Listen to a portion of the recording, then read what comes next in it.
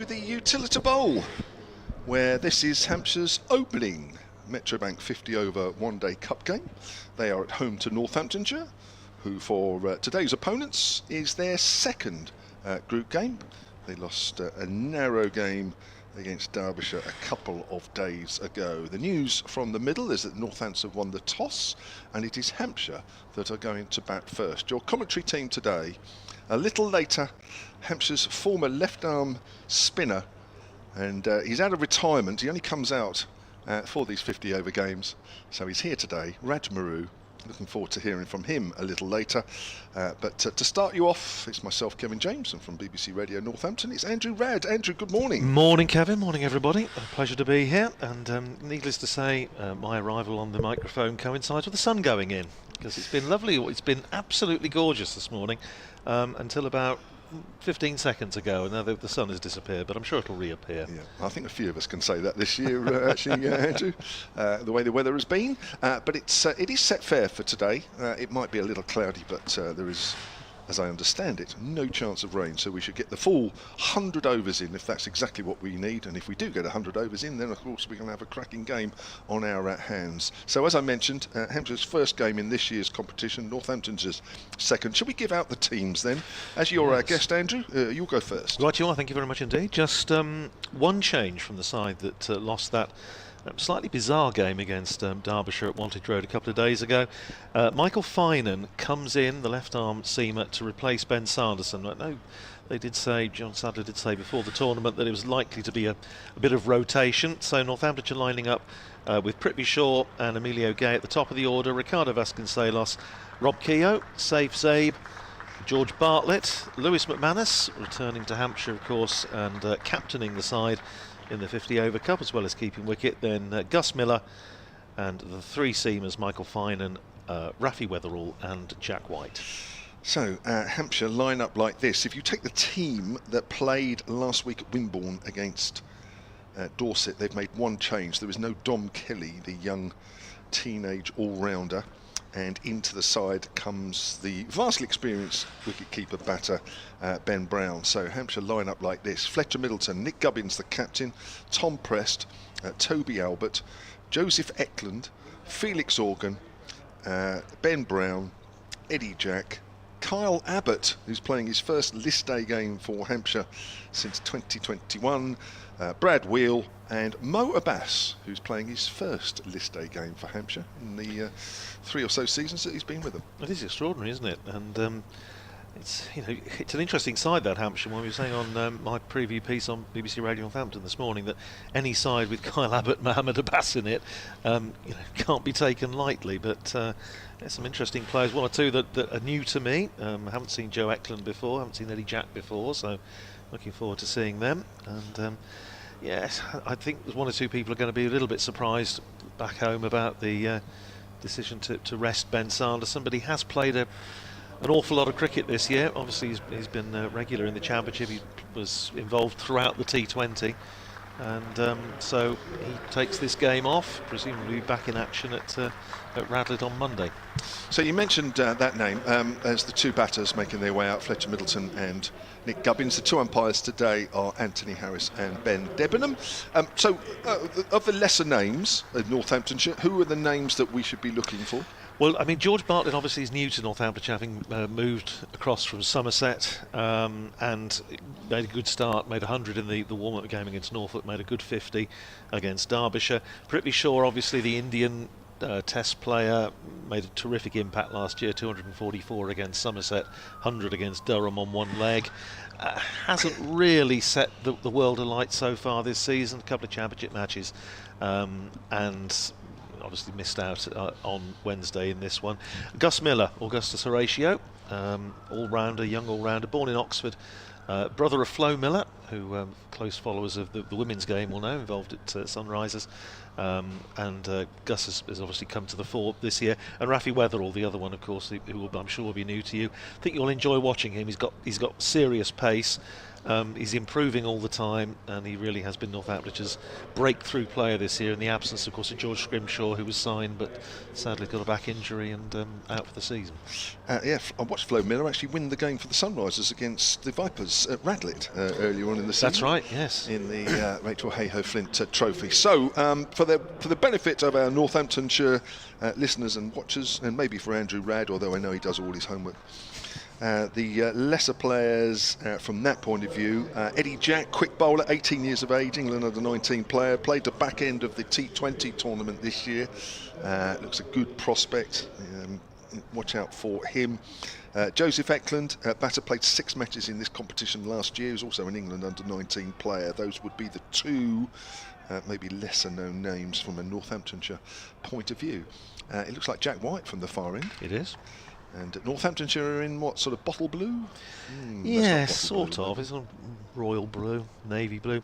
So here's Jack White then from the pavilion end, bowling the first ball and goes past the outside edge of Fletcher Middleton's bat. Out there with Nick Gubbins, who is captaining Hampshire in the 50-over competition. 2 slips in, Prithvi Shaw at first, Ricardo Vasconcelos at second. 2 fielders out of the circle for the power play at the moment. 3rd man down there in front of us, and fine leg. So Finan for Sanderson, the only change for Northamptonshire. Some behind cloud at the moment as White comes in and bowls, and again puts one past the outside edge of Fletcher Middleton's bat. Jack White has really come back to the fore, having obviously had a wonderful season last year, 50 championship wickets, and didn't miss a championship game. This year unfortunately had that ankle problem and missed the first part of the season, but has certainly in that Sussex championship match in the previous round, it looked something approaching back to his best, and also being involved in the latter stage of the T20 campaign. Looks in good nick now as White comes in again and bowls to Middleton, and I think we'll give Middleton the credit there. I think he may just have played inside the line. A little bit more bounce for Jack White there, just a little bit shorter of a length, which is where Fletcher Middleton's having a slightly suspicious prod of the surface. That's a great start from the bowler here. For me, in the 2 championship games we played against you last year, he was the pick of the Northants bowlers by a little way. Yeah, he really is. He's so wholehearted and very skillful, and he's pounding in now from the far end and bowls to Middleton, who does get something on that and just runs it out towards mid-wicket where Rob Keogh fields, and there's no run. Yes, and Jack White, having surprisingly not played any T20 cricket at all, he'd never played a T20 match before this season, came up and was given a go in the game against Durham, which was an 8 overs a side thrash, which Northamptonshire managed to win, and it turned out to be a very important win in qualifying. And he took a wicket with his first ball in T20 cricket, 2 overs 1 for 5 in an 8 over game, which takes a bit of doing. That's a good effort. Here's White in again, bowls, and he's bowled him all over the place. Leg stump has gone for a walk, and Fletcher Middleton's stay today is a brief one. He's been bowled by Jack White for naught, and just the start Northamptonshire were hoping for when Lewis McManus decided to bowl first, and it's 0 for 1. Well, that ball's just come back in a fraction after pitching. He's playing slightly across that as well, but after seeing the first 2 or 3 balls just pitch and straighten, that is a perfect bowl to bowl later on in that over. But he is playing slightly across that, Fletcher Middleton, and has paid the price. It's a good start. Yeah, and the 2 12th men. This always makes me laugh, Kevin. I'm sure it never happened when you were playing. They've been out there 5 balls. That was the 5th ball of the match. The 2 12th men are already doing the Northern Dairies bit of coming out with the drinks, because they must be absolutely parched, having been out there for 5 deliveries. Yeah, it's tough going. Yes, it's James Sales and Alex Russell out there with the bibs on, as we await the arrival of the new batter. But I think Jack White has slaked his thirst. He's all right. Wanders back to his mark. 3rd test is underway. West Indies won the toss and are batting first against England. Yes, that's well, I was listening to our colleague Jonathan Agnew this morning saying he thought that it was going to be difficult for that match, given the fact that the weather forecast, I think, is pretty good for the next few days, maybe to last the 5th day, but you never know. Tom Prest comes to the crease, vice-captain, I think I'm right in saying, Kevin, for Hampshire in this. You know more than me. This competition. No, I was just reading some of the preview stuff. Yeah. I think I saw he was Nick Gubbins's good on him. deputy. Not bad, is it? 21 years of age. No, absolutely. Vice-captain. I must admit, that passed me by. Well, I may have been fed some duff information, but I think this is correct. Born in Wimborne, where of course Hampshire played Dorset a few days ago. While Northamptonshire were at Manor Park in Horsford to play Norfolk, which was very enjoyable. Where's that? Near Norwich. Oh, right. Okay. 3 slips in. Shaw, Vasconcelos and Gay as White to complete the first over. Runs into bowl to Tom Prest, who's nicely, solidly in behind that. Plays it up to Keogh at mid-on. And that is the end of the first over. And it's a wicket maiden for Jack White. So the ideal start. And 1 over gone. Hampshire put into bat by Northamptonshire are 0 for 1. Decent crowd here at the Utilita Bowl. It's always a little difficult to judge it against crowds at places like Wantage Road, because obviously this is such a huge stadium. Capacity, what, about 25,000, something like that? Just under, I think, yeah. And so what would be a fairly sort of average crowd here would pretty much be packing out Wantage Road, but quite a lot of people in at the members' end of the ground. And we're going to see Michael Finan, who's making his List A debut for Northamptonshire, left-arm seamer. Only played 1 List A match for Leicestershire. Played a couple of championship matches for Northamptonshire this season. And, well, chance to impress here. So he's bowling from the hotel end, our commentary end. Over the wicket to Gubbins, swings. Gubbins leaves that alone, late decision. So Hampshire's 3 top run scorers in last year's edition of the Metrobank 50 over competition. We've seen 1 briefly, Fletcher Middleton, who was the top run scorer with 480. The other 2 are out there in the middle right now. Tom Preston on striker with 425 and Gubbins with 404 last year. So the big guns are right up the top there for Hampshire. As Finan comes in again that's swung. I think Gubbins has just held the line there as it goes past the outside edge, but this is encouraging start from Finan. About the pitches here this year, Kevin, how have they been playing generally? A bit slow initially, slow and low, but they've been a lot better after that early season. First 2 or 3 games, they've been all right. Yeah, it's going through nicely at the moment. Yeah. Bit of swing in the air, bit of nip off the pitch for White. Comes in again, left arm over the wicket, and Gubbins works that straight delivery. Oh, it's a misfield at mid-wicket, which ironically is cheered by the crowd. Ooh, have we got that sort of crowd in today? I think, well, I'm hoping it was just the fact that it's Hampshire's first runs. It was not Emilio Gay's finest hour. Maybe just an older wicket end or something. He just have lost his footing, but not sure there's much excuse, is no, there? not much. I'm desperately trying to think of one, but I'm struggling. He's probably trying to find one, and he's struggling as well. 2 for 1. 2 slips in, unsurprisingly, with the ball swinging a bit away from the outside edge. He's into Gubbins again, full swings, driven off the bottom of the bat. Goes back to the bowler. You'll notice, especially if you're watching on the stream at home, that Michael Finan is like the man with no name in that film of the same name, in that he doesn't have his name or his number on the back, and I'm not quite sure why, because he does in the championship. He's number 4, but whether they were not anticipating him playing in the Metrobank One Day Cup, but he has no name or number on his back. That's sad. Comes in again then and bowls to Gubbins. Gubbins drives to extra covers, width on that, and Gubbins should get 4. And the ball goes over the rope right now. And probably the first loose delivery of the morning, actually, 6 for 1.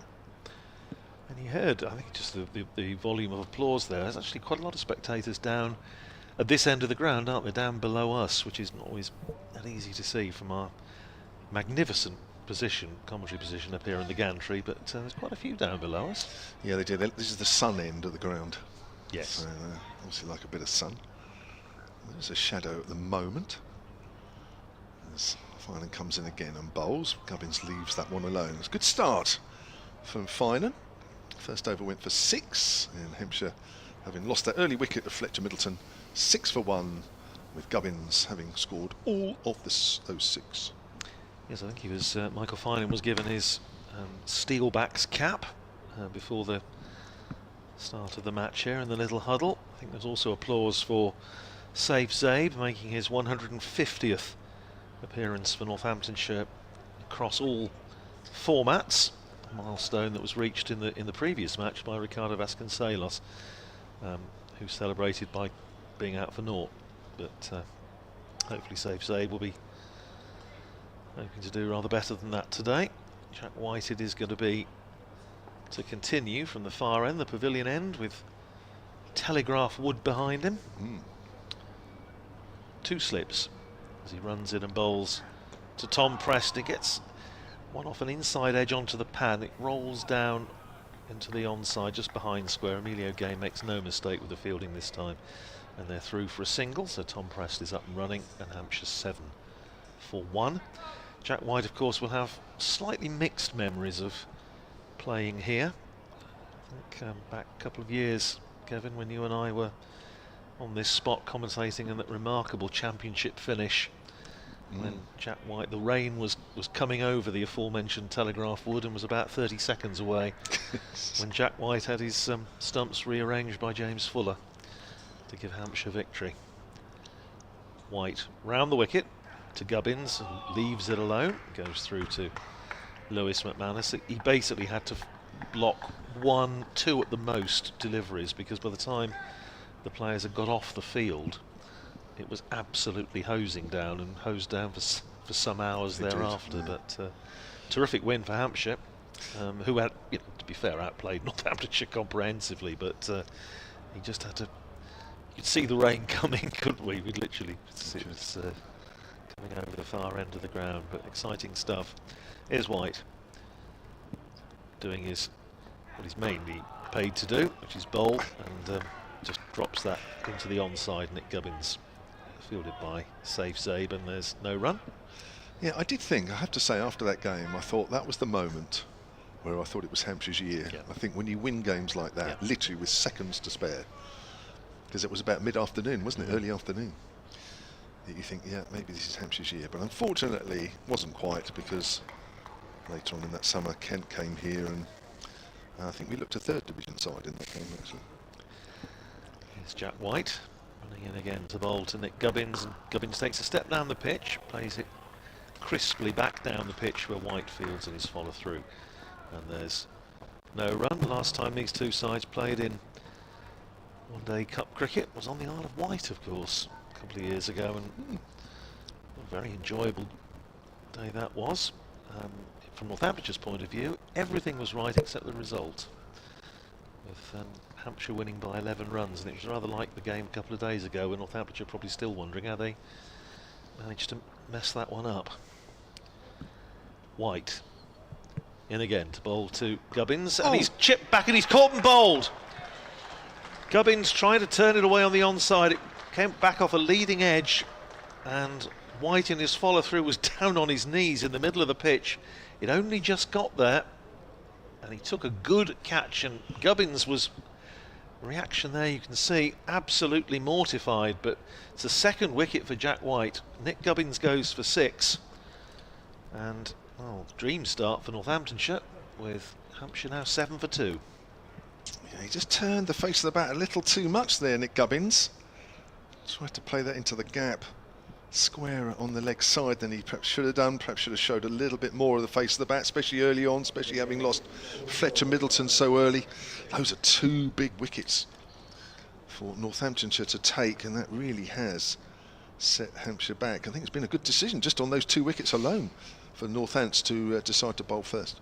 Yeah, I mean, it'll be interesting to know the extent to which it was a decision based on conditions, whether looking up, down or both, or whether it's just the fact that, having not done a very good job when it came to setting and defending in the previous match, whether Northampton just fancied a chase. But well, we'll see. Ben Brown vastly experienced, of course, coming to the crease. He will have seen it all before.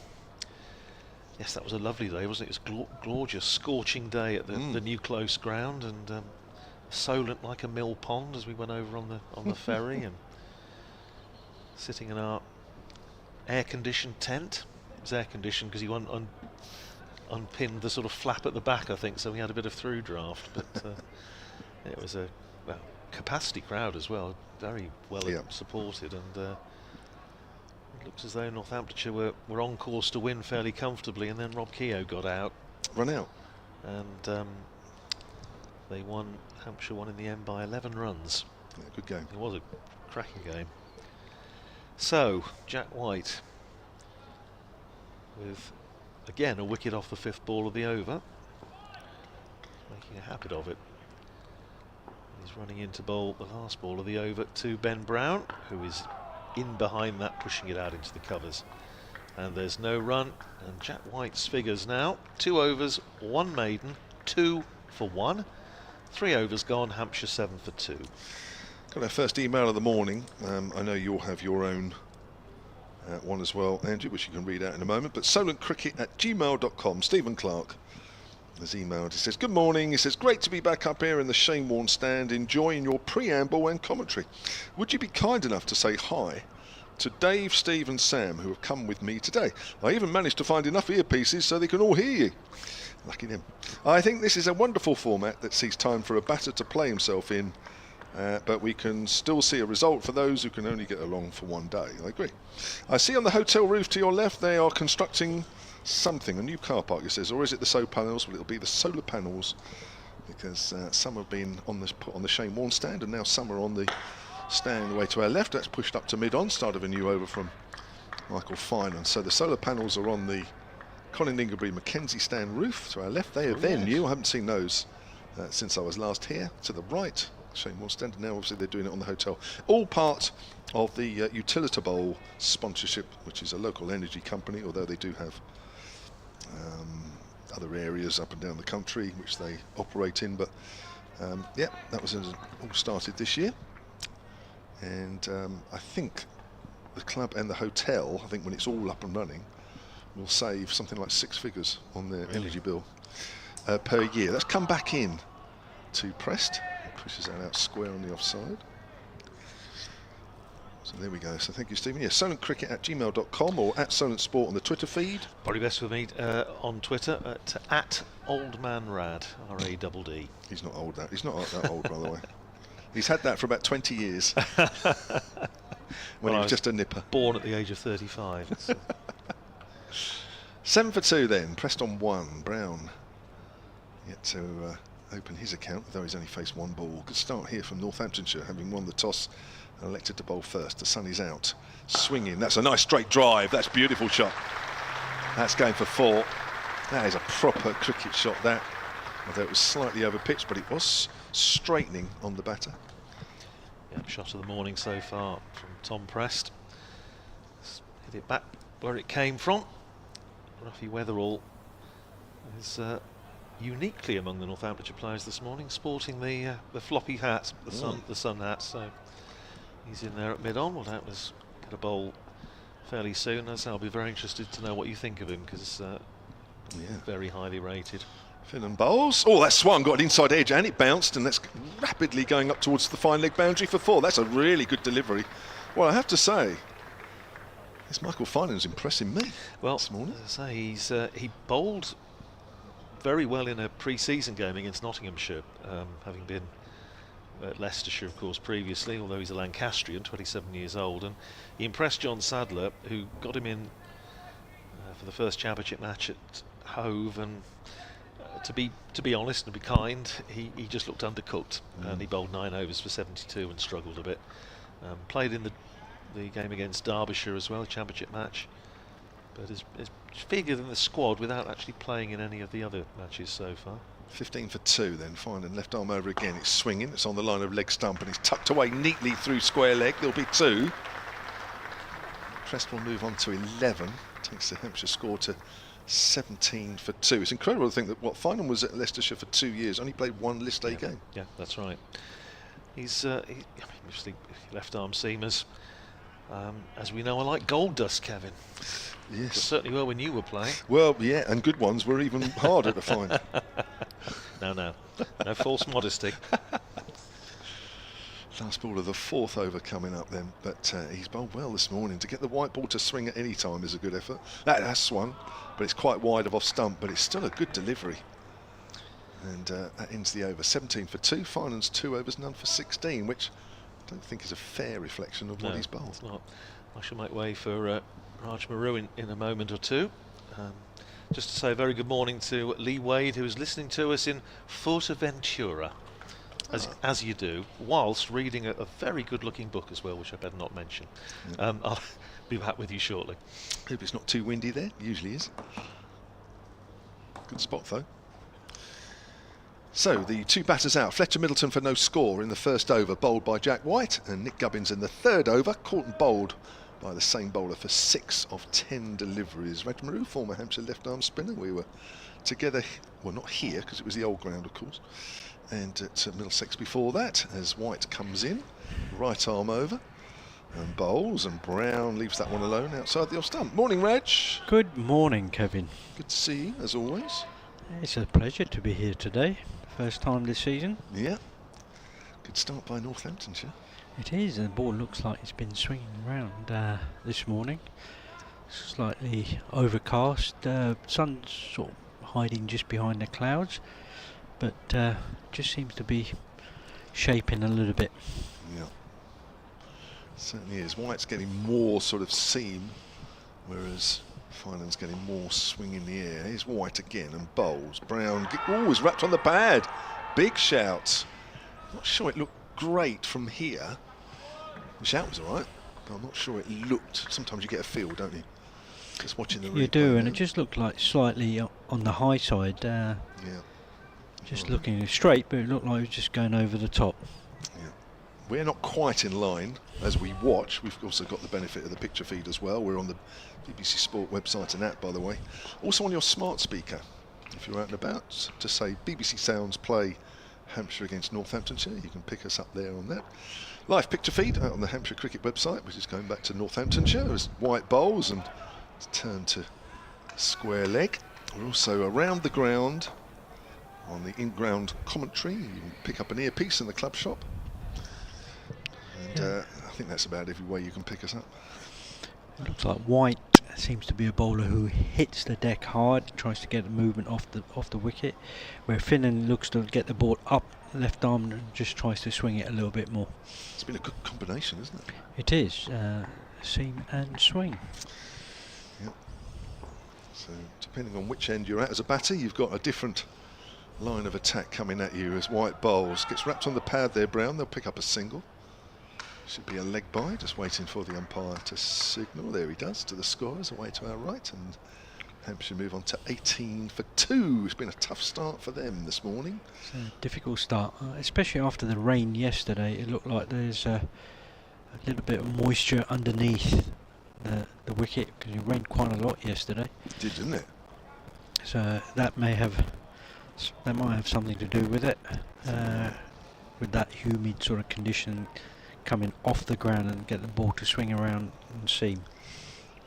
Here's Jack White then into Prest, who's forward, almost out of his crease there as he pushes that out into the covers. But yeah, they've certainly extracted what's there so far in this wicket, both these Northamptonshire seamers. They have, and they made the best use of it in the first 4 overs. They have been accurate, haven't they? White probably more so. But, he's a mighty fine bowler, 32 years of age, playing his 22nd list A game for Northamptonshire. There's a run up from literally level with the 30-yard circle behind the umpire. Comes in again. Prest leaves alone outside of the off stump. He always looks enthusiastic, Jack White. Whenever I've seen him bowl, he always looks the most enthusiastic of bowlers, which is good. Because when you're pounding in day after day, over after over, ball after ball, you want to see that, don't you? You do, and to be successful in this game, you've got to love it, and yeah. He seems to do that. But what's been so impressive, the first time I've seen him bowl today, is that the line he's bowled and the lengths he's bowled has been pretty accurate. I don't think he's bowled one ball offline yet. No, I agree. I suppose if you're really being extra harsh, you could say the leg bye was too straight. No, but that's been so picky. Yes, and Finnan now from the hotel end, just waiting to come in to bowl to Brown. No, not to Preston. And he comes, bowls, goes through a big booming cover drive, and the ball swings and goes through between bat and pad to the keeper, Lewis McManus, who is ex-Hampshire but captaining Northampton today. Yeah, good to see him on the ground. I don't think he played in the championship game here last year. I think he was injured, wasn't he? Yeah. Just looking at Andrew Rad for a nod of approval. You've got to go somewhere, Raj. Yes. Looking at your watch there. You've only been on 5 minutes. It's just this new fancy device I've got. Yeah. Then comes Finnan, bowls down the leg side, and that will be a wide. It just doesn't seem to have that same sort of control as White. He just seems to be swinging a little bit more. He gets 2 or 3 on line. The previous over he went for 10 of that over.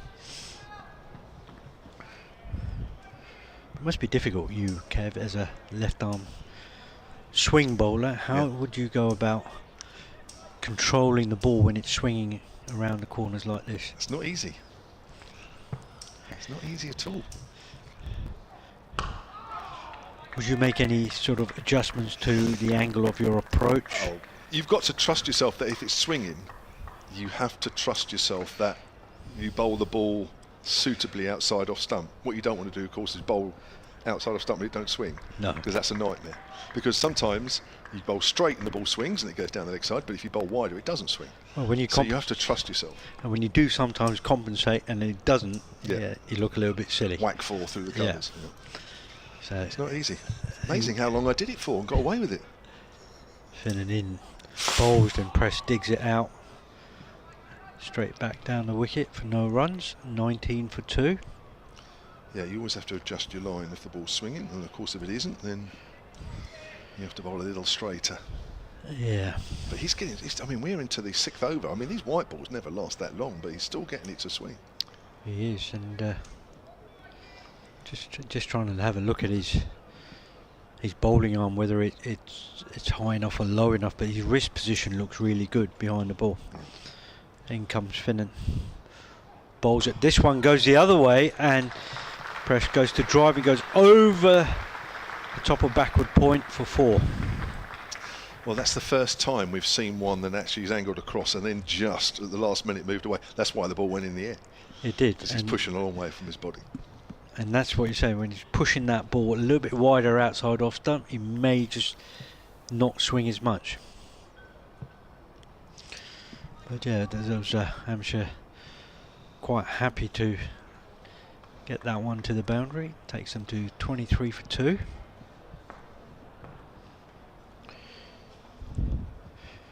The crowd goes silent again as Finnan comes in. Bowls to Press, swings back into him, he just punches it through mid-wicket, picks up a 1, picks up 2. They may come back for a 3, but they decide against it. They only get 2 for that. So he watched that ball right onto the bat and just punched it through mid-wicket with the swing. Yeah, Brown had almost too much time there, didn't he, actually? Was able to just let the ball swing, straighten. Just waited for it, played it late. It's nice, isn't it? It's a nice shot. And that's the area, when a bowler's swinging in left arm over, that you don't want to be hit through. Mid-on, sort of fairly straightish mid-wicket. That's the area that you actually don't want a batsman or a batter to hit you there, because they're actually playing it straight, the right line, aren't they? They are. And in comes Finnan again to Brown. Brown just plays it back down the wicket for no runs. End of the over. Hampshire moved on to 25 for 2. So just briefly to explain for those of you that are a bit rusty and can't remember the way this group or the way this competition works, for the last, I think, about 4 years now, it's been played. Well, this is its 4th season, isn't it, where it's played simultaneously alongside the 100, which is why if you're watching on the picture feed or if you're around the ground, you can see all the Southern Brave stuff up, because of course the 100 got underway last week. So there are 2 groups of 9, and the top 3 in each group progress. And the group winners are guaranteed a home semi-final. That's on the 18th of August. The second place teams in both groups are guaranteed a home quarter-final. Is Jack White. Forward is pressed. Slight leading edge, goes back to the bowler. That's 2 days earlier, on the 16th. And the third place teams in both groups are away in the quarter-finals. And then whoever wins that goes forward to the semi-finals, where they're away to the teams that I've just mentioned, not the teams, but the situation in the group. So that's how it works. The finals at Trent Bridge once more, and we'll have to wait until the 22nd of September for that to take place. Hampshire were there last year, of course, as press pushed that forward to that, and it goes back to Jack White, where they lost to Leicestershire. And well, we won't say too much about Northamptonshire's recent form in this competition. Fair to say that they have a record probably very similar to Middlesex's in the T20. Yes, and I think I'm really impressed with Jack White's good bowler, isn't he? spell this morning. Yeah, he's a good bowler. Sort of hustles, bustles, comes in, hits that deck hard, but his line's been immaculate. Got good action as well, isn't he? Bowls, bit of bounce there. Prest keeps it down well. Goes out to backward a point.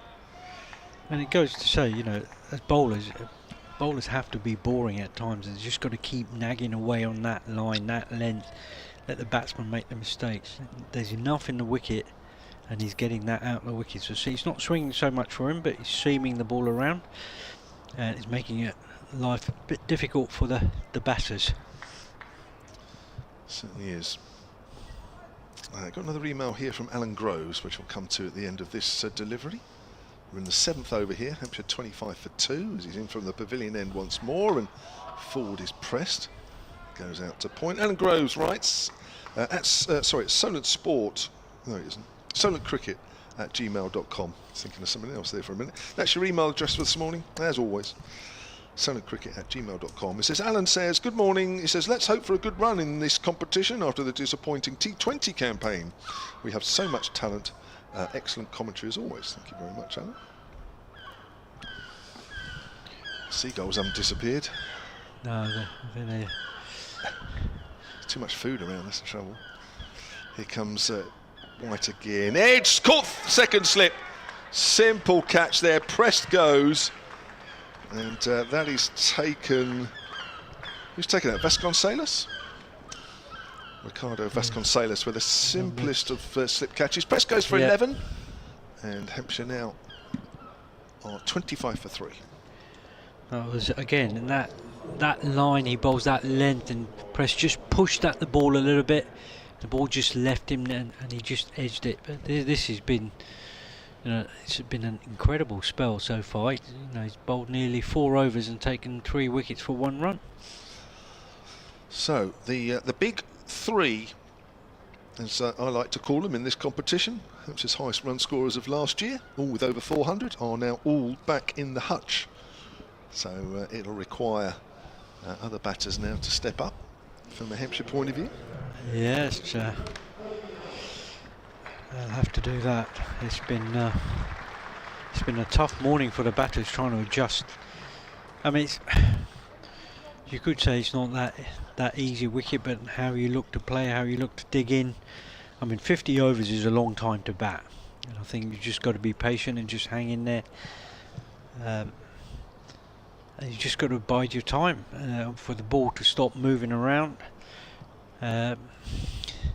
Just not being impatient, but coming out the T20 and going into this one day, I just got this feeling the lads are still just pushing at the ball rather than just waiting for it to come onto them. So Toby Albert is the new batter for Hampshire, 22 years of age, playing just his 14th list A game for the club. I'm just looking at Jack White. He's only played a couple of championship matches this year, so he's obviously been injured. Yeah, ankle injury, says Andrew Rad. Yeah, no, Looks he's fit out there, isn't he? So here he is then.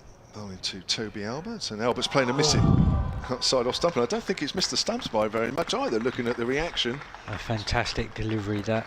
Yeah, really good, that line, that length, and just left Albert there.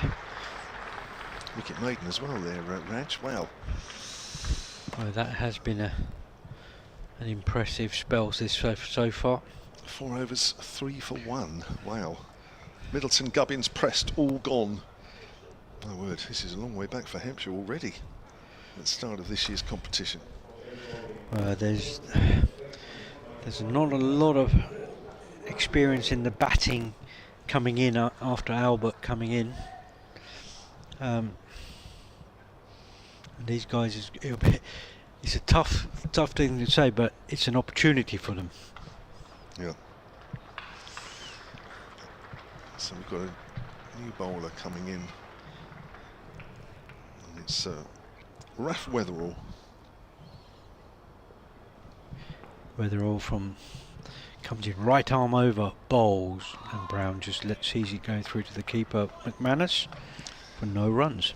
Just 19 years of age, playing for England under 19 in the winter alongside Dominic Kelly and Eddie Jack. Don Kelly not in the Hampshire final 11, having been in the squad, but he did play with Eddie Jack during the winter. Made his debut list A in the last game. Got 4 for 50. Oh, that's impressive figures. Right. Looks like, you know, looking at Northampton's figures this year so far, their bowling's been quite impressive. And that one he bowled, pushed it just down the leg side, which Brown flicked down to the boundary. Well fielded, but they've come back for 3 runs. Well run out, but they pushed every run. Quite hard to get back. And takes the total up to 28 for 3. Just looked to try and push it in and just pushed it down the leg side.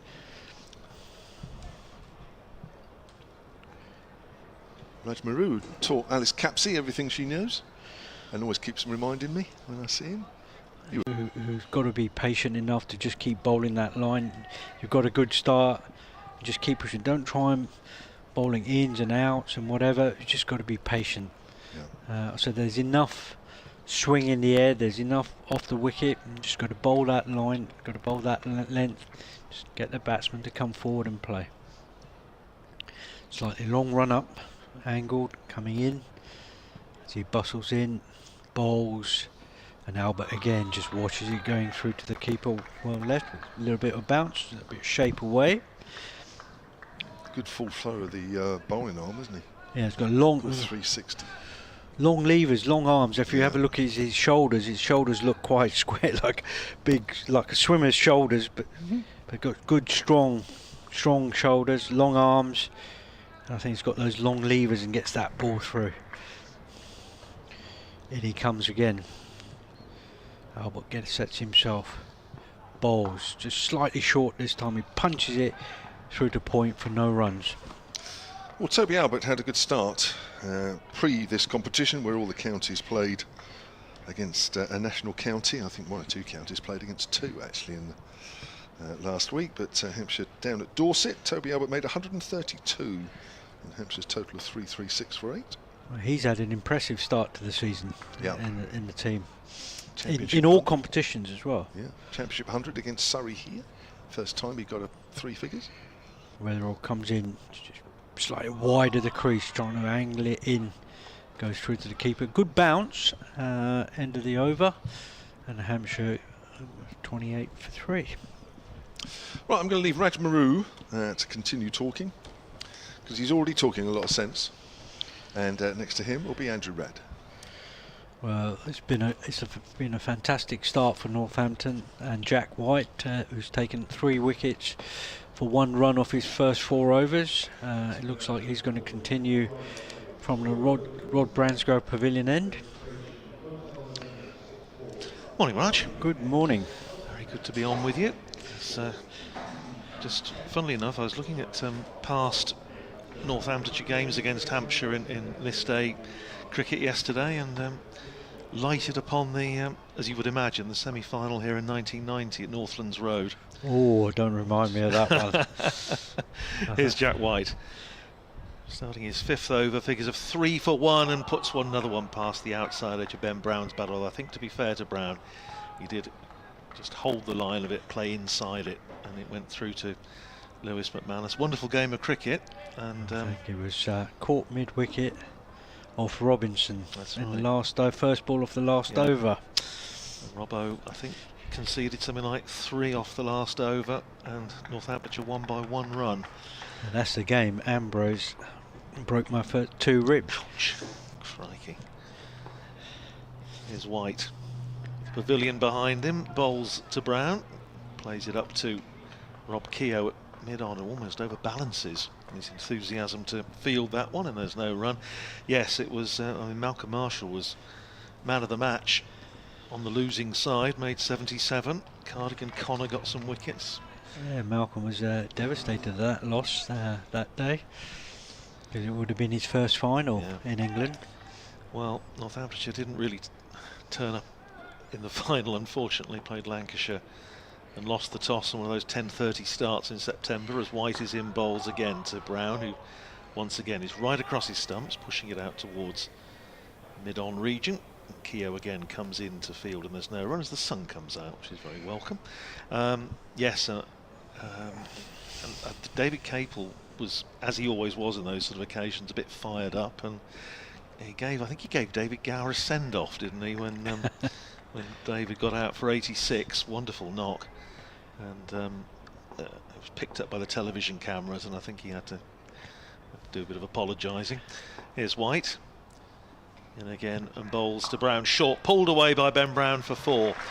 It's a really good shot from Brown. It's one of the few balls that little bit short of a length that White has bowled this morning, and Brown was in position so quickly and just pulled it away behind square for 4. That's a bit one of Brown's favourite shots. That, being a short man, the cuts and the pulls are his favourite shots, and that one where he went to pull and his left knee went across his body to give him some counterbalance, and he punched it through behind square for 4.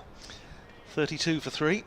Ben Brown has made 13 of those. Still 2 slips in for Jack White, who's in and bowls again to Brown. Finds the edge of the bat, but it just takes him on the glove, I think. He's just shaking his right hand, and it went on the bounce to Vasconcelos. Looked like second slip. Just caught him on the glove, I think, didn't it? He was looking to try and just punch it through mid-wicket slightly to pick up that single, and the ball just held its line and just bounced on him a little bit more and just gloved him and then hit him on the back elbow. It's a wonderful sight, the ground now, with the sun out, and say good midweek or end of week crowd in to watch this match. Hampshire starting their campaign as White is in bowls and beats Brown outside the off stump again.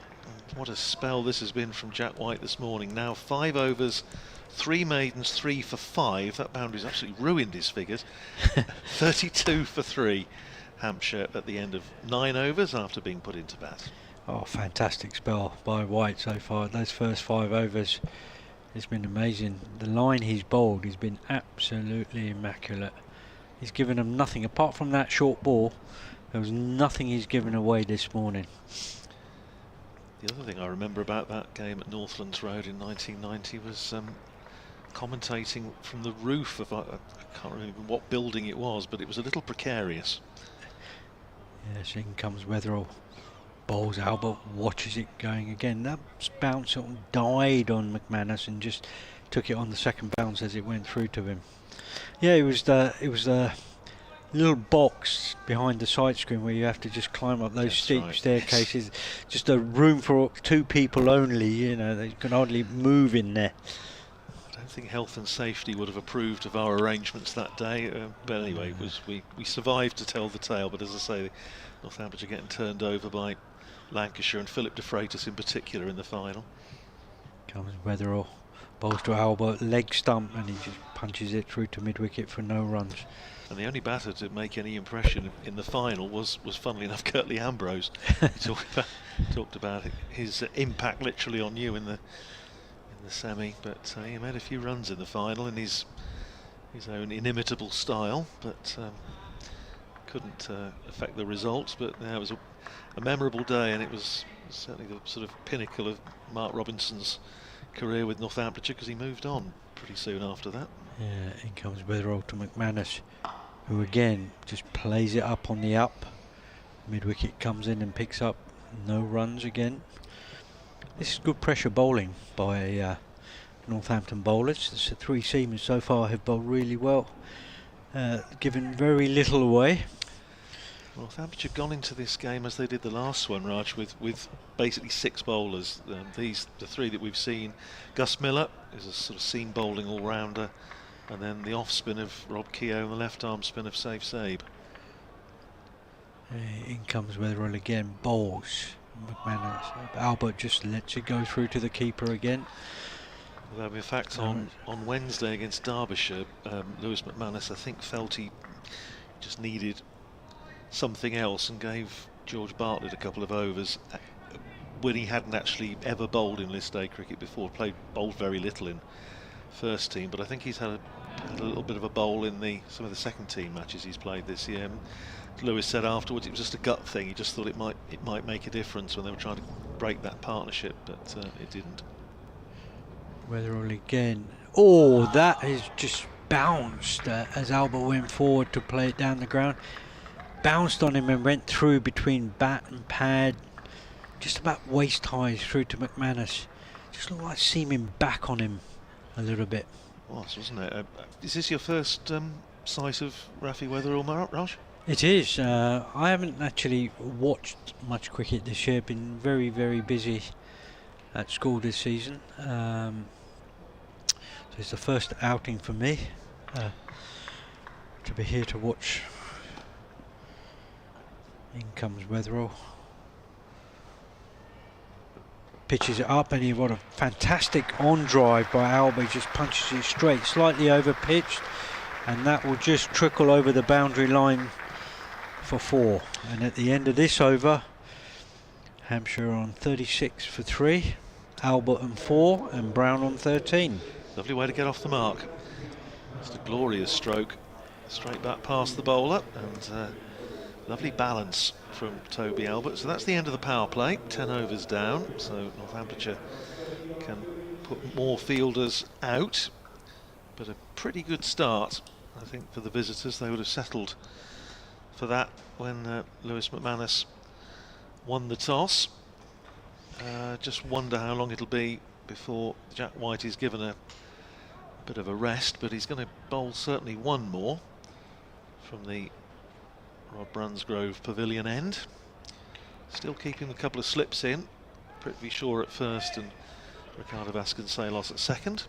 Half the ground bathed in sunshine, but not our half. Do something about it, Raj. Yes.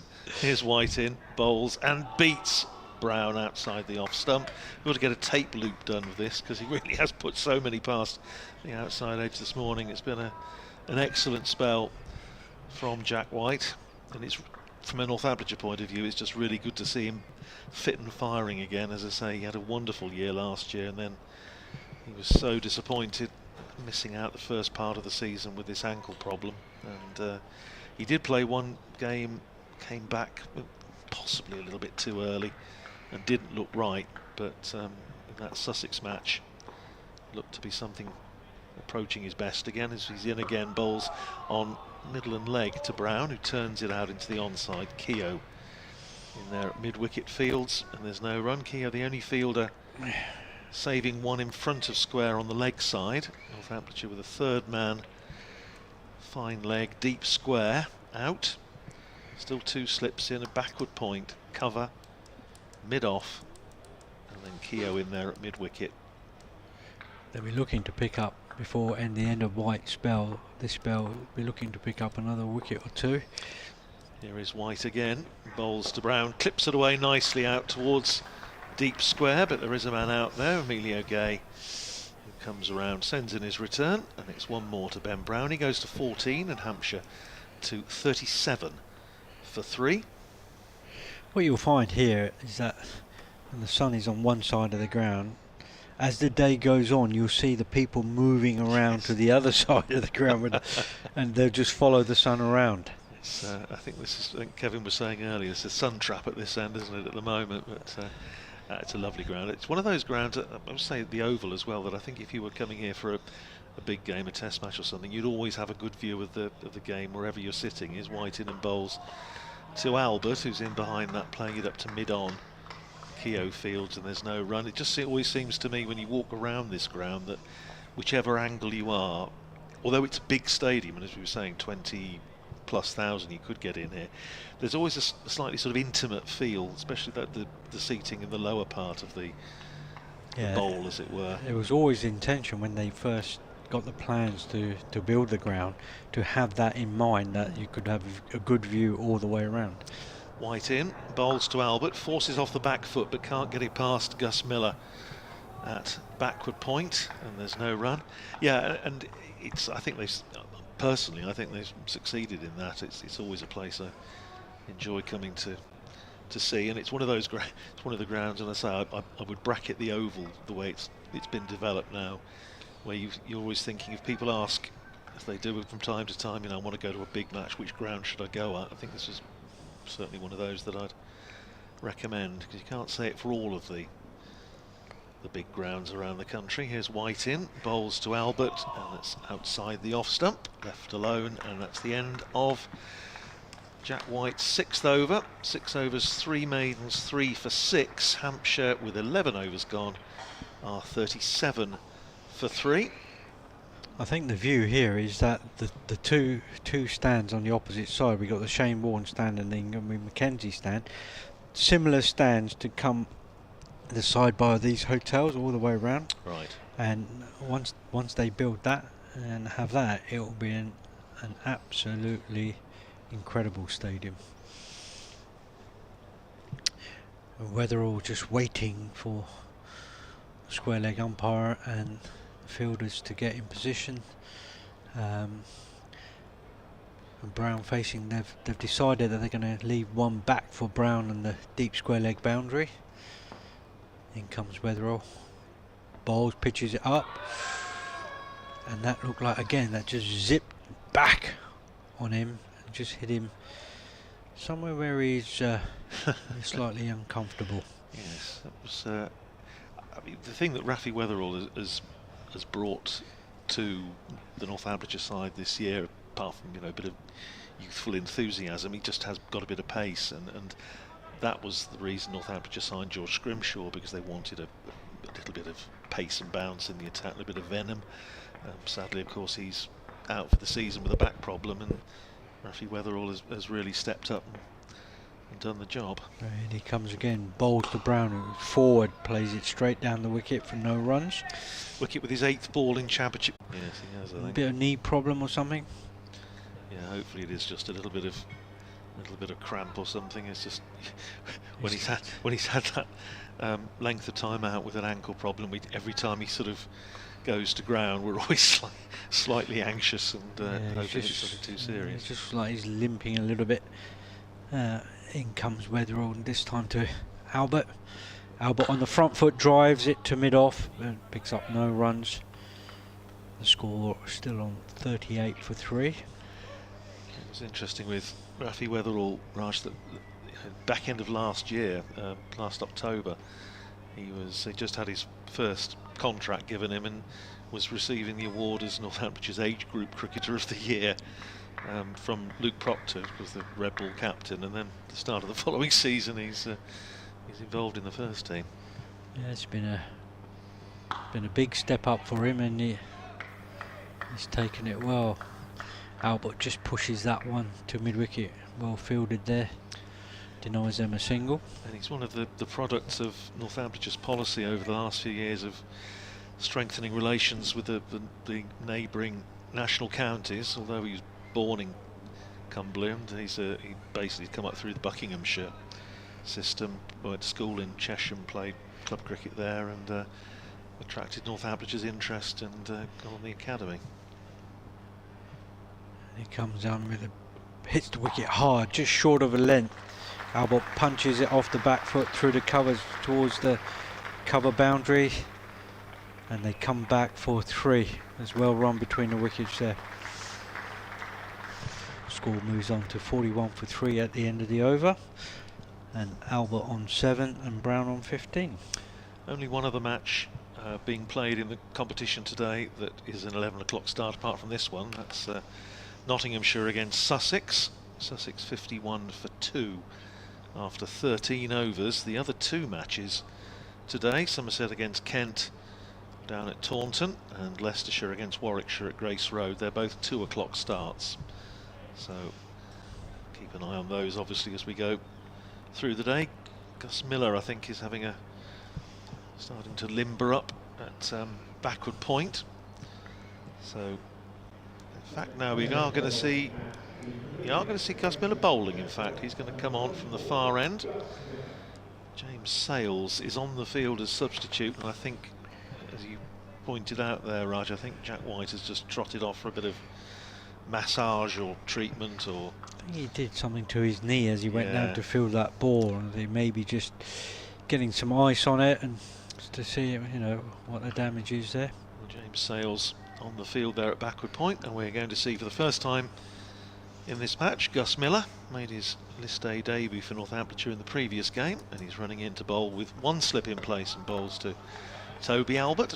He's back down the pitch and there's no run.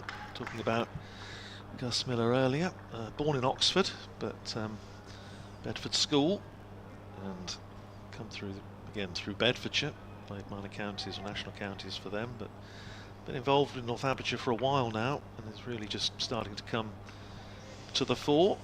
Brother of Flo Miller, Sunrisers, as we mentioned earlier.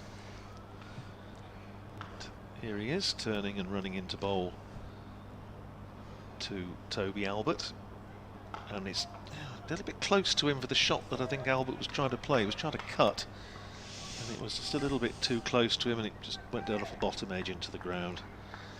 He seems to have a very nice action coming in, gets in quite close to the wicket and he bowls at a stump to stump line.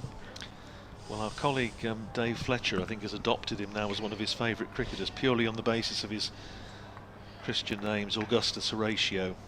So Fletcher was very impressed with that on Wednesday. Here he is again, running in to bowl to Albert and just drawing a defensive stroke from Toby Albert, pushes it out into the covers and fielded there by Vasconcelos, who's out of the slip cordon at the moment. There's no run. Yeah, they have had Northampton have had a very good start, and the bowlers now taking over after Jack White's little spell. You know, they've been impressive as well. Weatherall's has been good. Miller's been on the spot the first 3 balls of the over. Yeah, it's just important to keep up the pressure, isn't it? Here's Miller in, bowls to Albert, who on drives pleasantly, but straight to Keogh mid-on, and there's no run. Thought about a single, but it wasn't there. Yes, Northamptonshire haven't, well, I say they've played very little List A cricket, these two counties. I mentioned the game a couple of years ago on the Isle of Wight that Kevin and I did the commentary on, which Hampshire won by 11 runs. Before that, go back to 2014 for the previous game on this ground. Here's Miller in bowls and just dropped down towards backward point by Albert, fielded by the substitute James Sales, who was a shy at the stumps. Doesn't hit them. Ben Brown, in coming through for the single, drops his bat. Now, what would have happened, I wonder, if the throw had gone in and ricocheted off the bat on the floor and gone, oh no, won't go there. Too complicated. That's what you don't see enough of in recent times, is batsmen dropping the ball and running, the rotational strike. They're always looking to try and hit the ball through the field to the boundaries. It's either 4-2, not enough of those singles dropping and running to create that pressure. Here's Gus Miller in and bowls to Ben Brown, pushes it up to mid-off, and there's no run. And it's interesting you say that, Raj, because Phil Rowe, Northamptonshire's former assistant coach, who's a regular voice on BBC Radio Northampton's commentaries, is often saying exactly the same thing. So if he's listening at home, he'll be saying a hear to that. 42 for 3 at the end of the over. 13 overs gone. 8 of those to Toby Albert, 15 to Ben Brown. Raj will be back with us a little bit later on, and Kevin James coming in alongside me. who wasn't playing in that 1990 semi-final. Of course, No. if you had have been, then Hampshire would have squeezed home. Of I'm course. sure, but goes without saying. Yep. Here's Rafi Weatherall running in away from us to bowl to Toby Albert, who steers it down to backward point. Can't get it past Ricardo Vasconcelos, and there's no run. Huge complex this for the people who've never been to this ground. There's a second ground over to our left, which I think when we were here for the championship match last year, there was cricket being played. I think our mutual friend Gareth Berg was actually playing in that match, I think against the Hampshire Academy. And he would have been here today. Yes. Had he not had a bad eye. Here's Weatherall in, just back of a length, and dropped down into the offside again by Albert, but fielded at backward point, and there's no run. Stays at 42 for 3.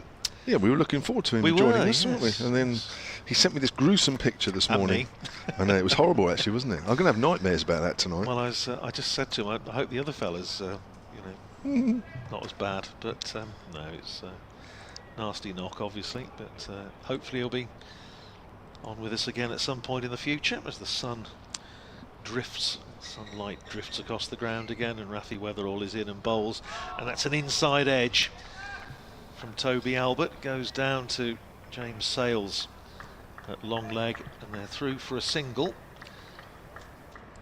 Takes Albert to 9 and Hampshire to 43 for 3. So there's a little bit in this surface, you feel, for the seam bowlers. Certainly Jack White had it on a bit of string earlier on, and Rafi Weatherall's getting some movement as well, as he did there. Turning down below us.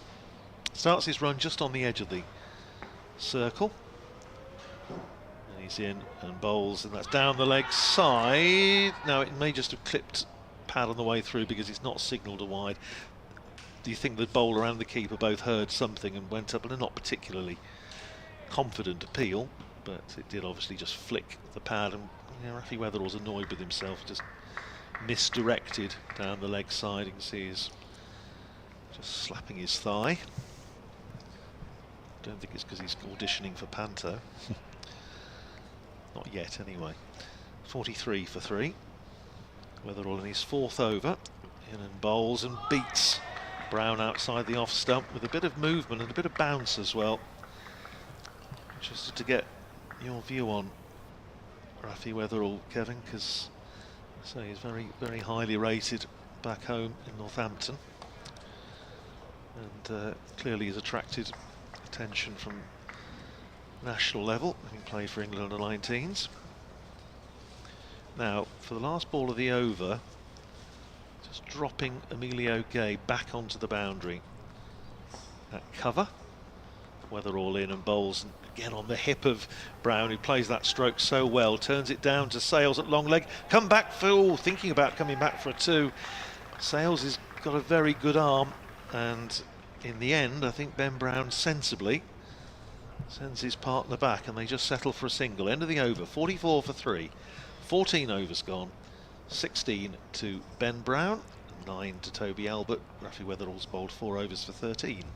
Yeah, well, all the seamers have looked good for Northamptonshire this morning. Definitely a good toss to win. I'm sure Hampshire would have wanted to bowl on this. Just been enough for the seamers, and it continues to be so.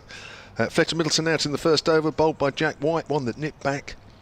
Played slightly across it, Fletcher Middleton. 0 for 1, that was. Nick Gubbins just turned the face of the bat a little too quickly and was caught and bowled off a leading edge by Jack White. He was out for 6. That was just 10 deliveries. And then Tom Prest pushing forward to Jack White, caught at second slip for 11. Here's Miller, who's turned square on the leg side by Ben Brown, who moves on to 17. 45 for 3, having been 25 for 3 in the 7th over when Tom Prest was out. So, yeah, Northamptonshire on top in this game. But as we know in this 50 over competition, and as Northamptonshire have already experienced, that early wickets don't necessarily guarantee you a win at the end of the day. Oh, indeed they don't. Indeed they don't, Kevin. 79 for 7 and lose. Yeah, Derbyshire a couple of days ago as Miller bowls fullish, Worked on the onside by Albert. Oh, Albert's going. Oh, Brent Brown hesitates, but he's going to be all right because the throw goes in at the keeper's end. Well, that was a worrying sign for a moment. I think if the ball had gone in the bowler's end, Ben Brown might have been struggling. Second time, at the end of the last ball of the previous over, or was it the penultimate ball of the previous over, there was just a little bit of a misunderstanding between the two as well. What you don't want, of course, is when the ball's in the bowler's favour, have run-outs. That's a bit of a give-me. It's a bit of a give-me at any time. Albert's forward to a good length ball. Ball trickles up towards mid-off. So Albert is 11 off 27. Brown is 17 from 30. And all the bowlers have been good this morning, but I think we can safely say that Jack White has been the pick of them, with 6 overs, 3 maidens, 3 for 6. I think that's fair to say. I think the figures bear that out. Although I have to say, Michael Finan's 3 overs for 23, I don't think did him justice. Bit of swing for the left-arm seamer. 1 or 2 balls that were perhaps slightly off-line, but other than that, he was causing problems. Albert drives up to mid-off, and there is no run. And Weatherall's 4 overs costing 13. He does look a good bowler. I was saying to Raj earlier that looks strong in the shoulders, but he's got a lovely full 360-degree rotation of the bowling arm. It tends to give you that extra little bit of zip off the pitch, and of course where the pitch is helping you a bit. Yeah, he looks dangerous. He certainly brought a fresh dimension, I think, to the Northamptonshire attack, and just the side this year, just a bit of, as we say, a bit of youthful enthusiasm. Yeah. Miller from the pavilion end, right arm over, bowls. Albert steers that out into the covers. I mean, it's easy to say when the ball is helping the bowlers, but for me, what I've seen here this morning, the Northamptonshire attack looks a better one than it did in the championship games against Hampshire last year. Yeah, wouldn't argue with that. I mean, obviously, you know, clearly when you've got Ben Sanderson in there, Sanderson for fine, and you've got, you know exactly what you're going to get from Ben Sanderson. You're going to get quality stuff, fourth stump, hard lines, as he always says, and just nibbling away. But it's got, yeah, it does have a bit more about it. Miller bowls. It's a length ball to Albert, who's defending that one, and that's the end of the 15th over then, 15 of 50. And Hampshire having to work very, very hard here, are 47 for 3. Yeah, Rafi Weatherall. The other thing to say about him is he's got a bit of ticker. He T20 game against Worcestershire, one of his early games in that competition. David Willey brought him in to bowl the last over of the innings, the last over of the match, having not bowled so far in the innings against Worcestershire, and they needed, what did they need? Just trying to get my notes up. They needed 11 off the last over, and he conceded 4, picked up a wicket, say having just come into it cold, having not bowled at all. And I know that made a big impression on, well, on the supporters. Also, I think it did his confidence a power of good, and I think David Willey was obviously hugely impressed. And we had him on the cricket show on BBC Radio Northampton just after that, and spoke very, very well for about half an hour about the game and his career. Zabe, first glance of spin today, left arm spin from the hotel end. First ball is flighted up and driven by Ben Brown for a single out to Rafi Weatherall at long off. Takes Brown to 18 and Hampshire to 48 for 3. Zabe making his 150th appearance for Northamptonshire in all formats. Played nicely for 42 in that game against Derbyshire a couple of days ago, and he's in, punched off the back foot by Albert, and he's again going to get a single as it runs up towards Weatherall, but Finan comes across from mid-on to field. Albert to 12, 49 for 3. Could almost do with another seamer at this point. Yeah, well, it's an interesting point you made about Luke Proctor and the fact that he's obviously not involved in the squad for this, but he would have been ideal today, I think. It's flighted up again by Zabe, and once again it's driven up to Weatherall at long off for a single. Brings up the 50 for Hampshire off the third ball of the 16th over. 3 wickets down after being put into bat. Here's Zabe in again and punched away out past cover for a single by Toby Albert. So 4 balls, 4 singles. Yeah, and it's often these sort of overs in this situation which just gives the innings a little bit of momentum and gets the batters into some sort of form. It's been hard work against the seamers. Zabe with a slip in, bowls, and again it's going to be a single as it's driven past the diving Zabe up to Rafi Weatherall, coming in from long off, who underarms the ball in this time. 52 for 3. Just milk him around for 6 and over without doing anything much. Here's Zabe to finish the over, and this time something a little bit more extravagant from Albert, who bottom hand just came in a little bit. I suspect he was looking to play a bit straighter than that, but it's run away out through deep mid-wicket for 4. Man was in the circle, Michael Finan, and so it beat him and went to the boundary. So 9 off the over with a minimum of fuss and effort, really. 56 for 3. It is off 16, 20 to Ben Brown, 17 to Toby Albert.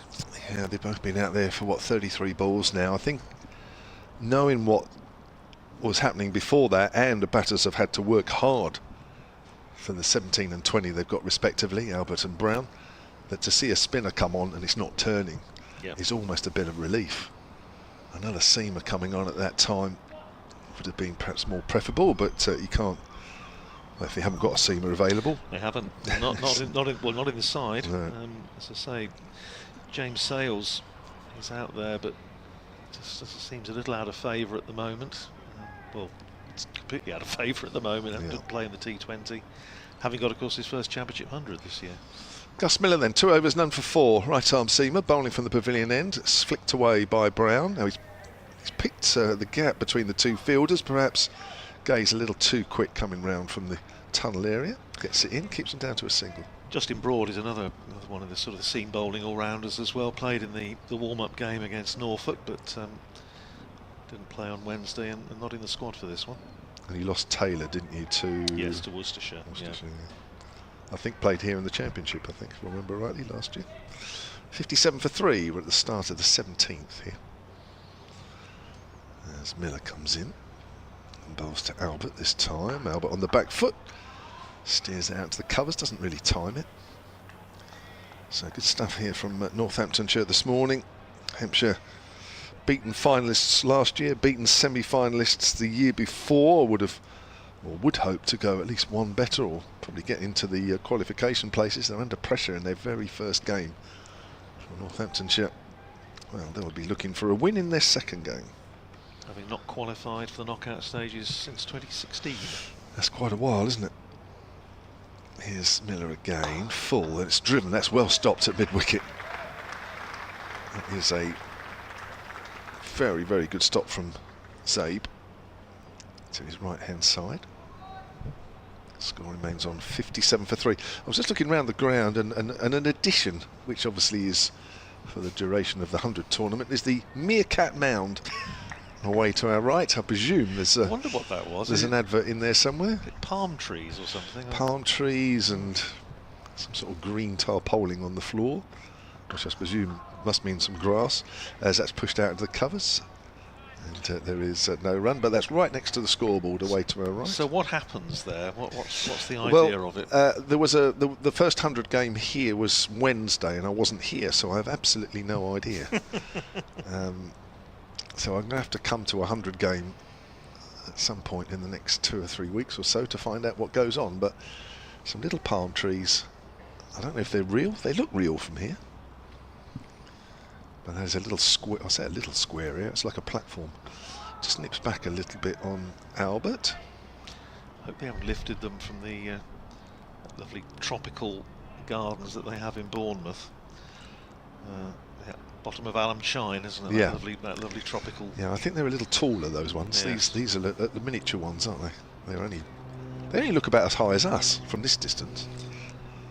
Just wondering what the there must be. It must have an object, but it's nice to see the old fish and chip bus is still there. I think it was just here last year. Oh yeah, it's done some roaring trade during the T20s as Albert drives thick inside edge, and it's half stopped at mid wicket, and they were thinking about a single, decided against it. End of the over, so 17 gone, and Hampshire are 57 for 3.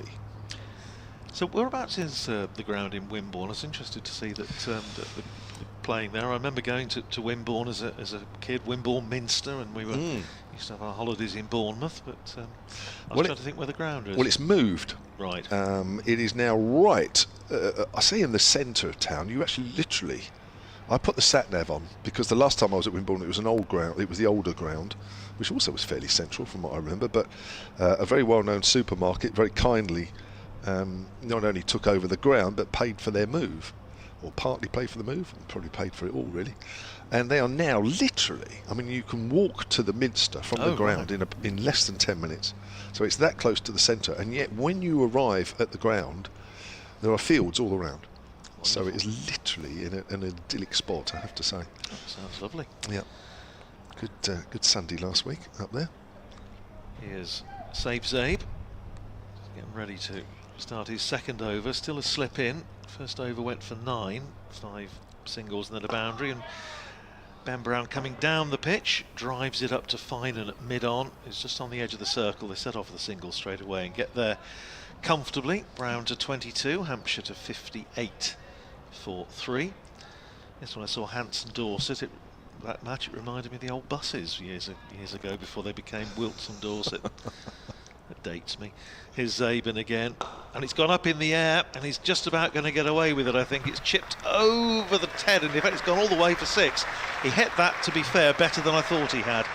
It looked as though it might just hang in the air long enough for Rafi Weatherall to be in business running back from mid-off, but it kept going, and it's cleared the rope for 6. It was very wide, wasn't it? His front foot was nowhere near the pitch of the ball. That's why he just saw it going up in the air, but anyway, he's got away with it. 23 to Albert, 64 for 3. Zabin again bowls, turned away crisply. Nice looking shot out to deep mid wicket. They're going to come back for 2. George Bartlett coming in off the boundary fields, but an easy couple there. And it's exactly as you said, Kevin. It's just taken all that pressure that was built up by the seamers is just starting to dissipate. It's not Zabe's fault. There's just no turn at all in this pitch for him. 66 for 3. Zabin again bowls, and down the pitch he comes again. This time he's just cleared mid-off. This time it was just about clearing mid-off. Rafi Weatherall running back towards the boundary, and they come back for a couple of runs, but it's very clear that they're going to target Saif Zaib here, and probably mindful of the fact that Northamptonshire don't have too many alternatives. Rob Keogh's the only one of the recognised bowlers we haven't seen so far. 27 to Albert, 68 for 3. Zabin again, and this time Albert just plays defensively out into the offside for Keogh to field, and there's no run. Rob Keogh not involved in the T20 and just looked a little rusty, certainly with a bat on Wednesday. Here's Zabin again, and just dead batted by Albert out to mid-wicket. They'd already won the over, I think, there, so discretion the better part. 2 overs for 20 now, Saif Zaib, and 18 overs gone. Hampshire 68 for 3, 27 to Toby Albert, 22 to Ben Brown. Yeah, that's the beauty of 50 over cricket. You've actually got time, haven't you, to ride out the difficult spells and then cash in when things get a little easier. And you can see there with the spinner that there's just nothing there in the wicket for him. It's not his fault. And it will give the batters confidence, not just against the spinner, but now against the seamers. It will make a difference. 68 for 3.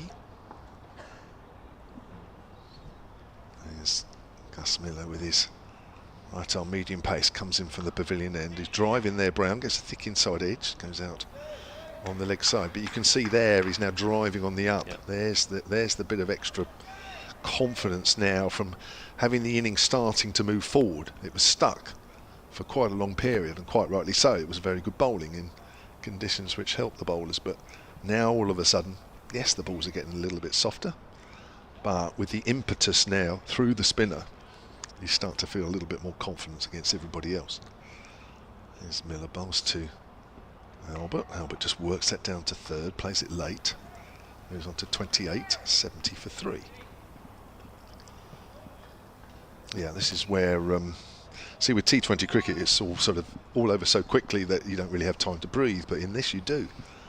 And you can actually spend a few overs not trying to get on with it. It's the point Lewis McManus made after the Northamptonshire defeat on Wednesday, because Northamptonshire lost the last 5 wickets in 5 overs and were bowled out in 47, and he said, you have got time. Yeah. Here's Miller again, length ball to Brown, playing that back to the bowler. Yeah, Northamptonshire were 213 for 5 with him and Safe Zabe going along quite nicely, and then the rest just folded like the proverbial house of cards.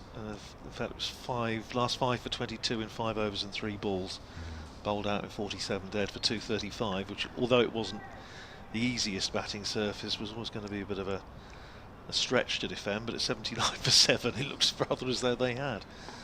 Odd game. Miller again to Brown, and Brown smashes that over the top of the covers. He hasn't quite timed it. He will get 4.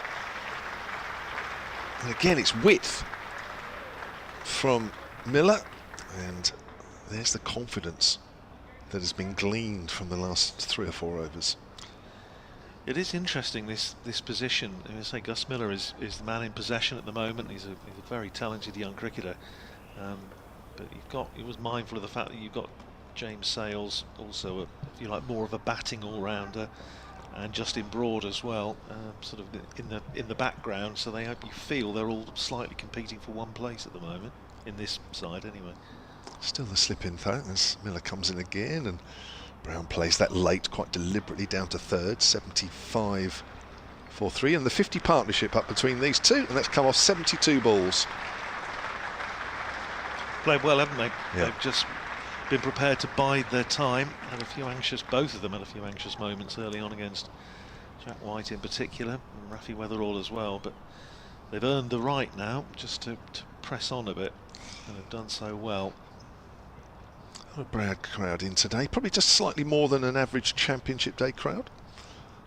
As Miller comes in again, and Albert strikes that up to mid-on, and there is no run. 75 for 3, 19 gone. Yeah, it was nice to see just, I think, a few more coming in during that over, actually. A few going into one of the seating areas over in front of the Colin Ingleby Mackenzie stand. I shall make way for Raj Maroon, and I shall be back with you a little later. So other games going on in this competition. Well, there's one other game going on. It's not actually in this same group. Sussex 68 for 2 after 69 for 2 after 20 overs. The only game in this group actually gets underway at 2 o'clock this afternoon. Somerset against Kent. And the other game this afternoon is Leicestershire against Warwickshire. That's also not in this group. Welcome back, Raj. Yeah, you're on. You can't hear anything. That's you. You can't hear me at all. No. It's probably just as well. We can hear you. Here's Zabe. There's a nice drive up to mid-off. And there is no run. Oh, there was one actually. Tell the lie. 76 for 3. You still can't hear me? You should be able to. No, can't hear you at all. It may be me. I think it's you. But yeah, no. It's probably just as well you can't hear me actually. Probably a lot of people listening and watching this probably thinking actually that we wish we could hear him as well. That's hit down the ground. He's got underneath this. This could be caught at mid-on. And it is. And Albert goes, trying to hit it over deep mid-on, just got far too far underneath it, and a good catch from Michael Finan. Yeah, he just tried to, he was targeting him ever since he came on to bowl to Albert. I think Brown's just been knocking it around, and it hit him for a 6, and then previous over, and then one just over sort of mid-off. And that one he tried to hit it a little bit further, got underneath it, went quite high up in the air and caught it mid-on, going backwards. 28 good catch. Was, yeah. Well bowled. So I think he just had to be a little bit more patient than what he was. But he thought that he probably had to push it on a little bit and target one of the bowlers. The seamers have been bowling really well. And Zabe had to be that bowler he was going to go after. So a 51 partnership broken there by Zabe. Albert departs 28 of 46 deliveries, and Joseph Eklund is the new batter for Hampshire, 20-year-old. Played 6 matches in this competition last year. That was his debut in the first team in List A. Had a high score of 72 in last season's competition. As I say, just 20 years of age. Another one of the youngsters that gets an opportunity in this competition. I don't know why you can't hear me, Raj. Just have your earphones like that, and then you can hear me talking to you normally. Nothing. I'm sure it's you. It has to be you, but I'll maybe it isn't. I'll come on that side later on, but don't worry about it. As long as you can hear me. You can hear me? Yeah. Just about. Good. That's all right. It's very faint. Yeah, don't worry. It's probably just as well. Yeah. So Joseph Eklund, the new batter. It's strange. You've got these things on, and you're just trying to talk, but can't hear you, and then see what's going on. Oh, don't worry about it. But, You'll be all right. You'll be all right, Reg. We'll look after you. Don't worry. Yeah, so it's going to be difficult now for the rest of the batting lineup because they're not that experienced coming in, and there's still quite a long way to go. So Zabe to Eklund's got a slip in now. Left arm spinner. Forward is Eklund. Played last week against Dorset. Joseph Eklund. Zabe in again then. Bowls and flighted. Eklund drives back to the bowler. Now there was suddenly a little bit chirpy out there in the middle. Now he's got well, I think they can afford to. They bowl really well, fielded well. Yeah. They're on top at the moment. He bowls. Forward is Eklund. And every ball they bowl now is it's a little grunt of approval. Probably feel that Eklund's not going to try and hit over the top too early on. Of course, these youngsters are also playing for places and trying to impress as much as trying to win the game, and that's off the back foot out into the covers. And now Zabe can just relax a little bit more with a new batter in there. It's 3 overs, 1 for 21, and Hampshire are 76 for 4, 20 overs gone. Yeah, no, it's going to be. I think they've got to sort of rebuild a little bit, but been trying to say that they've been trying to hit the ball through the field rather than when the ball's doing something. It's just to look to try and rotate the strike, keep it moving around, and get that single going, and then that creates pressure on the opposition. But in comes Miller again, bowls, and the ball, Brown's just guided that down with soft hands down towards third man, and just stopped there by Finnan. They've taken 2. They were thinking about 3, but the ball came in quite quickly. That just denied them the 3rd run. The score moves on to 78 for 4. Yeah, the ball seems to bowl well, but the batsmen have found it hard to beat the field, so especially in front of the wicket. I just feel as though they haven't looked to try and rotate the strike as much as they should have done. In comes Miller, bowls to Brown, who flicks it off his legs. Well fielded at mid-wicket by Zabe, but then they get no runs. Score stays on 78 for 4. Brown on 31. Eklund is still to get off the mark. The clouds are sort of crowded over. It looks like the blue sky is still sort of disappearing a little bit. In comes Miller again. Bowls to Brown, pushes it to cover. No runs. But the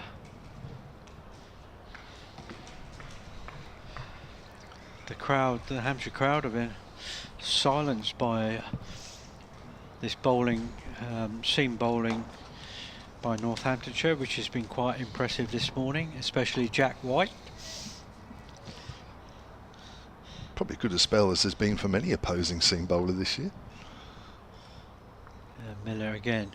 Brown goes to pull it, but I think he toe ends it to mid-off instead. Got through the shot a little bit too quickly, and just misses out on a long op. No runs for that. He'll be disappointed with that.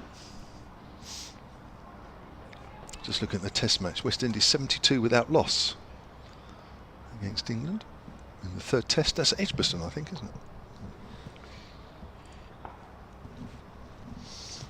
Miller in, bowls, Brown forward, plays it out to mid-off, goes for no runs, ball comes back to McManus.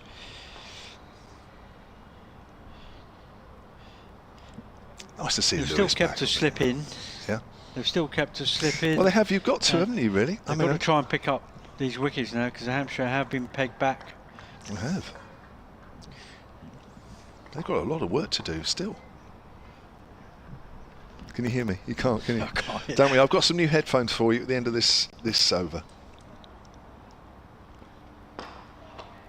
And Brown flicks that between mid-wicket and mid-on towards the boundary, picks up 2, and it just trickles over the line for 4. That was a good shot. He waited for the ball, played it late through mid-wicket, and that takes the Hampshire total on to 82 for 4. End of the over, Raj. Oh, it is the end of the over. Right, okay. Right, so Raj is going to switch headphones, and hopefully it's the headphones and not him. We're going to find out in a minute. Right, so we'll put that in there, Raj. So 21 overs gone. Hang on, I'm getting you mixed up here. Let's get the... No, hang on. Right, get rid of those. Put those up there. Hang on, you're not on yet, Raj, you're not on. Hang on, you're not on, Raj. Hang on, you can't hear me, not even plugged in, hang on. Right, can you hear me? We can hear you now, Kevin. Oh, and we can hear you, which is a great relief. God. Here we go, Raj is back in play. 82 for 4 then, 21 gone, 29 to do, and Zabe will continue with his left arm spinners around a wicket, bowling to the new batter, Joseph Eklund. The mid-on and mid-off are up. Is he going to risk it? Zabe bowls. He drives along the ground up to mid-off. I think it's a young batsman coming in this situation. It's difficult for him to whether he actually looks to take the bowler on, or he just plays and bides his time. He has taken the bowler on. It's gone over mid-on just. Running back there is fine, and they'll get 2. Well, he's prepared to take it on. The shot is there. Just didn't quite execute it as well as he would have liked, but he executed it well enough. He's off the mark, 84 for 4. Quite often bowlers will have mid-on and mid-off up to the new batters and say, go on then, take me on. Eklund, with this 6th baller that he's faced, did. Drives along the ground. He's going to take a quick single there. That's actually good running. I know that's close. And I know that's a good throw from Retherall, but for me, Eklund was always just going to be home. I have a theory about batsmen now, the way they play in present-day cricket, and why they don't look for those drop-it-in runs and rotational strike singles anymore. I think that nowadays, when the coaches and the management are looking at the numbers game, the strike rates. That's out there, bottom edge. They're looking at strike rates and the numbers, how quickly these people can score, rather than going out there to just win the game or post a total. Okay. Zay bowls. Quicker one, off the back foot, Brown just pushes it up to mid-off. So rather than just pushing it into the gaps and getting ones, you're saying that's not good enough anymore? No, they're quite happy to just play 2 or 3 balls for nothing and then just hit the ball through the gap, try and hit a boundary, and their strike rate goes up. And low full toss driven up to mid-off. And that's what they're looking for. So when you see these young players coming in now, where in the old days, I say, they used to look to try and keep themselves in, try and build a partnership, build an innings. They haven't got time to do that. Coaches are not looking for that sort of thing anymore, because the shorter format of the games now, going forward, they're looking for that strike rate to go up and to try and score as quickly as you can. Well, a runner ball gives you a strike rate of 100. Yeah. So, and of course, most people playing T20 cricket now your 120s, aren't you? Minimum, your batters. That's an absolute minimum now, isn't it? It is. I can understand that from the bowler's point of view when you're looking at their numbers and their strike rates and their economy rates and stuff like that. But with the batters, there's so much more pressure on for the batters in present day cricket to score quickly, big numbers rather than just building it up slowly. Michael Finan, left arm seamer, back into attack, switching ends. First 3 overs went for 23, but he got the ball to swing from this northern end. Looked dangerous, but just sort of a couple of balls sort of swung onto the leg side, didn't it, which the batters were able to get away. But it'd be interesting to see. I don't think he'll get the ball to swing now. I'd be very surprised. He'll be a hell of a bowler if he can get the ball to swing now. It'll be interesting to see as he comes into bowl. Bowls to Eklund, it just sort of ducks into him a little bit, digs out, it's full ball. Did straighten a bit, didn't it? It's not bad at this stage of a 50 over game. So I think I'm just quite impressed with his wrist position and the height of his arm, where he actually gets that wrist to come through rather than when it's very high, that you don't really swing it from an upright wrist. It'll be interesting to see if he can make the ball go the other way as well. And he comes again to Eklund, who plays it to mid-on for no single, but the lengths have been quite good. Isn't it? That ball's just shaping a fraction, isn't it? It's shaping in, straightening a fraction, which is quite impressive. I have to say, for a guy who's played very little top-level cricket, 27 years of age, from what we've seen today, he's a useful bowler, isn't he? He's a useful bowler, and also young Weatherall, who's only 19. Yeah. An impressive first spell. Finnan comes in to bowl to Eklund. Bowls it just slightly wide outside off stump, but pushes it through covers. And backward point just parries it through to cover. They pick up a single. Yeah, that ball just stayed on the same line there. I think if you bowl it just off stump, wide outside off stump, as you mentioned earlier, now it's not going to swing in as much as it did earlier on. Right. But if you bowl it from where he's letting it go in that same line, so middle leg stump, it's going to shape in a little bit. Yeah. He's got to bowl nice and tight here, isn't he? So to get it to swing from outside off stump, he needs to get in a little bit more closer to the wicket. Yeah. That line was swinging this morning. Yeah. So that's, just this game is all about angles, I think, and getting the angles right. And that's well driven by Brown down the wicket. Picks up a single, picks up 2. He didn't try to hit it too hard, he just pushed it off the front foot straight past the bowler, dead straight, and takes the Hampshire total onto 88 for 4.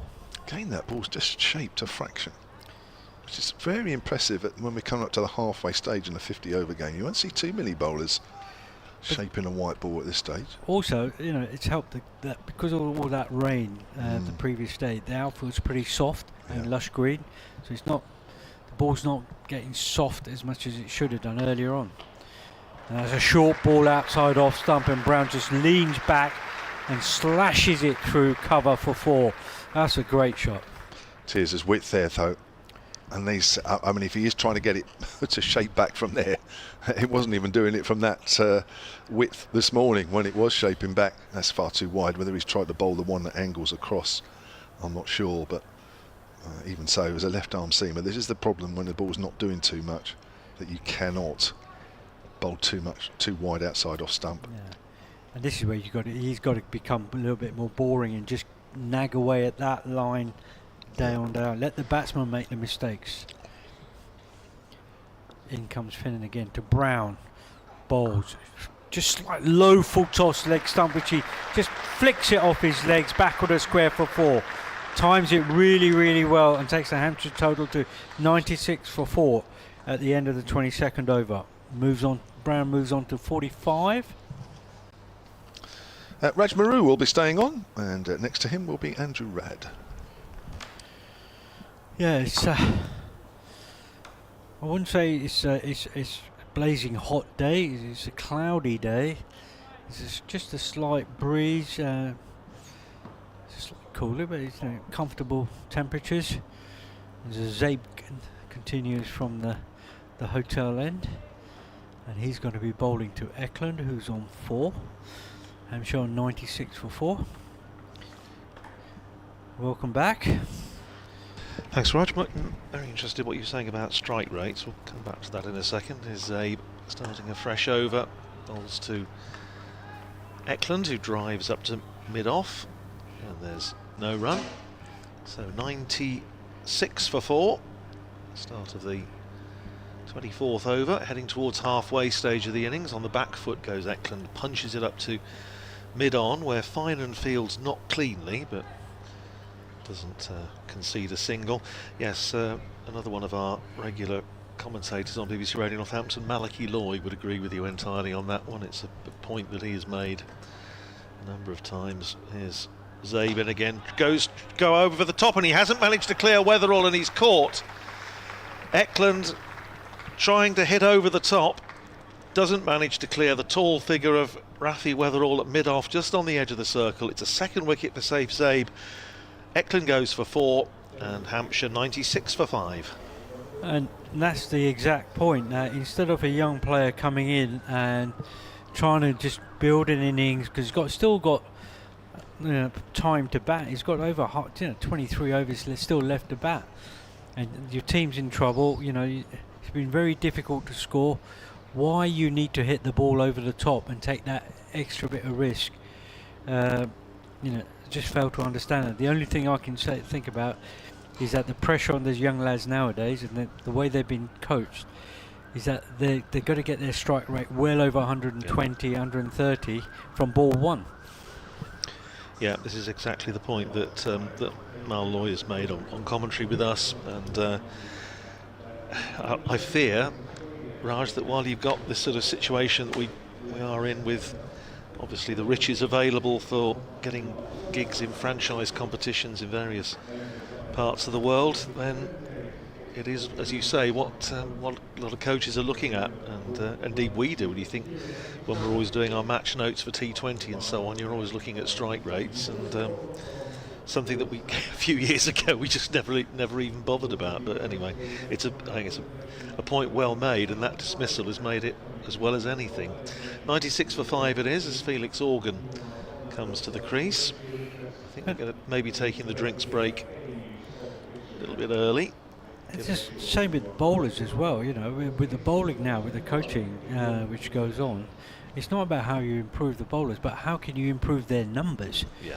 They're looking to improve their numbers all the time, but they're not looking at trying to look at a bowler's technique or how to improve that or whatever. It's how you can improve his numbers, the way you can make him bowl, rather than trying to sort little things out in their actions. Yeah, it's a very interesting point.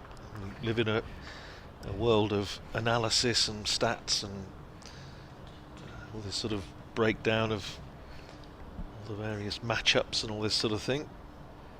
Anyhow, here, in the here and now, Northamptonshire have had a pretty good start to this innings, and rather has happened to them in the game against Derbyshire on Wednesday, just when a partnership looked as though it might be starting to build. Just somebody managed to get out. But Zabe bowled a lot more this year. Bowling almost seemed to have been forgotten about in the last couple of seasons, but he bowled a lot more in the Championship this year. He's had some success bowling in the T20 as well this season, and now obviously having a role to play in the 50 over competition as well.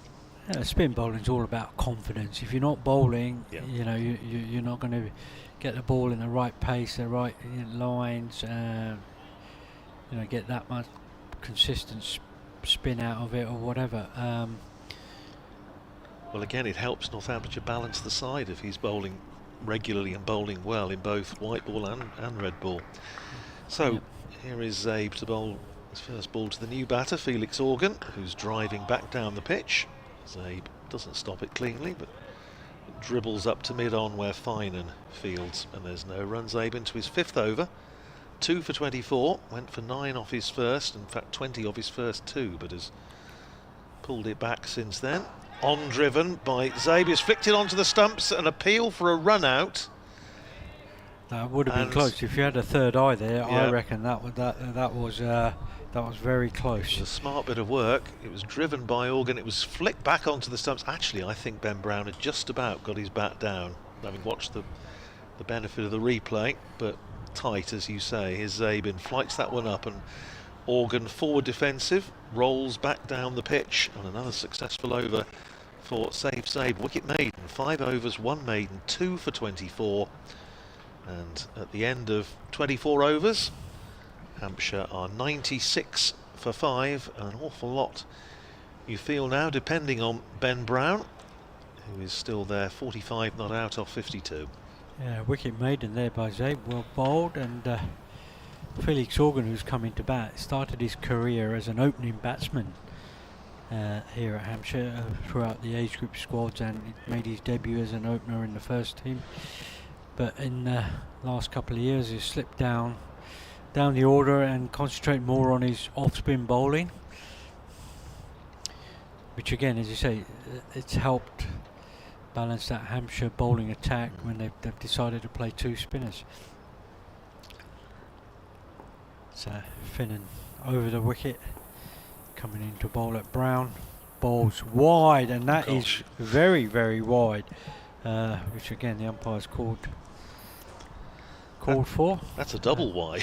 That was a double wide. That was again, I think that one he tried to push across, but he started wide and it kept going wide. Wider still and wider. Wider, and Brown remains on 45.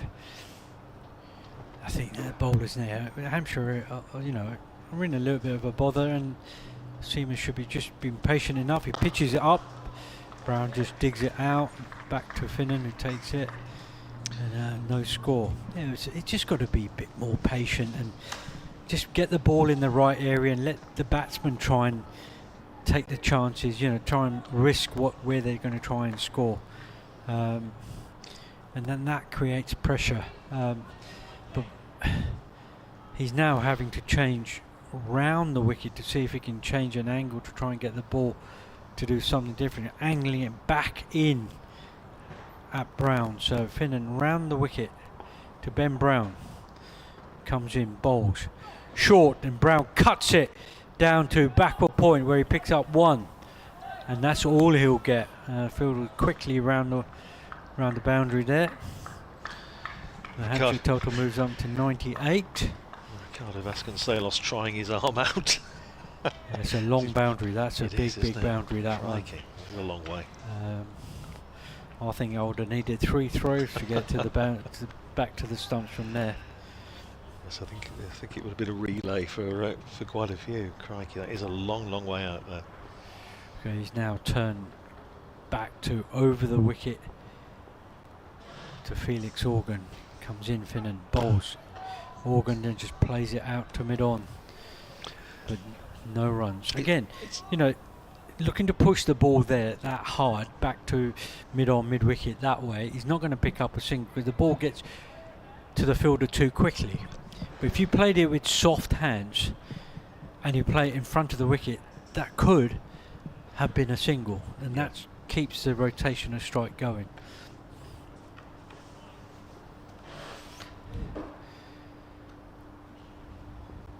So Finnan comes in, bustles in, up, releases short, and Organ punches it through to the right hand off the cover fielder, and the ball goes off to the back. It doesn't run off quickly, but it does get to the boundary, and the score moves on to 100. Hampshire reached that target, just gone over 100. Organ hits his first boundary, gets off the mark. Yeah, Michael Finan just starting to go around the park a little bit here, isn't he? And he's now again decided after that one ball to come round the wicket like he did to Ben Brown, to see if he can angle the ball in, and so in he comes again, bowls it short and it's wide, but he sort of inside edges it. They call it the cut, the inside cut down to fine leg, and the ball races away for 4. The Harrow drive, if you happen to be at Eton, I think, isn't it? Something like that. But yeah, I mean, there wasn't an awful lot Michael Finan could do about that. But he now finds himself going at what, 9 and over. And I think they're gonna look to try and target him a little bit more, because he's just trying to do different things instead of just where he was bowling over the wicket and bowling a tight line. Now he's He's just bowling outside off something. It doesn't really swing back that far from there. Pitches it up full, and Organ just drives it back to him, and he doesn't pick up a single. Well, you just look at the stats, Raj, and look at the bowling figures so far for Northamptonshire. I mean, Jack White, as we say, has been outstanding. 6 overs, 3 for 6, so 1 and over. Rafi Weatherall going at 3, just over 3. Gus Miller 3.5. Safe Sabre, so after an expensive first couple of overs, has pulled it back and is going for 4.8. And Michael Finan now going at 9 and over, and it's just, as Kevin was saying earlier, it just eases the pressure a little bit. Rob Keogh is limbering up at extra cover, so I imagine we're going to see his off spin tried fairly soon. It was so interesting what you were saying about the idea of patience. Here's Zabe starting another over short, cut away, first bounce to Miller at backward point by Ben Brown, and there's no run. Brown on 46, 1 boundary away from hard-working half-century. I think back to a player that you would have bowled against back in the day. There's Zabe, and again bowls to Brown, who drives up to mid-off. Weatherall fields no run. Certain AJ Lamb, and his feeling was always in this sort of cricket, you know, if you're still there, if you've batted and you're still in with 10 overs to go, then you can really make hay, driven nicely by Brown out to deep extra. But Emilio Gay is patrolling on the cover boundary, and they just come through for a single. 47 to Brown, 107 for 5 Hampshire. And you think of some of the spectacular innings that he played, both for Northamptonshire and England. Swung away by Felix Organ, 2 bounces and over the rope at mid-wicket for 4 runs. Organ goes to 12, and Hampshire onto the dreaded Nelson, 111 for 5 in the 26th over. But you know, in order to do that, you sometimes do have to soak up a bit of pressure in those middle overs and be patient, and especially when you've lost wickets and you're trying to rebuild. And it's one, you know, I know people will say, oh, you know, the game has changed, but actually 50 over, that sort of cricket hasn't changed that much down the years in terms of format. Here's Zabin again, flights that one up, driven by Organ up to mid-on, thinks about a single, Finan. I think you've got to weigh up the conditions as well, you know. If the conditions are very hot, sunny, dry, outfield, you know, the wickets are flatter, then yeah, you can. But Zabe to finish the over, and slapped away by Felix Organ. It was wide again, a bit of width, and he was pouncing on that, drove it past Weatherall, and it runs away for 4. 115 for 5 at the end of the over. 2 boundaries in the over. Felix Organ, who is 16. Ben Brown is 47, and Zabe's bowled 6 overs, 2 for 33. 115 for 5 off 26. And that last shot, it wasn't a vertical bat traditional offside drive. It was a hockey slap through the covers for 4. You know, it looked like he had a hockey stick in his hand. There's a few of them. Just Joss Butler, I suppose, is one of the great exponents of that being a. They find that you get a lot more power when you drive the ball with a slightly horizontal bat rather than a vertical bat. You get your hands through the ball quickly, and you get a bit more power. You get less control, but you get more power. And we're going to see Rob Keogh coming into bowl, as we thought, at the pavilion end. Bit of off twirl. Yeah, that's interesting. He's got a backward point, extra cover, but I feel the extra cover is a bit too square for my liking. In he comes again over the wicket. Keogh, first ball, balls to Brown, hits him on the pad. They've gone up for an LBW shout, but not out. It just looked like that might have just been slipping down the leg side, and yeah, that would have gone the missing leg. So in comes Keogh again. Walks in, bowls over the top. Brown tickles it around the corner with those soft hands and picks up a single. Takes his score on to 48, and the Hampshire score to 116 for 5. Yeah, I just feel as though his extra cover's a bit too square. It needs to be a little bit straighter, and you want to try and encourage the batsman to try and hit it square.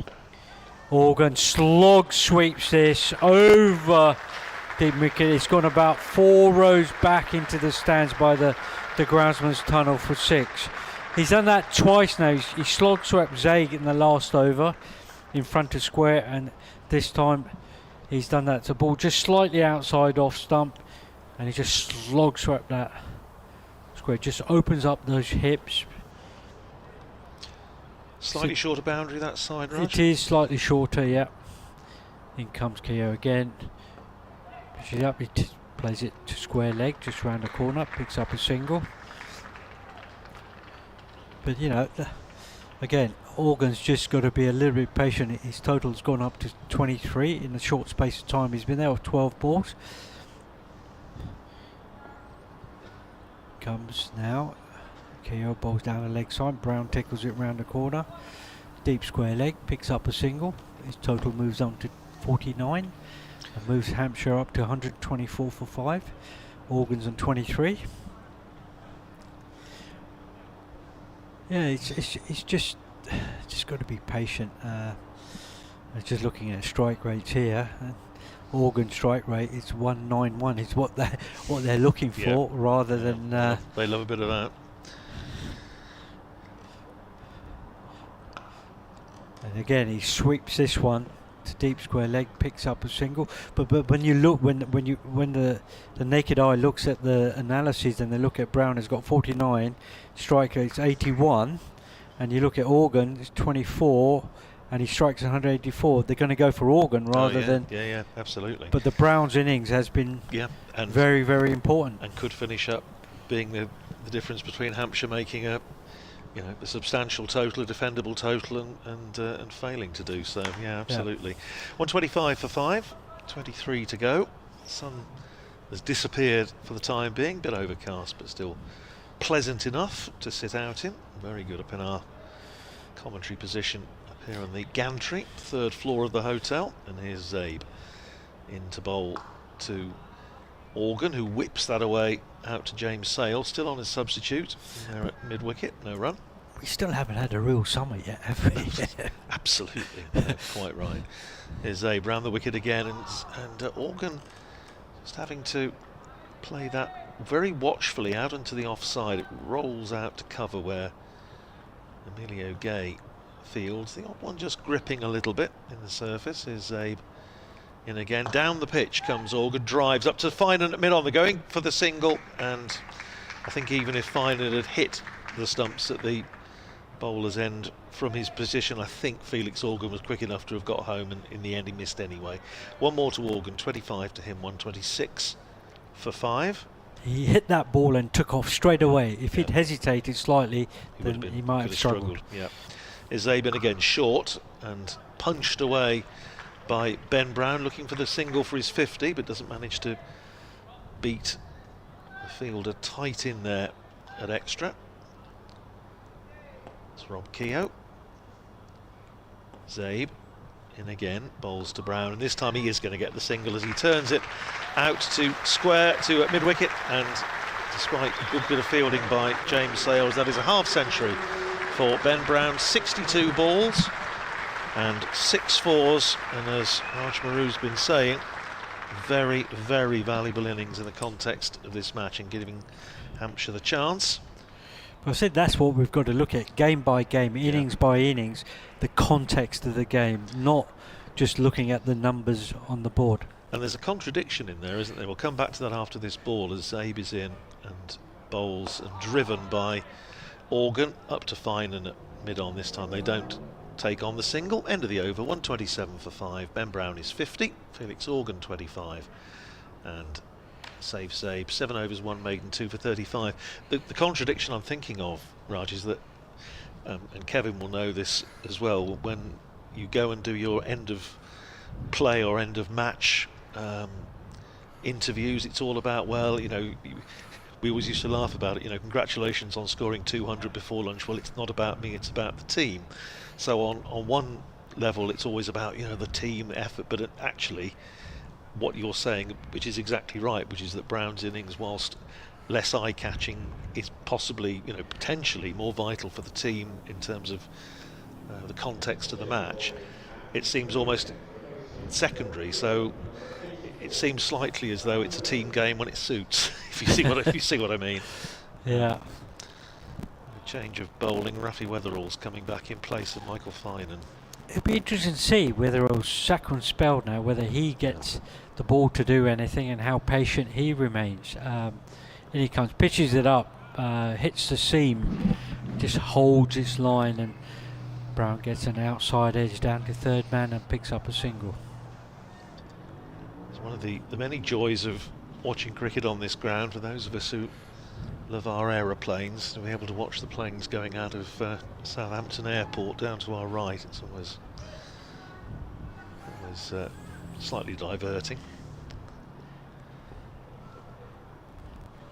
In comes Weatherall from the pavilion and bowls to Organ, who just pushes it through to deep square leg in front, picks up a single.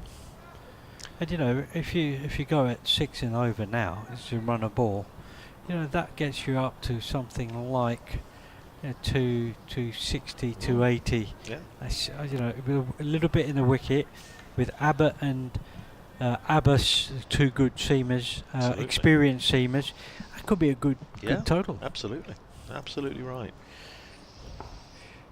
Weatherall in to Brown, who punches it through and that is a fantastic shot off the back foot.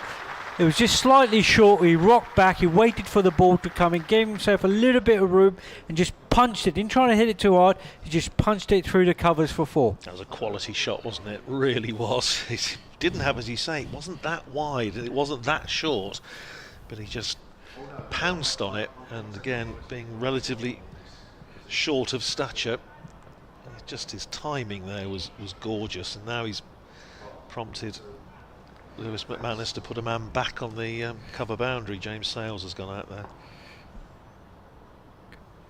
Ball short, Brown just tickles it off the back foot, and he just tickles it just behind the square. That just waited for it, didn't try it again, hit it too hard, used the pace of the ball, just guided it down to fine leg and picks up another boundary and takes Hampshire on to 137 for 5.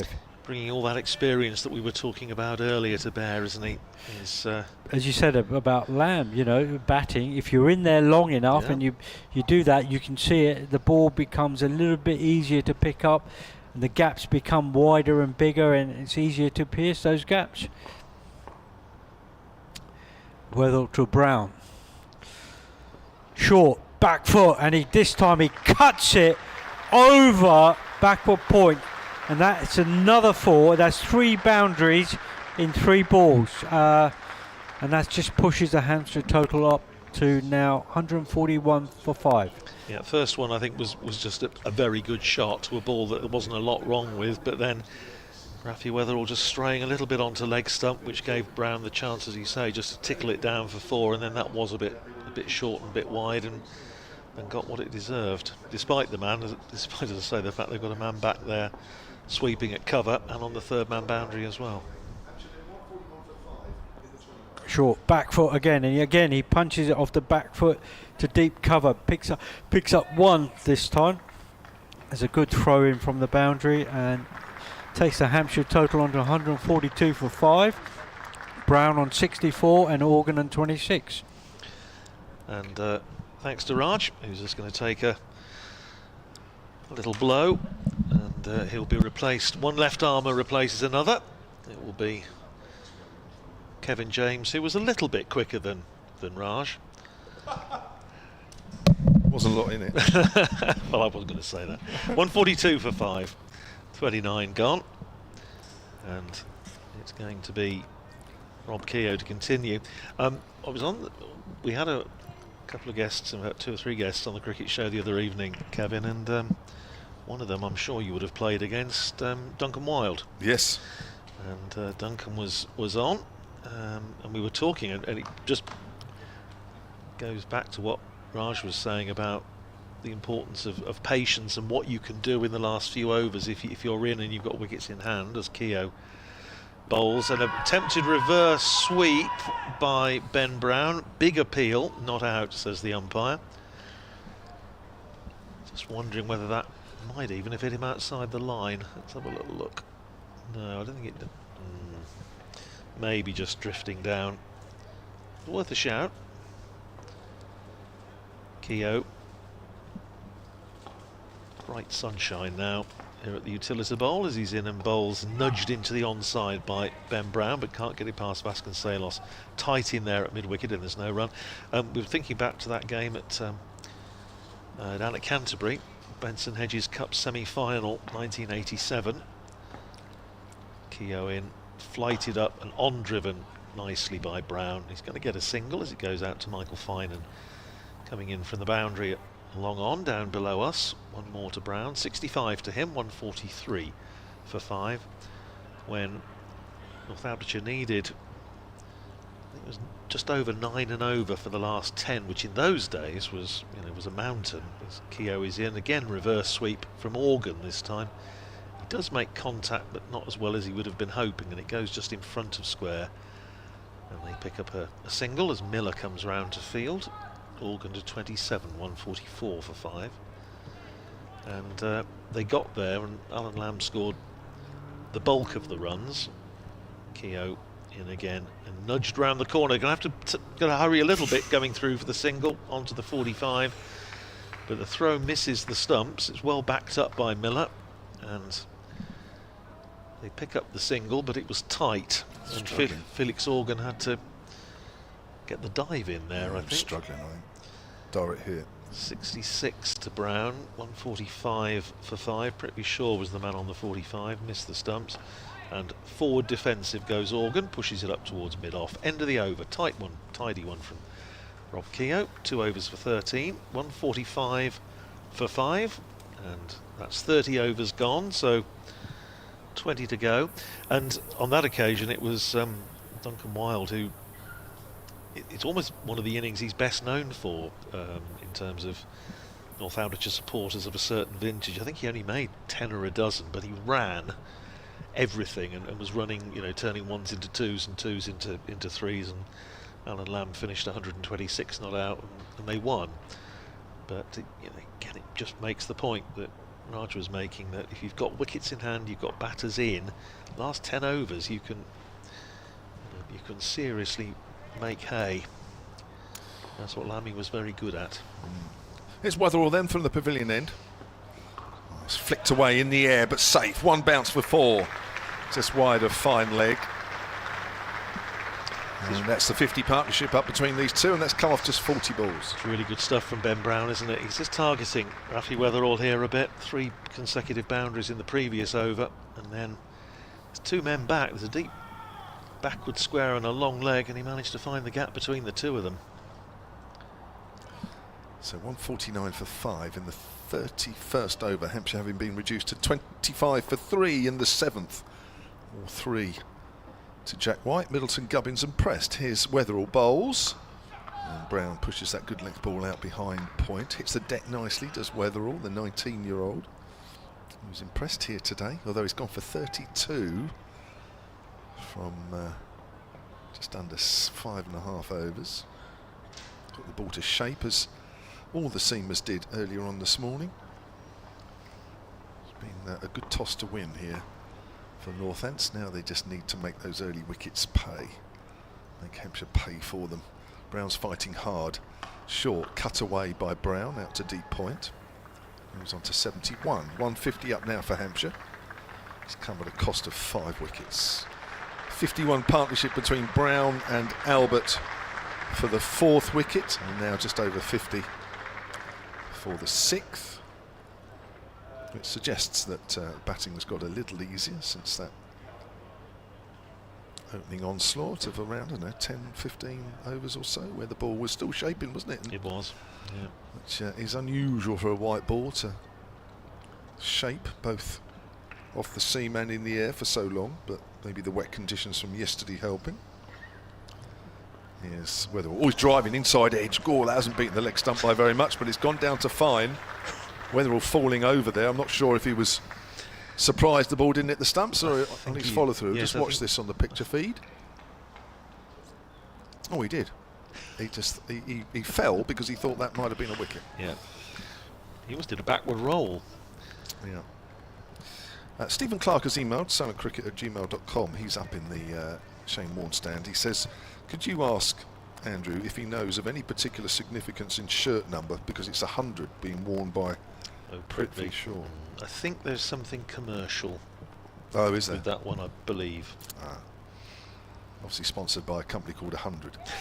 That's short and ducked underneath there, Felix Organ. I can only think of one immediately obvious 100, but he's not playing in that, so. Yeah, no, he's not. It was, yeah, he wore it last year as well when he was over. I think I'm right in saying that there is something in there, something commercial in it somewhere. Having played in the IPL as he did earlier this year, surprised he's not got a 100 contract. Yeah, I am.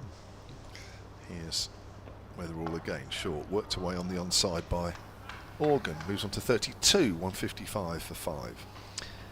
Yes, and I mean, having obviously proved what he could do in that brief spell with Northamptonshire last year in this competition, 244 against Somerset, second highest List A score in the UK after Ali Brown's 268 for Surrey, and then 100 up at Durham, when I say was basically batting on one leg after his knee had gone, which subsequently required surgery and cut short his spell with Northamptonshire. Yeah, but I'm long past trying to find logic in a lot of what goes on with that competition.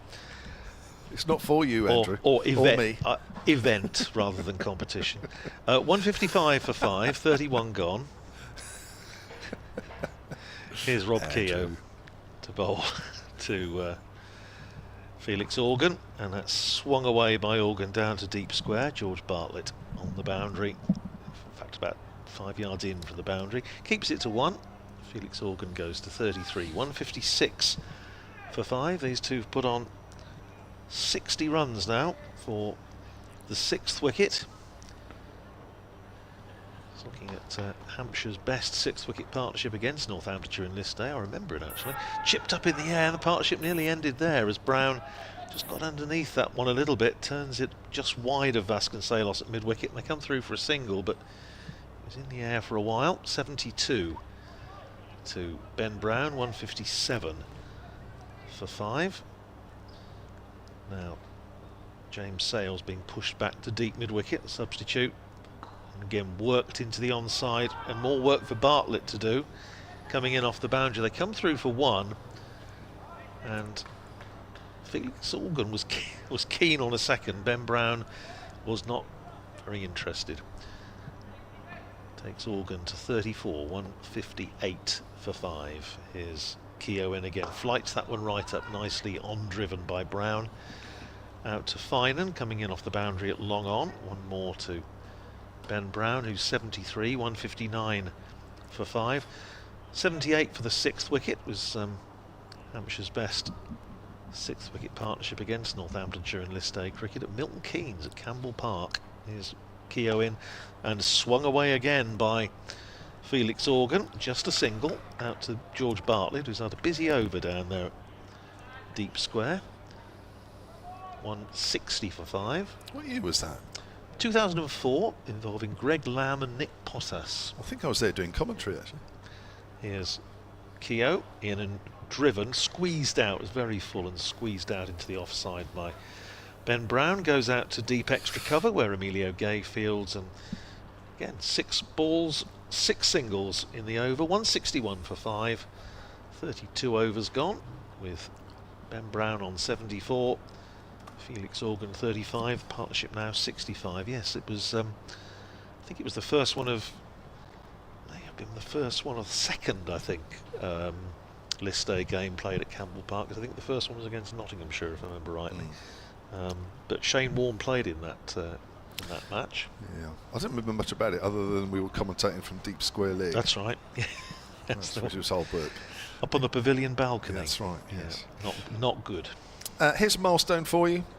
Ben Brown on 74 not out now has his highest List A score for Hampshire in his 21st game for the county. He did play 79 for Sussex, so but in his time at Hampshire, this is his highest score. 65 run partnership between these two, so keep an eye on that one, Andrew. 51 balls these two have been together. 161 for 5, then 32 gone, 18 to do. And here's Gus Miller back into the attack with his right-arm medium paces from the pavilion end. Brown gives himself some room, works it into the covers, and moves on to 75. 162 for 5. Yeah, I remember Shane Warne playing in that match. He was out first ball. Oh, was he? Caught by Jerry Brophy off Johan Lowe for naught, but Hampshire won the match. Brophy. Did he go to Yorkshire? He did. Yeah. Wicket-keeper batter. But he didn't take a wicket either, Shane Warne, but he signed an awful lot of autographs, I remember. Yeah. Always the case. Forward is Organ. He's got a gap there on the offside, and in his effort to try and field that one, Rob Keogh, he falls over. I think he put his foot into the little bit where the water tap suddenly appears.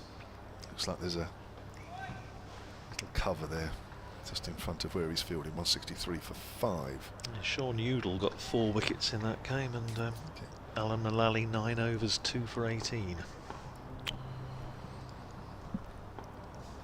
Here's Miller again, bowls, Brown drives. Looks like he got a bit surprised by that one. Goes up to mid-on. Potter's 70 not out. Greg Lamb 54 in that game. Simon Katich made 58. John Crawley also playing in that game, run out for 1. Now teaching in Northamptonshire, of course, at Oundle School. Currently? Yep. Is he? Yes. Brown to face Miller once more. Comes in past the umpire, and Brown works that away square on the leg side.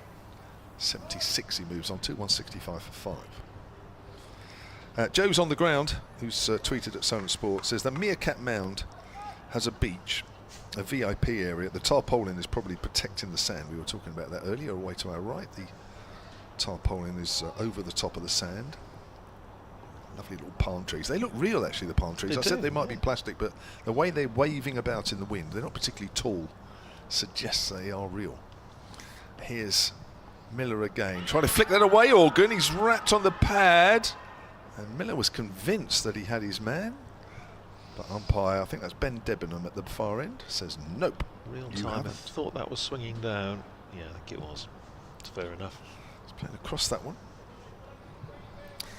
Morgan remains on 36. Useful partnership, these two, and Hampshire have needed their middle order here, lower middle order to function. It was tough going early on.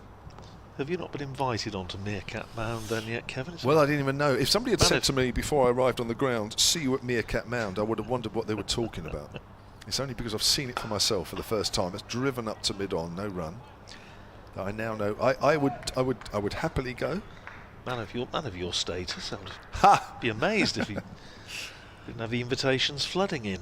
Well, I'll be honest with you. I don't. Man of my status, I don't get any invitations, which is not actually slightly true. It's not completely true, but I'd happily go. I just wondered if you have to wear suitable attire. I just wondered if you had turned up in long trousers and maybe even a tie, that you would actually be allowed in there, because it wouldn't look right, would it? I suspect probably not, but I'm prepared to give it a miss. It's all right. The only other match going on at the moment, as I say, a couple of games starting later. Nottinghamshire playing Sussex. Sussex 128 for 6 after 32, so not looking good in that one, as Keogh starts his 4th over and defensively pushed back down the pitch by Ben Brown, fielded by Rob Keogh in his testimonial year, of course. One club man. He's in and bowls, and the reverse sweep comes out. Another big appeal for LBW, not out, says the umpire. And again, I just wonder if that hit him outside the line. But let's have a look on the replaying. It might have done, actually, just. Here's Keogh. In again to Brown, who plays a more orthodox stroke, just nudges it past square leg for a single out to George Bartlett. Takes Brown to 77 and Hampshire to 165 for 5.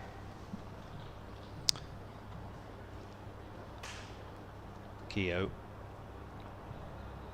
into bowl to Felix Organ, who also tries the reverse sweep but can't get it past Man there at backward point, or short fine leg, depending on how you want to look at it.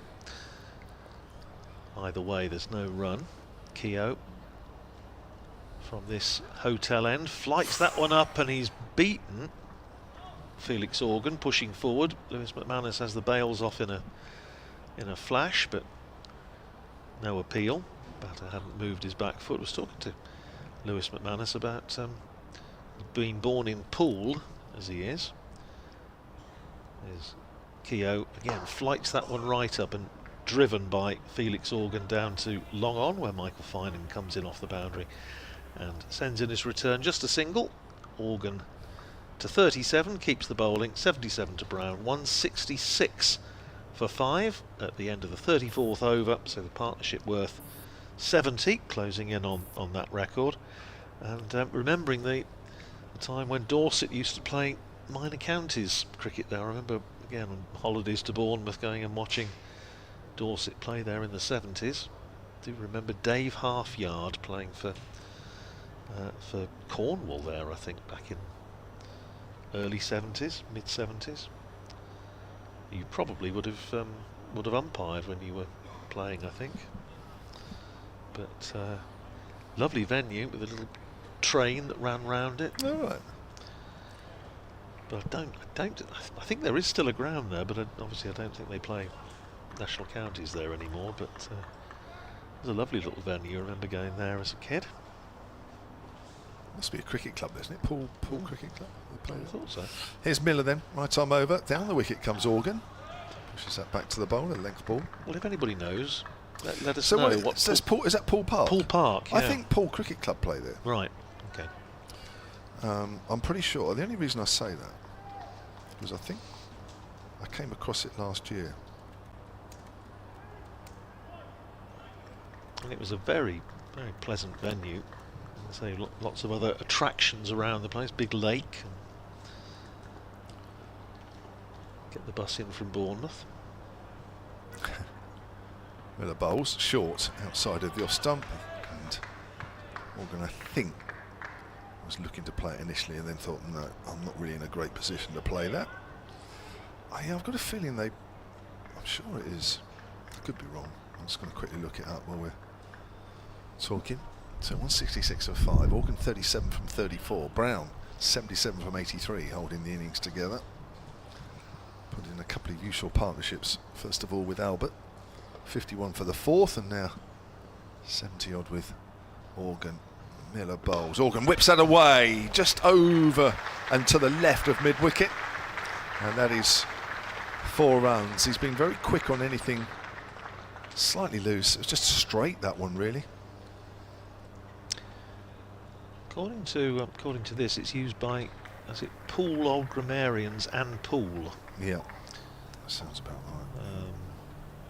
Poole Park, but yeah, Poole Old Grammarians were playing there certainly in the 90s. I don't think Dorset have played there for a long time. Here's Miller, the keeper standing up now. McManus as that's driven out to extra cover. I'd be very surprised. I wouldn't say I cover Dorset particularly closely, but I don't seem to remember a time, not recently anyway, where they played there. I think they're adopting Wimborne now as their home. They were using Bashley at the New Forest. I think North Perrott or something, which was more Devon, they were using for a while. That's driven up to mid-on, and it's gone past mid-on, and that's 4 runs. Nicely timed by Felix Organ. Batting does look a lot easier out there now. And he moves on to 45. That's at 174 for 5. Equals that record for the Hampshire 6th wicket against Northamptonshire in List A. Greg Lamb and Nick Potas may be about to be eclipsed. Always difficult for previous batters when they see records being erased that their name was on. Tell that from personal experience. As that's turned away down to fine leg. Of course, you're pleased for the ones that do it, but you just think, well, that means my name's scrubbed off. 175 for 5, 35 gone. Can't be many that get 4 in 4 though, Kevin. Yeah, that that game, I was just the old memory, which is often faulty. I don't think was on this occasion, because Dorset did play Cornwall there in 1975, and Dave Halfyard did play for Cornwall. So Right. that, I suspect, would have been that match, 19th and 20th of August. Yeah, it was about the time we were usually ensconced somewhere in the Alamchine region, in Burnaby Road or Studland Road. Anyway, happy days. Rob Keogh is about to start his 5th over, 0 for 21 so far. From this hotel end, bowled short and pulled away by the batter. It goes out to deep mid-wicket rather, where Sales fields, and that indeed is that single to Ben Brown. Does mean that is a record for Hampshire against Northamptonshire in List A cricket. Short again goes Keogh and pulled away by Ben Brown up to long on. Michael Finan comes off the boundary. Brown goes to 78 and Hampshire to 177 for 5. So I've got the last time Dorset played a championship game at Poole Park, 1981. Is that right? Against Oxfordshire? Sounds about right. Here's Keogh. And again, attempted sweep. In fact, he does connect. It goes down to deep backward square where Bartlett fields, and it's one more run. Morgan to 48, 178 for 5. Really good partnership between these two, worth 82. Keogh in again, worked into the onside by Ben Brown. Once again, more work for Bartlett to do, coming in off the boundary. Brown to 79. Hampshire to 179 for 5, and as happened in the previous over, they're just milking Rob Keogh at the moment. 6 singles in the previous over, and 4 singles off the first 4 balls in this over. McManus tweaking his field, moving James Sales a little straighter at deep mid-wicket, as the next ball is a dot, played out to the onside by Organ. McManus comes round from behind the stumps to retrieve. Keogh to finish the over, and another sweep by Organ. It goes over the head of square leg. It runs away for 4, and that's a 50 for Felix Organ. Follows his partner to the half century, and Felix Organ's 50 coming off just 42 balls with a 6 and 8 4s. And how well he's played, and really an excellent, ideal sort of foil for Ben Brown. And at the end of the over, 183 for 5 Hampshire. 36 overs gone. The partnership is worth 87. And after sage words from Kevin James, Raj Maru will be back. Just a 3rd half century for Felix Organ in List A cricket, playing in his 26th 50 over match. Ralph Brooker has emailed sonatcricket@gmail.com. He says, hi Kev, Reg and Andrew, joined at 98 for 5 with Finan going at 9 and over. That is a very strange match situation. Just wanted to know how versatile a cricketer Felix Organ is for Hampshire. Well, he is. He's up and down the order like a yo-yo. Is he England qualified? I understand he is. Not saying that he'd be in the white ball selector's sights, but an England reshuffle is imminent. He can bowl useful off breaks too and open. That's right. He's a bit of an unsung hero from a Hampshire point of view at times. And he's playing a very important innings for his side. 183 for 5. Raj Maru will be back in a moment. He's not listening to me. As in is Amelia Gay bowling his little seamers. I think Raj is deaf in one ear. Hello, Raj. Unless he's sleeping standing up. He might be doing that. He might be doing an impression of a horse. Sleeping standing up. Oh, he's just realised. There we go. Thank you. Thank you, Mr. Rad, who's just nudged him. I worried when you nudged him he might fall over. So Emilio Gay then, the Northampton opening batter from the pavilion end. Cut away by Brown, moves on to 80. Just a reminder, that's his highest score for Hampshire in List A cricket, Ben Brown. All right, Reg, you all right there? Yeah, I'm fine. I just haven't got my hearing aids on, so I can't pick up anything until I put these on. The joys of getting older, eh? It is, yeah. Well, sometimes they call it selective hearing. Well, yeah, people have said that to me before, and I never realised. Perhaps I'm beginning to realise what that means. Here comes Amelia Gay's just changing the field here for Felix Organ. Mid-wicket is going out to the boundary, and fine leg is coming up. So these two came together when the score was 96 for 5, so they've put on 88 so far for the 6th wicket, by far the highest partnership of the Hampshire innings. And Organ just strokes that into the gap at mid-wicket, literally where the field has been pushed back. 185 for 5. Well, you can see now those runs are starting to come a little bit frequently. The field is now spread. The gaps have opened up. They've created a little partnership. And they've just got to keep ticking it over because there's still 14 overs left to bat. Still a lot, isn't it? There's still a lot of time to go. It's an hour's batting, isn't it? Here's Gay then. Brown trying to give himself some room. Gay follows him. It's his first spell of the season, I'm told by Andrew Radd, so that'll give you an example of Emilio Gay's certainly not a frontline bowler. No, he's just trying to fill in the gap. I think Jack White is going to struggle to bowl again. I think he's not back on the field. I haven't seen him back on. No, he had an ankle injury, hasn't he? He hasn't played much cricket at all this season. You wouldn't have known it the way he bowled this morning.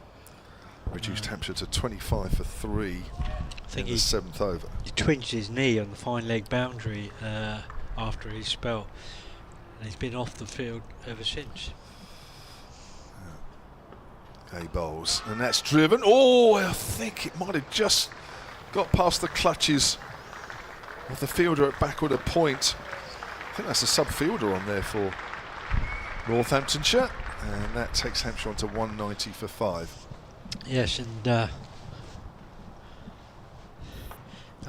just missed the fielders. Might have got his little left fingertip to it. It's just a lack of pace now, and I think he's just filling in the remainder of the overs which Jack White would have probably bowled. Just get an over or two out of Gay to fill that hole, really. Yeah, because Jack White, assuming he doesn't come on and bowl again, could have had another 4 overs. 6 overs, 3 for 6, which is a tremendous spell. Well, he's been off for some time now, so I don't think he'll be able to get those overs in. So Keogh to continue now from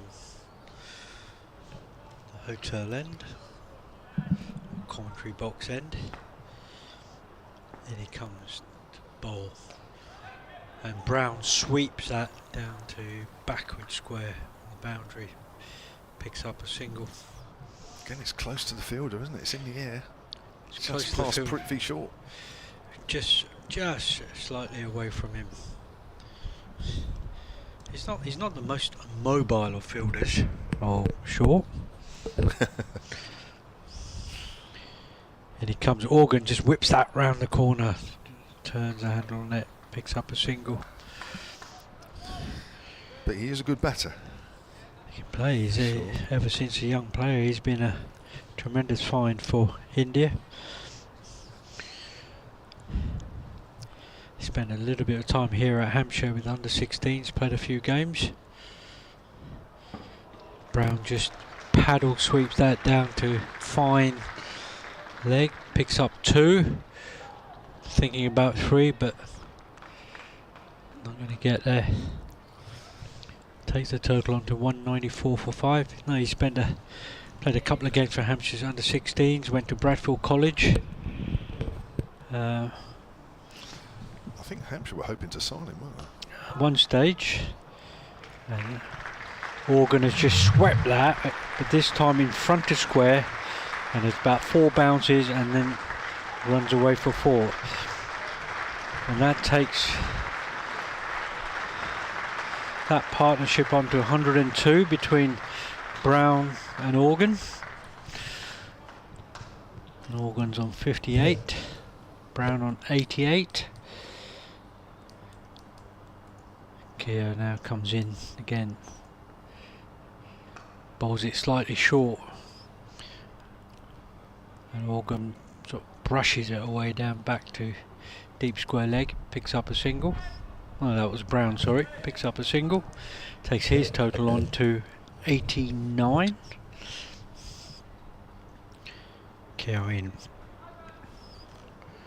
Keep McManus quickly around the corner, picks up that ball, denies Hampshire a single, and end of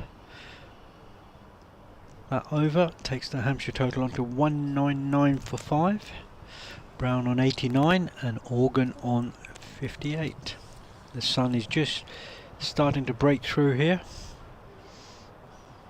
Interesting, Lewis McManus is having a long chat there with Shaw. I think there's still 12 overs to go. There's still a lot of this innings left.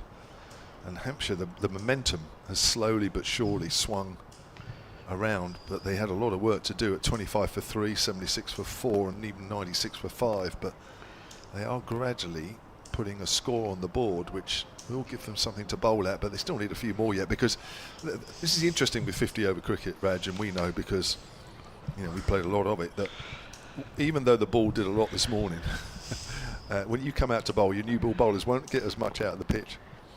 That's for sure. As Gay bowls, and it's cut away by Brown. And he moves on to 90, and the Hampshire 200 is up in the 39th. If you target the remainder of the overs now, and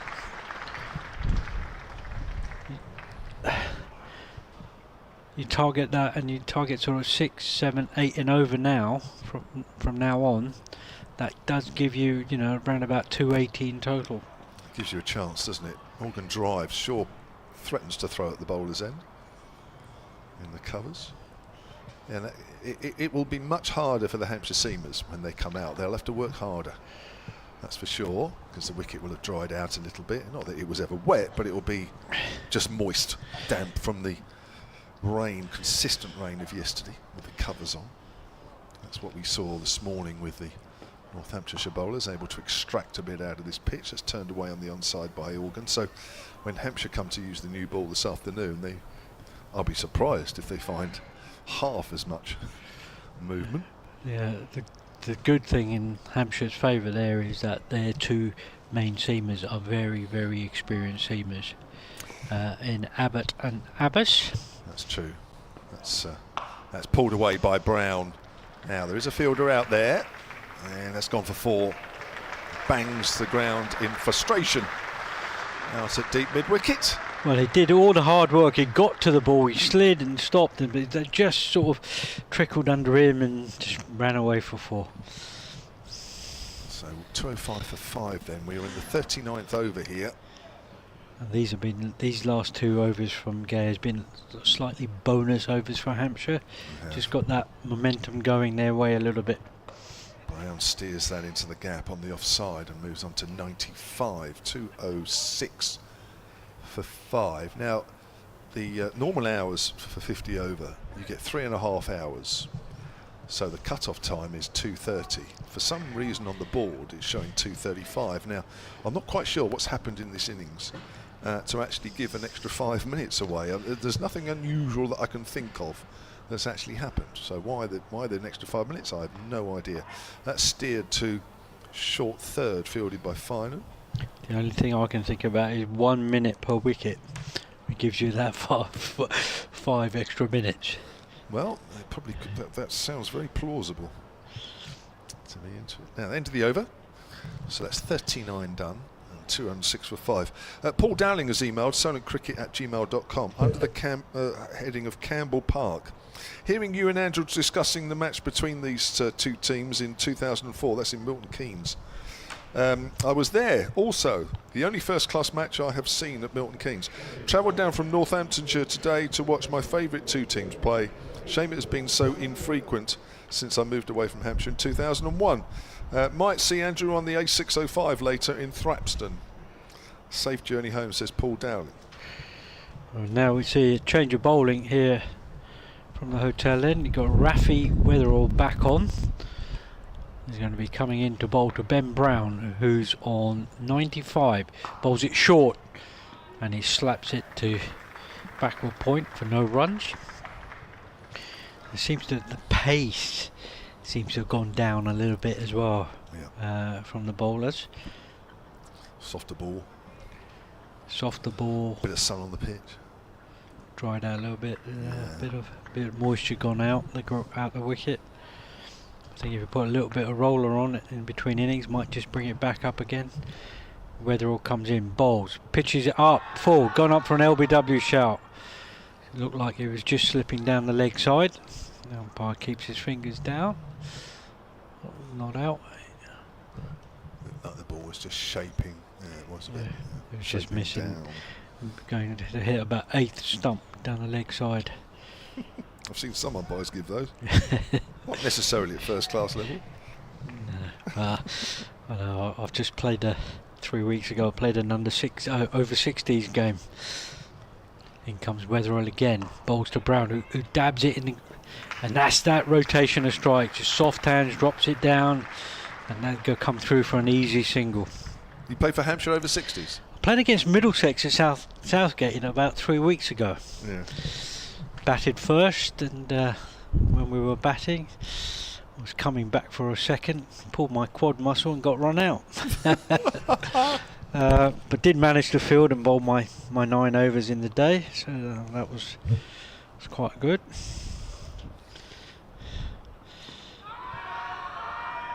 They're going up for another shout. The ball's just going down the leg side, picks up a leg by.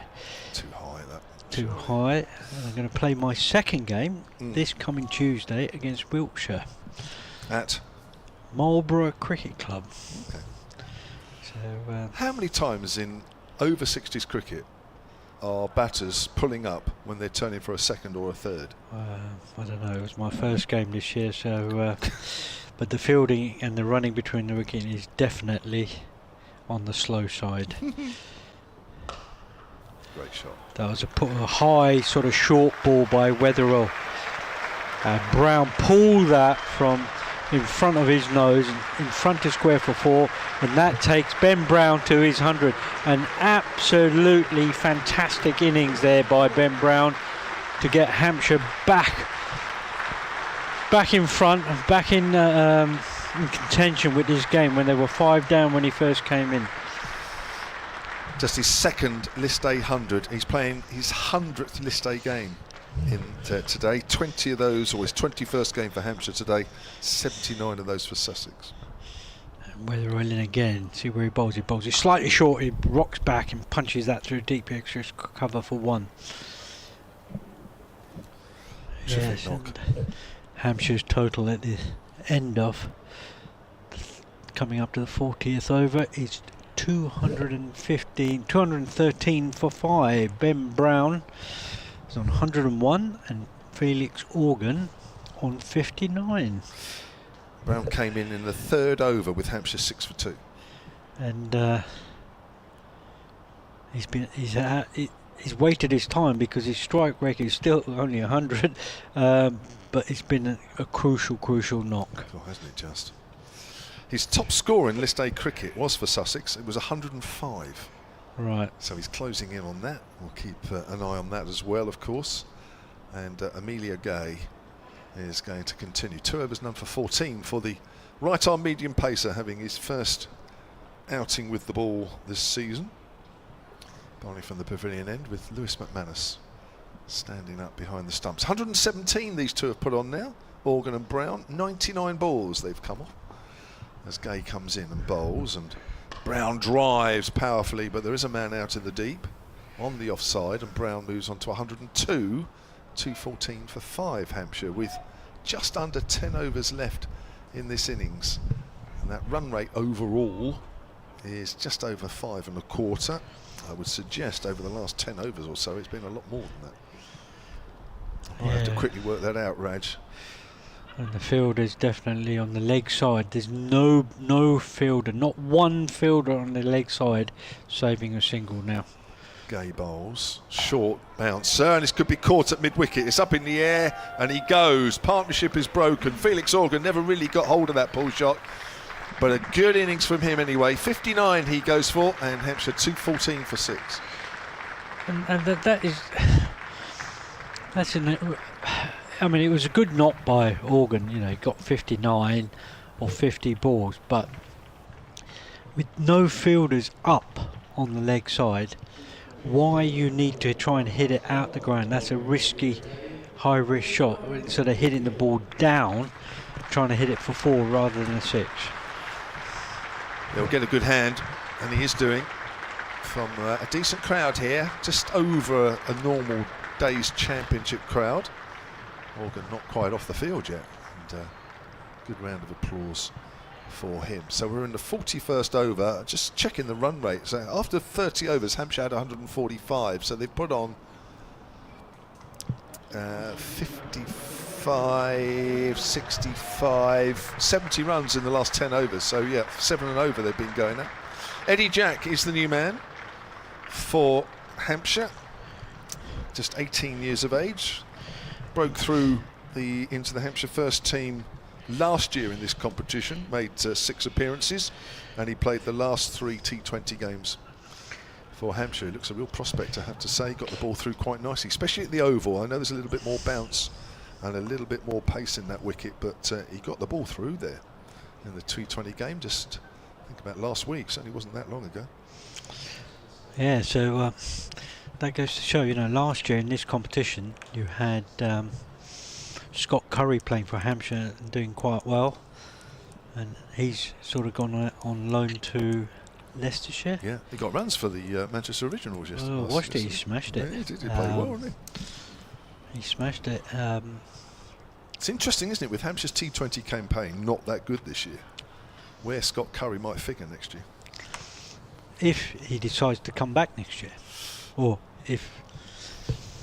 Well, I always got the feeling that when he went out to Leicestershire on loan for the season, that it was all about him playing a lot of cricket with a view to the future. I don't think, and I don't know, I can't speak for the club, but I got the feeling that it was nothing to do with him, maybe, a bit like, unlike Mason Crane perhaps, because he's signed for Glamorgan now, but yeah. I got the feeling with Scott Curry it wasn't to do with him with a view to a move, but I could be wrong.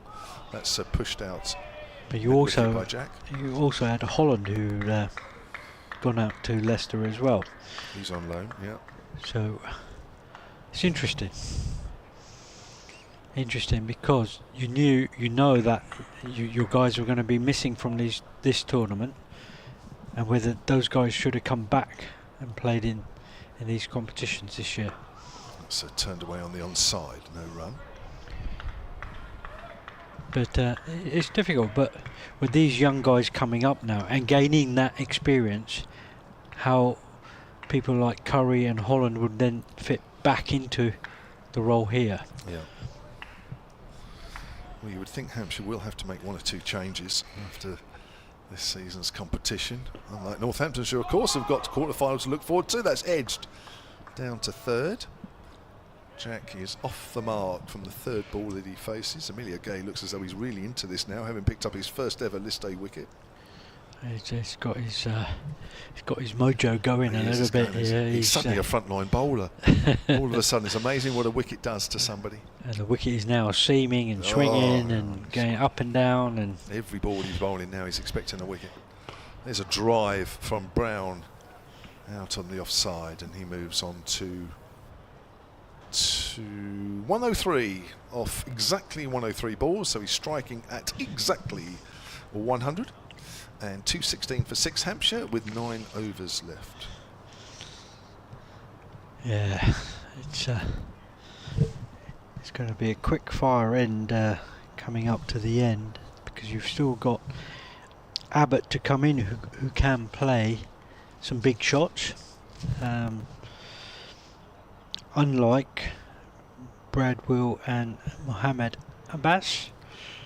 Kev, you've probably seen a little bit more about those two batting this season. Yes, you don't often see much of Abbas, to be fair to him, even when he's walking out to the middle.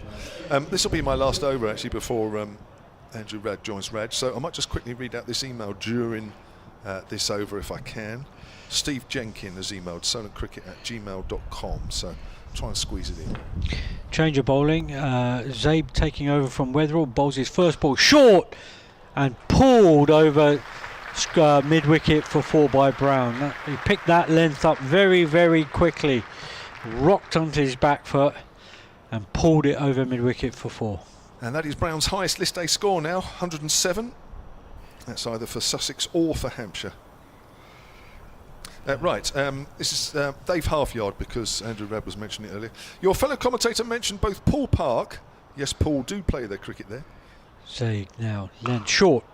Brown on the back foot and then punches it through to deep, long off, and picks up a single. Andy's memories of Dave Halfyard. I grew up in Cornwall playing cricket for Truro in the 1970s. Dave Halfyard was one of the first professionals who played for Holman's cricket team in the Cornwall League Division 1. In those days, league cricket was 48 overs per side, and Halfyard would often bowl 24 overs unchanged from one end. He played a few minor counties games for Cornwall and also for Devon over 50s. In comes Abe over the wicket to Jack. He sort of tries to slog sweeping, but got too close to the ball and it manages to get to long on and picks up a single. One of our team once asked Halfyard how to swing the ball late. Zabe in again to Brown, and he just tickles that, just turns it round down to square leg and picks up a single again. Halfyard suggested holding the ball loosely at the end of two fingers. Well, our bowler tried it and it did swing late, but sadly had travelled over the batter and the wicket-keeper, bouncing only just before the sight screen, says Steve Jenkin. Thank you very much. Field changes again to the left-hander, deep square leg goes back, long off comes up, over the wicket Zabe to Jack, who punches it to mid-off and picks up an easy run to not long off, just to mid-off, and gets Brown back on strike. Takes the Hampshire total on to 224 for 6. Run rate now overall in the innings is approaching 5.5, so it has steadily been building after that. Those early setbacks when Hampshire were 25 for 3. So round the wicket to Brown. Comes Zabe from this pavilion end, bowls. Length ball, and he just tries to give himself a bit of room and trying to hit it through covers, but manages it to Gay at extra cover, straight to him, and doesn't get a single. Raj Maru is staying on, and then next to him will be Andrew Radd. Gay staying on, and now at the Rod Bransgrove pavilion end. He's going to come in and bowl his 4th over. He's bowled 3 overs, 1 for 17. Brown is on 109 and Jack on 3, Hampshire on 224 for 6. All right, Raj? Yes, good afternoon. Temperature seems to have sort of slightly dipped a little bit. It has. I might be underdressed, I think, but we'll see.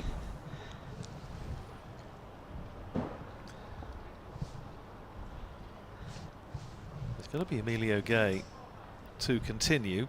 Having picked up his first list day wicket, which will please him enormously.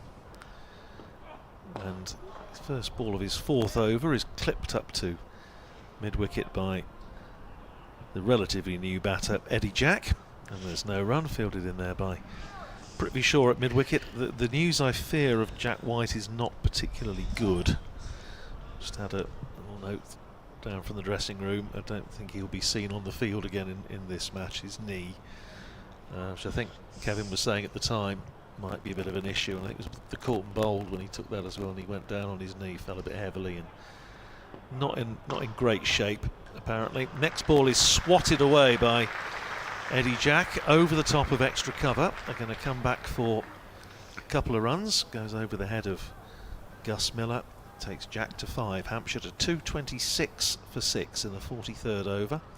Emilio Gay has actually taken the new ball for Northamptonshire in a championship match, but this is the payoff. It was the 3rd new ball at Edgbaston a few years ago. When the game was petering out. Is Gay in again, bowls short, it's pulled that one, it's gone high up in the air, and I think it's going to land safely, and it has. It's just inside the rope and rolls over the boundary for 4. So a boundary to Eddie Jack. It was a short ball, he pulled it, just got underneath it a little bit. It was more height than distance, but it had enough on it to roll away for 4. He goes to 9, 230 for 6. And it was one of those instances where the game was petering out to a draw, and common sense would dictate that we all went home because it was sort of drizzling and dark, but the umpires insisted that they went through the motions and got all the overs in. Presumably somebody was they were looking around for somebody to take the new ball, and so Emilio was steaming in from the Birmingham end under the floodlights at Edgbaston, armed with a third new ball. He's taken 2 championship wickets. He got Jack Leaning out a few years ago, very good catch standing up by Adam Rossington, and then against Gloucestershire a couple of years ago, Tim Lace, very good, caught and bowled low down, but doesn't bowl much. But he's obviously, with Jack White sadly out of action for this match, just trying to fill in a few overs. It is a danger when you go in, I suppose, as we mentioned earlier, with 6 bowlers. We saw a little bit of George Bartlett in the previous game, a couple of overs from him. And now Emilio Gay is just filling in. Running in again, bowls to Jack, who pushes it out to extra cover, Gus Miller fields. And there's no run. 230 for 6, it stays. I see the field is sort of gone a little bit more on the defensive. You've just got to Jack, he's got a mid wicket saving 1, and then he's got 1, 2, 3, 4 on the boundary on the leg side. And on the off side, he's got mid off and extra cover in, backward point. Short third man. Yeah, on the hip goes Gay. Worked around the corner by Eddie Jackson, easy too, as Finan comes in off the boundary at long leg. 2 more to Eddie Jack. He goes into double figures. 11 to him off just 10 balls. 232. The fact here on this ground, Hampshire's success in one-day cricket has been their running between the wickets. Because of the size of the boundaries, they've done that really well. And then in the last year or two, they've gone into this power hitting mode, and that has come down a little bit. Here's Gay in to finish the over, and it beats Eddie Jack. And in fact, I just wonder if he got a little nick on that. It wasn't taken by Lewis McManus, who was standing up, and this reaction of Emilio Gay makes me think that it might have been a little nick. Anyway, it's very hard to tell from this distance, but end of the over at any rate. 232 for 6. Gay has bowled 4 overs, 1 for 25, so he hasn't done a bad job by any stretch of the imagination. He just over a run a ball. 232 for 6, and Hampshire have 7 overs remaining, and much depending, as it has been for a while, on Ben Brown, who's played really well for his unbeaten 109. He's just got to now try and bat through to the end of the innings, and the other people have just got to play around him. They can afford to be a little bit more aggressive, Jack and Abbott coming in, and then Brown has just got to keep knocking it around, and then if those 2 depart, then the last 2, Brown can then look to in the last couple of overs to put his stamp on it.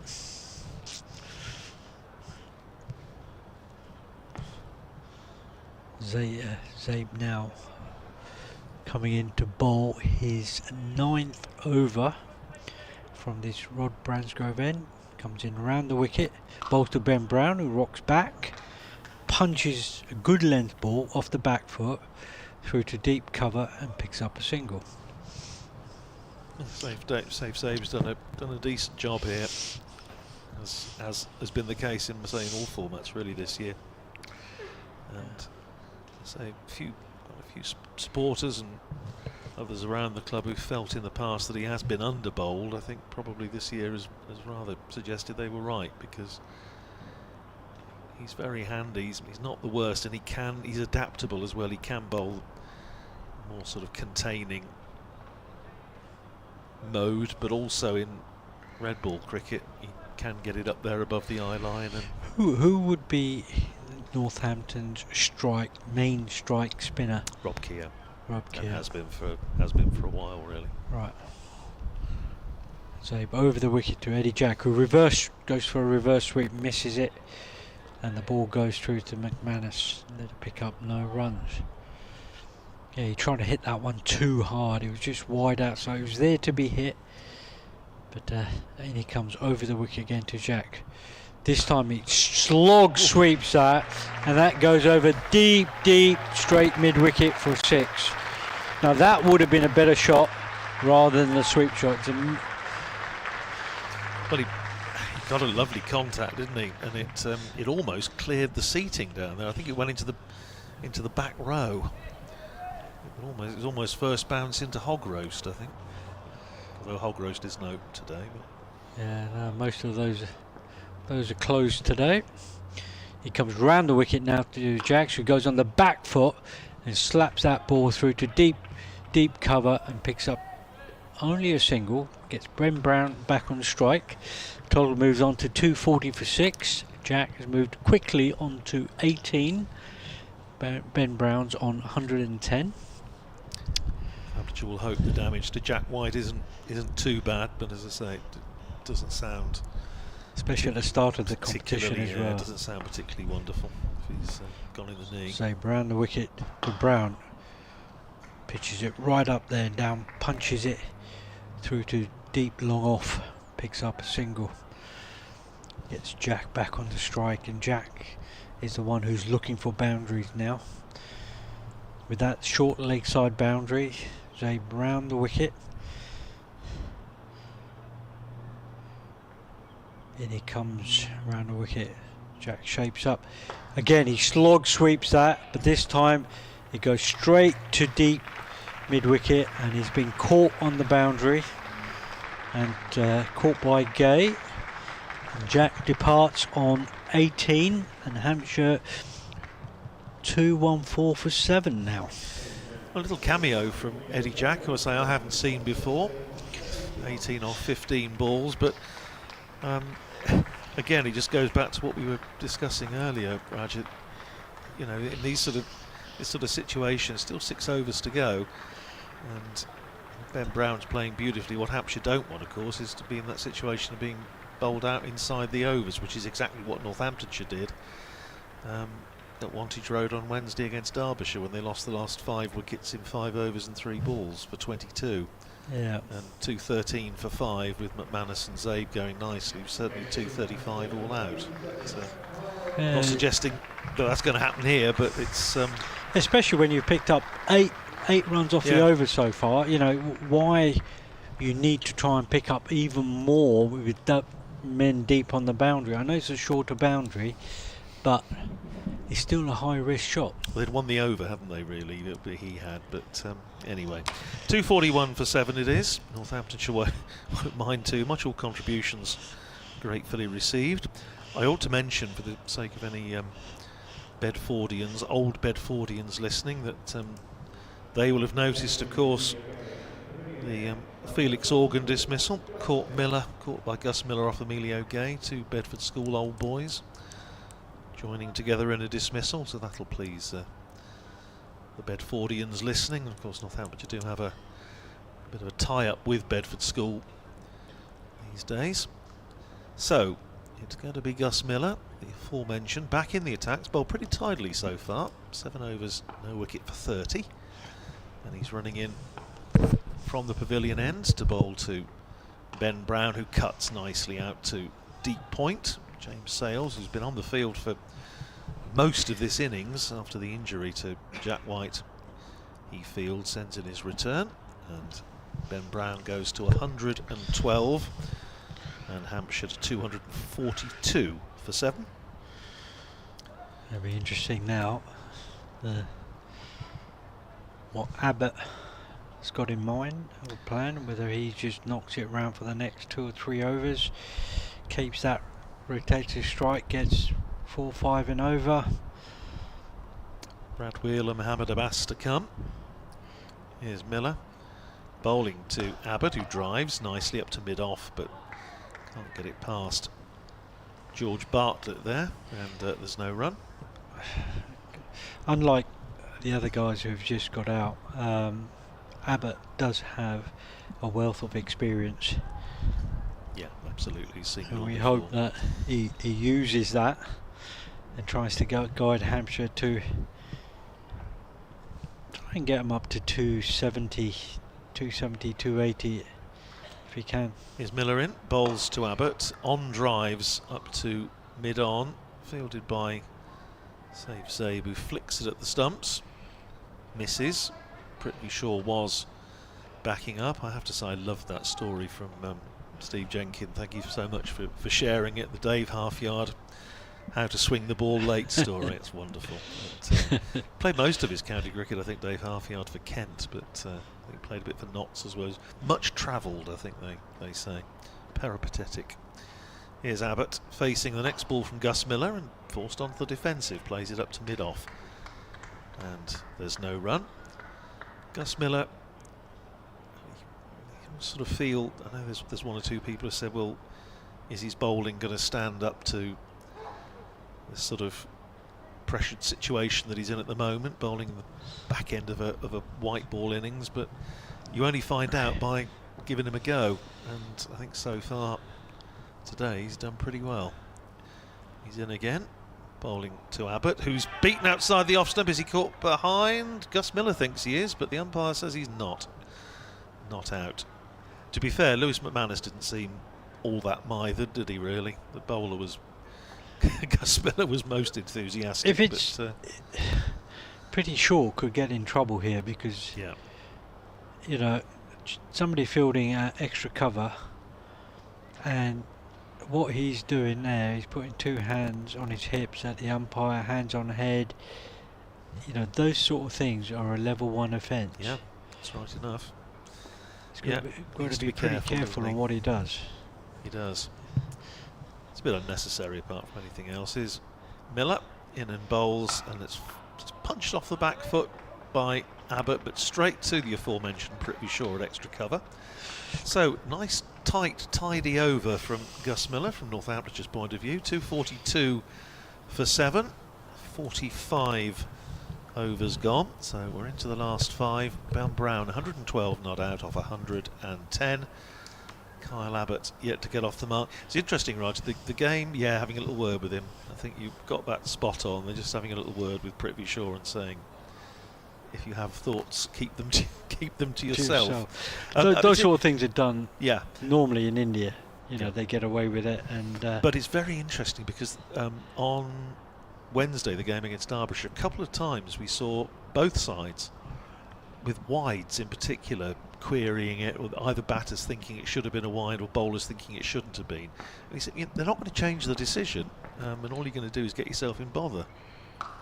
Zabe round the wicket to Brown, who punches it to deep cover, picks up a single, gets Abbott on strike.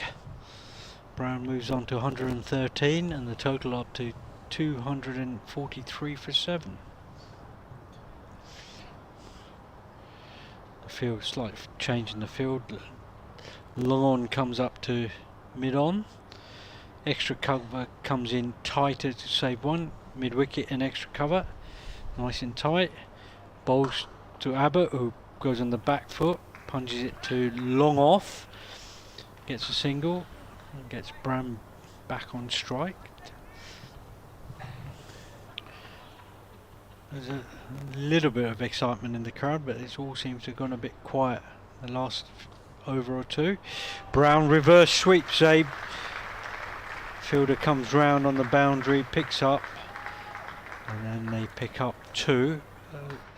Didn't heat that, he just used the pace of the ball and just paddled it square off the wicket, but the fielder was round there quickly to stop that. The fielder gone slightly deeper on the offside now, and Zabe comes in. Brown reverse sweeps again, hits him on the pad, and they go up for an LBW, and our umpire says not out, sort of suggesting he might have got a little nick on that. Yeah, just having a look on the replay. Again, it might just have been sliding down. Worth a shout.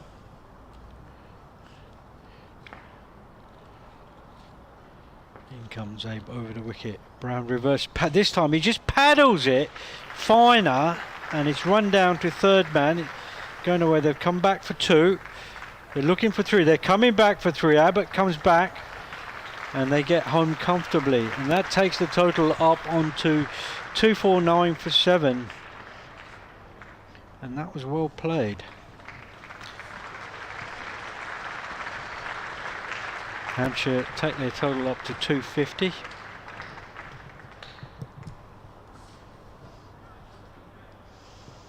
So over the wicket. Abbott just pushes it to square leg, just in front of square leg, picks up a 1, stays on strike.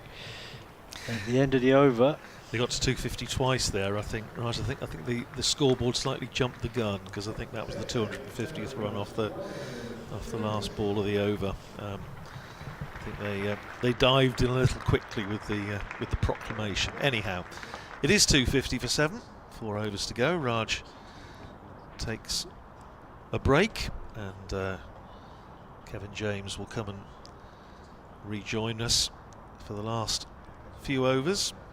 Ben Brown on 118 and Kyle Abbott on 2. Consultation out there as to who's going to bowl now. It's going to be Gus Miller to continue, I would imagine, but Miller with 2 to go, so bearing in mind, as I say, we're not going to see any more of Jack White. I would imagine Gus Miller probably bowl out. Zabe has now bowled out. 10 overs, 1 made and 3 for 60. So just a runner ball, and he has picked up the 3 wickets. And here's Gus Miller running into bowl to Kyle Abbott, who forces it off the back foot, but straight to Prithvi Shaw at extra cover, where he just, I think, maybe took half a step over the line during the previous over in well, how would you say, regretting a decision. Just a little word from umpire Ben Debenham. He's not short of having a word with players every now and then. Well, no. Here's Miller in and bowls to Abbott, who forces off the back foot straight to backward point. Keogh fields no run. That's 7 dot balls in a row that Abbott's faced against Gus Miller. He's bowled really well at Abbott. He's giving him absolutely nothing. It looks like he's just cut his pace down a fraction, just concentrating on bowling a tight line. He's doing a great job. He's putting Abbott under tremendous pressure, and he's putting Brown under pressure because of it. Well, it's like we were saying, you know, you don't know whether a bowler can do it until they actually have to. And so far, here's Miller in again, bowls to Abbott. Short ball, Abbott tries to pull, it goes off the body, drops down next door to him. He must have got a bit of glove on that, because there's no signal from umpire Debenham, so it's a run to Kyle Abbott. He goes to 3, 251 for 7. Yes, it was Ben Debenham who was involved when Luke Proctor threw at the stumps, but hit Rehan Ahmed in the championship match against Leicestershire at Grace Road earlier in the season. 5 penalty runs awarded, and that, I think, was a level 2. But fielders know not to do that. I think there's been a lot less, well, for obvious reasons, a lot less of that we've seen this year.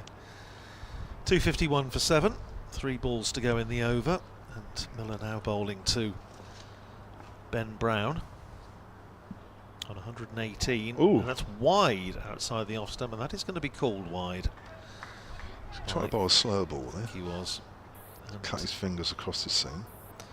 It was very wide indeed. There's a couple of goals circle overhead. Rather still day here at Southampton. We've lost the sunshine at the moment, but pleasant enough. Here's Miller in and bowls to Brown, short and pulled by Brown. It's only going to get 1 as it goes out to Safe Zabe on the deep mid-wicket boundary in front of the Colin Ingleby Mackenzie stand. 1 more to Brown. He goes to 119. 253 for 7.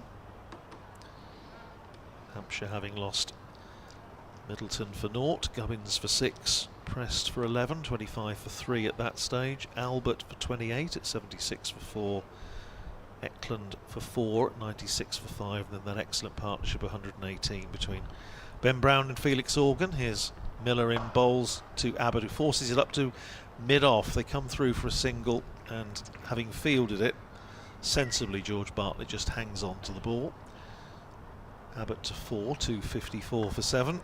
Organ eventually out for 59. That was 214 for 6. And Eddie Jack, after a bright and breezy 18 or 15 balls, out to Safe Zabe at 241 for 7. It's now 254 for 7. 1 ball to go in the 47th over. Is Miller to bowl it, and it's on leg stump, turned away by Brown for the single, which he'd be quite happy with, as it means he keeps the bowling at the start of the next over, out to Emilio Gay at deep square. So 3 to go, 47 overs bowled, 255 for 7 Hampshire, 120 to Ben Brown, 4 to Kyle Abbott. Miller 9 overs for 36, so he's been going at 4s, and his captain, I'm sure, will be well happy with that. Email here from Dave Whitlock, cricket@gmail.com. Says, good afternoon, guys. Dad remembers Dean Park Cricket Ground, Cavendish Road in Bournemouth, where Hampshire and Dorset played. It was bought by the Park School in 2014. I work for the Salisbury Cathedral School, and we are lucky enough to play cricket matches there against that Park School, or against the Park School.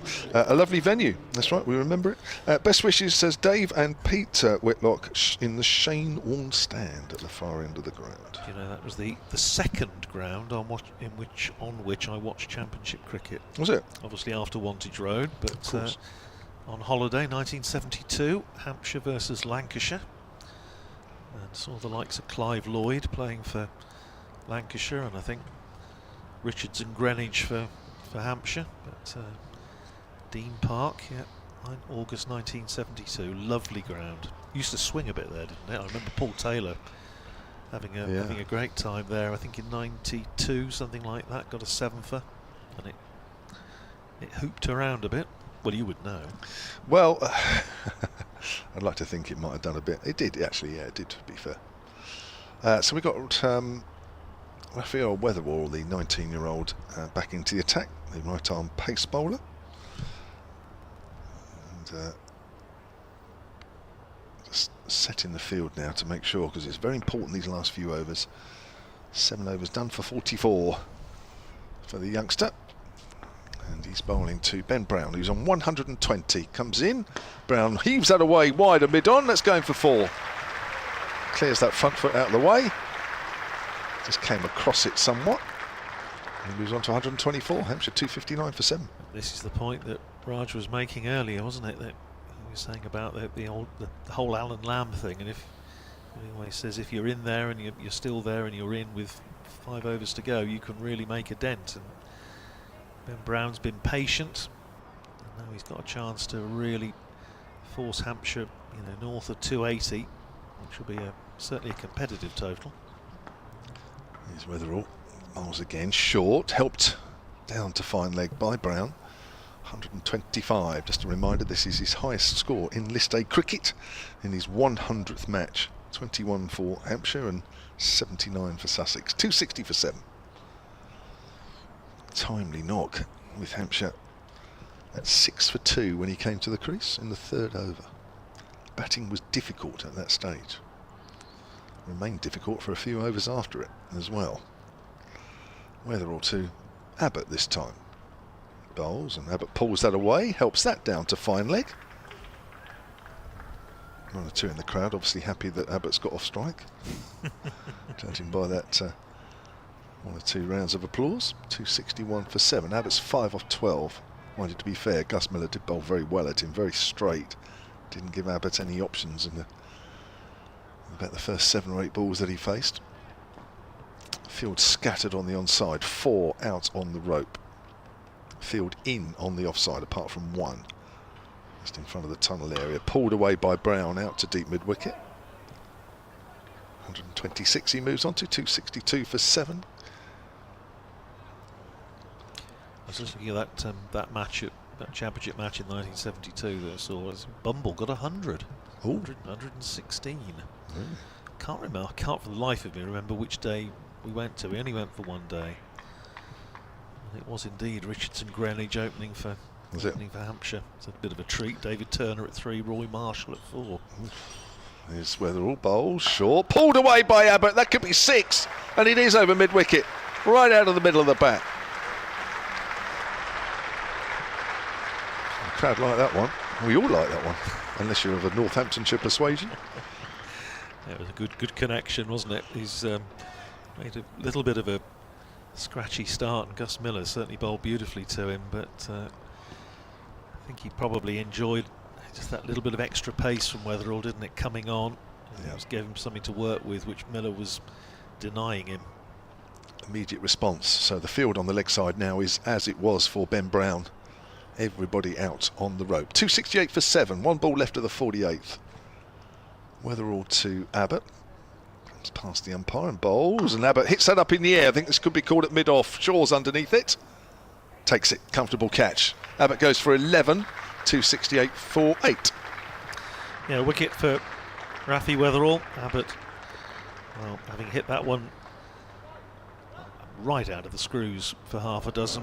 Tried again something similar. This time it just went straight up in the air, and as Kevin said, it was the easiest of catches for Prithvi Shaw, circling underneath it. So Kyle Abbott goes for 11 off 14 balls. That was the end of the over as well, so 48 gone. And Northamptonshire, I think, from where they are now, what, 268 for 8. I think Hampshire going to be thinking about certainly ought to get 280 from here, which is what Raj called a while back, to be fair. Weatherall does pick up a wicket. Brad Wheel comes to the crease. Yeah, if it is around the 280 mark, for me it is below par, but that's because Northamptonshire made the most of the early conditions where the ball was nipping around a bit and swinging. Hampshire really struggling early on, and I think it's a good score, there's no doubt about it, and Northamptonshire can't afford to bat poorly, but for me Hampshire will have to bowl really well to defend that total, because this is a good wicket now.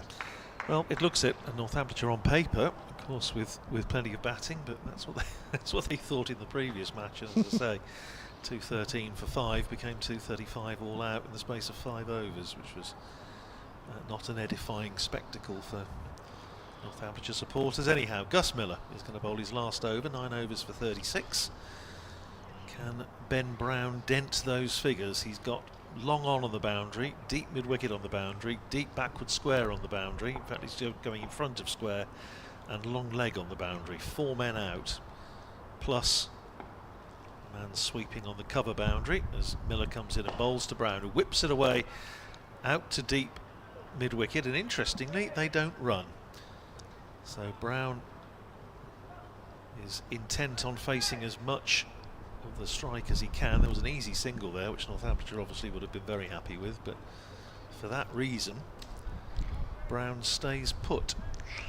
Well, yeah, that's an interesting move, that, no. because he's got to strike it well if he's going to hit the boundary. I mean, Brad Wheel's no slouch with the bat. He's number 10 obviously for a reason, but Here's Miller in again and bowls, and swung away again by Brown, and goes to deep square where Emilio Gay fields. Again, they don't run, despite the fact there was an easy single. Was that a bit of chayaking I heard there from the some of the patrons? They're 2 good Yorkers there, and listen, if he keeps it there, then he's going to look a bit silly, Ben Brown, in this over. But of course, he's only going to get it wrong once. Yeah, absolutely. Here is Gus Miller on straight approach, bowls, and he again fires it in very full, and Ben Brown this time I think was trying to paddle it round the corner, just hit him on the pad, rolled down into the offside. So 3 dot balls to start the penultimate over. Yeah, well, this is where it could all go horribly south in this over, because another dot ball, and they kind of wasted the penultimate over. Well, Ben Brown 126 not out, facing Gus Miller. Again, he's gone full. He's swung it away high into the off. Oh, the long side. Just good to see if it had cleared the rope. Has it? Yes, it has. Just cleared the rope over deep mid-wicket. It went up a long way. Just a couple of fielders running round to see if they could get underneath it, but he just got enough on it. And as you say, Kevin, he's only got to get it wrong once. And on that occasion, he could get it badly wrong, but Brown managing to get underneath it, and it goes for 6. 274 for 8. Brown to 132. Well, he's backed himself here, Ben Brown, hasn't he? Because he was horribly under pressure after those first 3 deliveries. Well, he targeted has been targeting the shorter boundary. Not to say it's a short boundary, but shorter of the 2 sides. That's down the leg side, and Miller's going to have to bowl that one again. That's a wide. Signalled by umpire Debenham to the delight of the spectators in the Rod Bransgrove Pavilion. I'm noticing the Hampshire flag is flying. Northamptonshire sort of duvet, that's this enormous flag that they carry around with them, doesn't appear to be on show today. Too big for the flag. That's what I was wondering. Here's Miller into bowl to Ben Brown, who swings it away down to long leg. Weatherall Fields, and this time it being the 5th ball of the over, they do take the single. 276 for 8, Brown to 133, so Brad Wheel's only going to have 1 ball to face.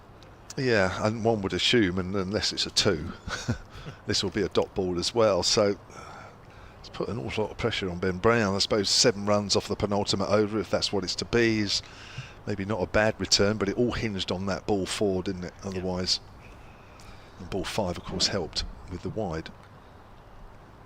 So Miller, with what he will hope will be his last ball of his spell, he's in and bowls to Wheel. Short, Wheel goes to pull it away over the leg side, doesn't manage to make contact, and that is indeed the end of Gus Miller's spell. And I think he's done pretty well there for Northamptonshire. 10 overs, no maidens, no wicket for 44, so only going just over 4 and over.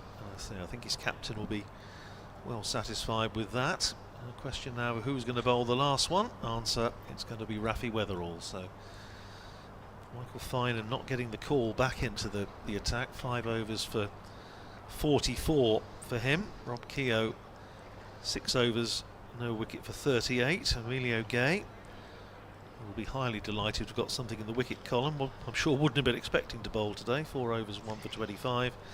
And it's going to be Weatherall to finish off.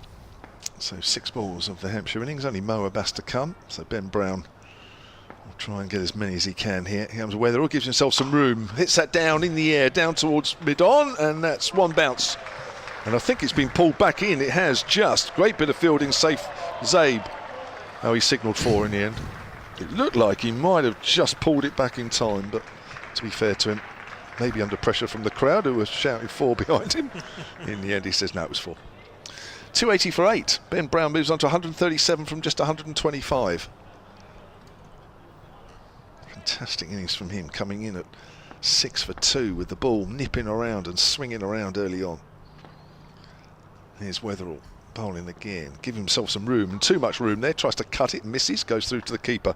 Better quickly mention this email as this is the last over. Michael Alexander, cricket@gmail.com, referring to that email earlier when Halfyard, was it Bob Halfyard or Dave Halfyard? Dave Halfyard. Was giving some tips on how to swing the ball.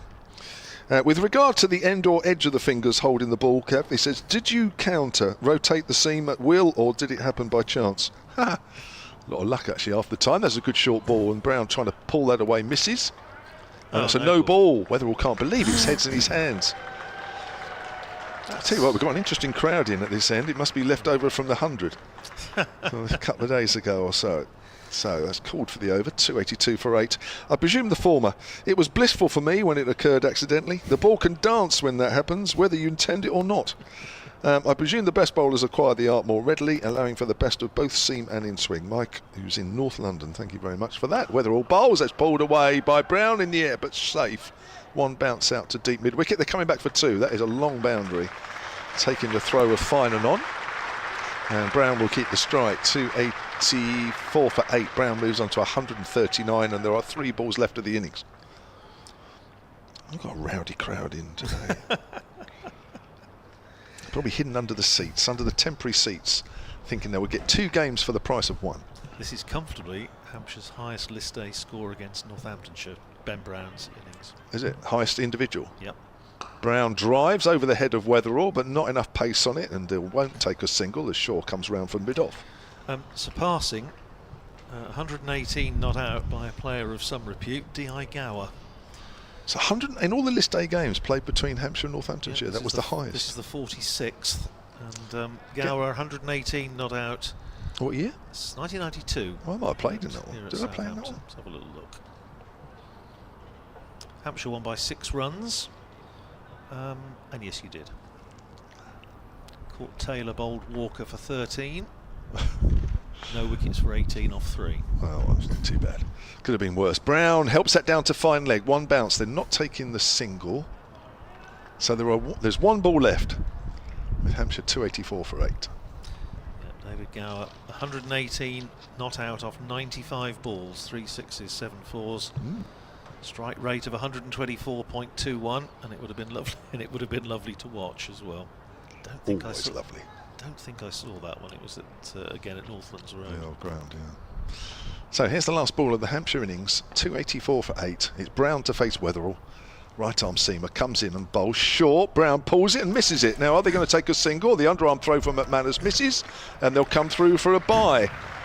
So that over didn't yield too many, certainly off the bat. With Hampshire 285 for 8. Ben Brown with a career best list day score of 139. Not out. That's off 131 balls. And Brad Wheel faced just the one ball, not out. And Wetherell finishes with bowling analysis of 9 overs, 1 for 65. Yeah, good total from Hampshire, but you feel it's not necessarily unassailable if Northamptonshire bat anything like. They do have plenty of depth in the batting lineup for this game, and by and large I think Northamptonshire's bowlers have done pretty well, considering of course that the star of the show, Jack White, 6 overs 3 for 6, which as we were saying reduced Hampshire to 25 for 3 early on, as applause rings around the Utilita Bowl for Ben Brown, and very well deserved super knock from him. And that's what the crowd think about it.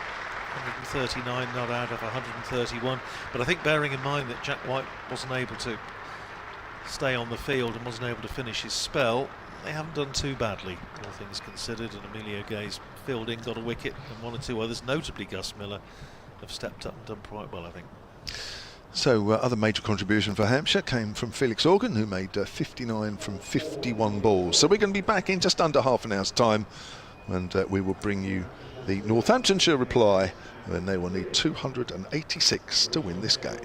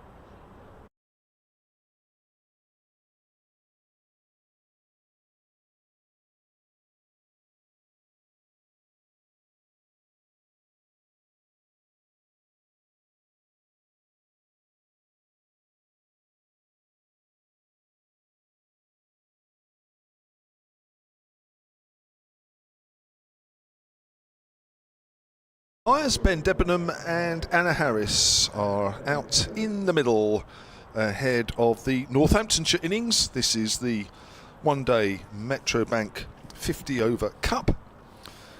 We are in the group stages. We're in the very early stages of the group section, where Northamptonshire are playing their second group game after losing to Derbyshire. Hampshire are playing their first, and we've had one innings already. Hampshire put into bat this morning, recovering from 25 for 3 through to 285 for 8 of their 50 overs. And the chief run scorer, Ben Brown, playing in his 100th List A game. That's for both Hampshire and Sussex. A career best 139 not out off 131 balls. He shared in 2 major partnerships. The chief one was 118 for the 6th wicket with Felix Organ, who made 59 off 51. And earlier a partnership of 51 for the 4th with Toby Albert, who made 28. Jack White with 3 early wickets rocked Hampshire. There were 0 for 1, Fletcher Middleton out in the first over, Nick Gubbins out in the 3rd over, and in the 7th over Tom Prest. But Ben Brown came to the wicket when Hampshire was 6 for 2 with the ball darting around and swinging around. And he's got Hampshire to a decent total. Whether it's enough or not, I don't know. It looks a good wicket. Understandably, a bit of moisture in the wicket after a lot of rain yesterday. Would have kept the covers on throughout the day. And a good toss to win, with Northants putting Hampshire in to bat. So 286 for 8 is the target here for Northamptonshire. And opening the bowling for Hampshire will be Kyle Abbott, who's playing his first List A game since August 2021 when he played up at Durham. And one would assume that his opening new ball partner from this northern end will be Mo Abbas, who's playing his first ever List A game for Hampshire today. So a very experienced opening attack with a lot of international pedigree. Will certainly need to get Hampshire away. A bit like what Northamptonshire did to Hampshire. Now it's Prithvi Shaw who's opening the batting, and he's off the back foot and pushes that out into the covers, and there's no run. Your commentary team is as it was this morning.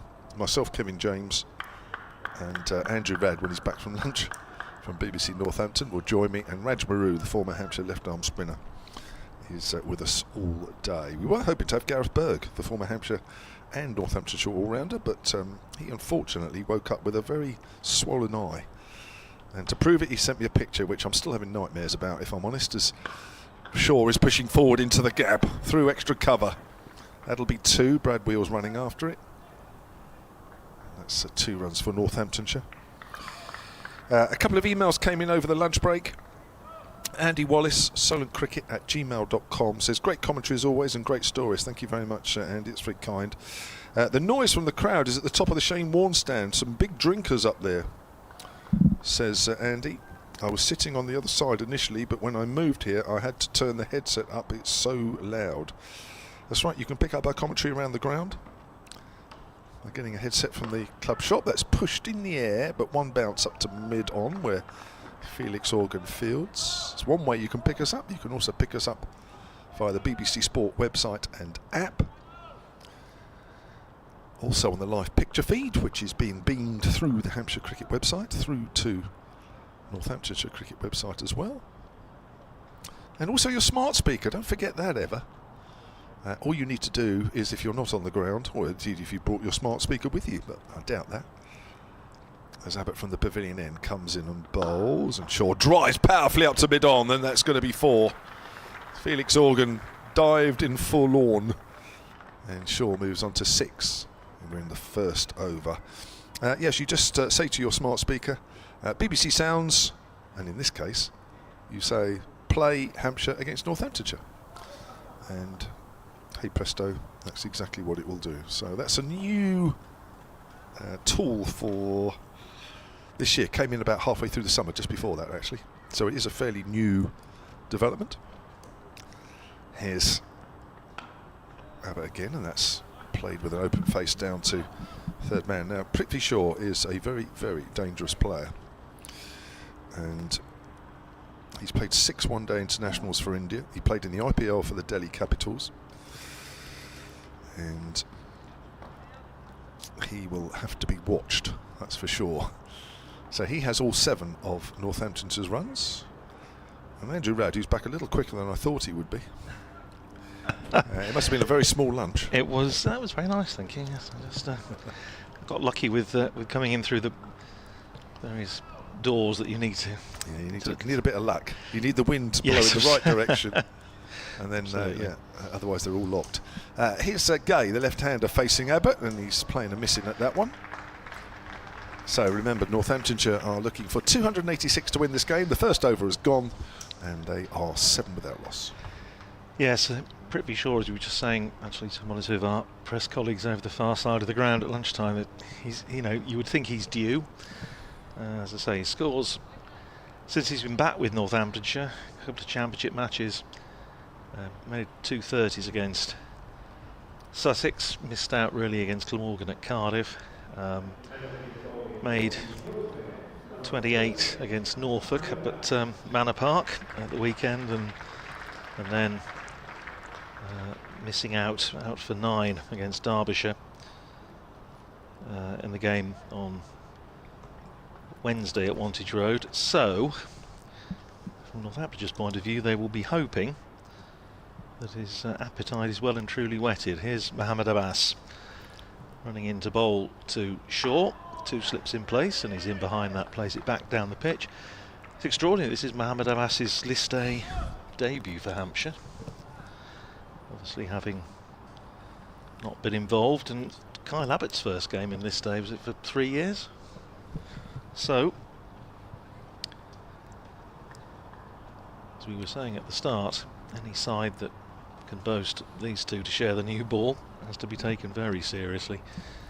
Here's Abbas in from this hotel end on leg stump, and Shaw trying to whip that away over mid-wicket, doesn't make contact, just rolls down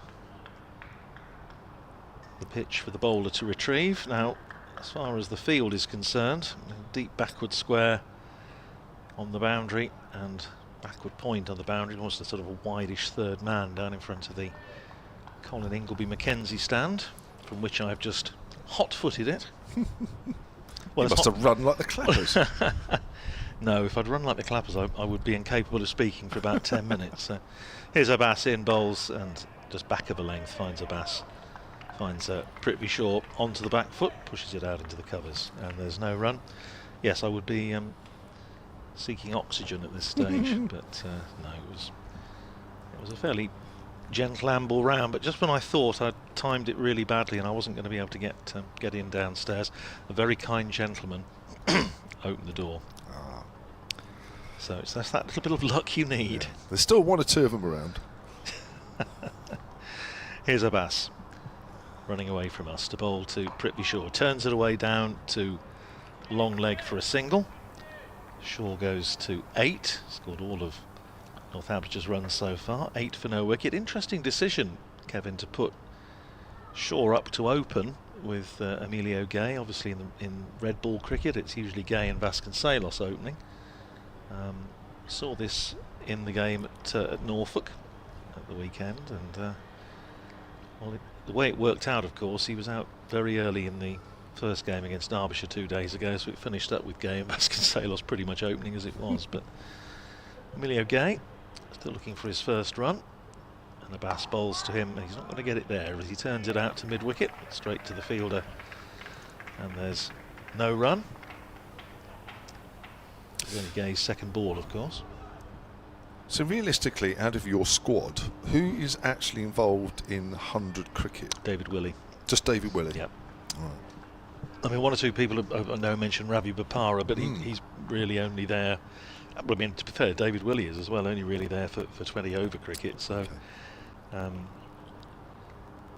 here's Abbas in and beats Gay with a beauty that just seamed away, left the left-hander, a little bit of extra bounce as well.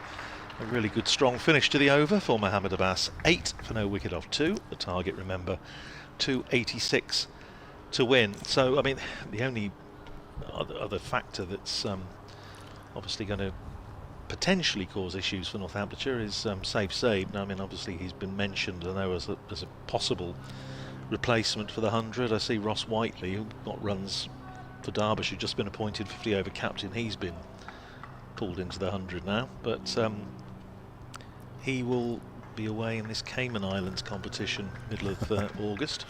Here's Abbott then to Shaw. Shaw's on the back foot. Nice punch shot into the gap in the covers. Chase is on there. This is a good contest. I think the ball's going to win it. It does. That's a really, really nice shot. I think Gubbins failing to get there in time. Yes, he's been safe save has been signed up for the is it the Great Cayman Stingrays? Of course. In the Max 60 Cayman T20 tournament or something like that. Wow. It's second only to the Ashes, I'm told. Well, I was going to say, it's obviously a Premier League tournament. But yeah, so it means that, as I understand it, that were Northamptonshire to qualify for the playoffs, he would miss them. Mind you, there's a lot worse places to play cricket than the Caymans, that's for yeah. sure. 12 without loss. Shaw facing Abbott. Forward gets an inside edge. Ball goes to backward of square leg. They'll pick up a single. 13 without loss. Yeah, it beats Worksop on a wet Tuesday, doesn't it, really?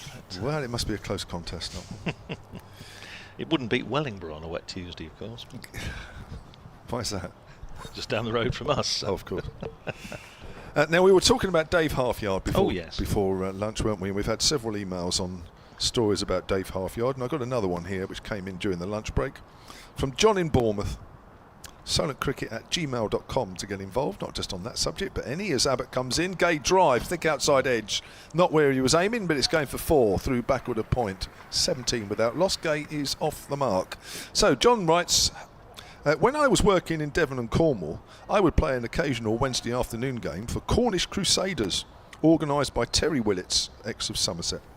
Dave Halfyard was living down there, possibly in a camper van. I just love these sort of stories.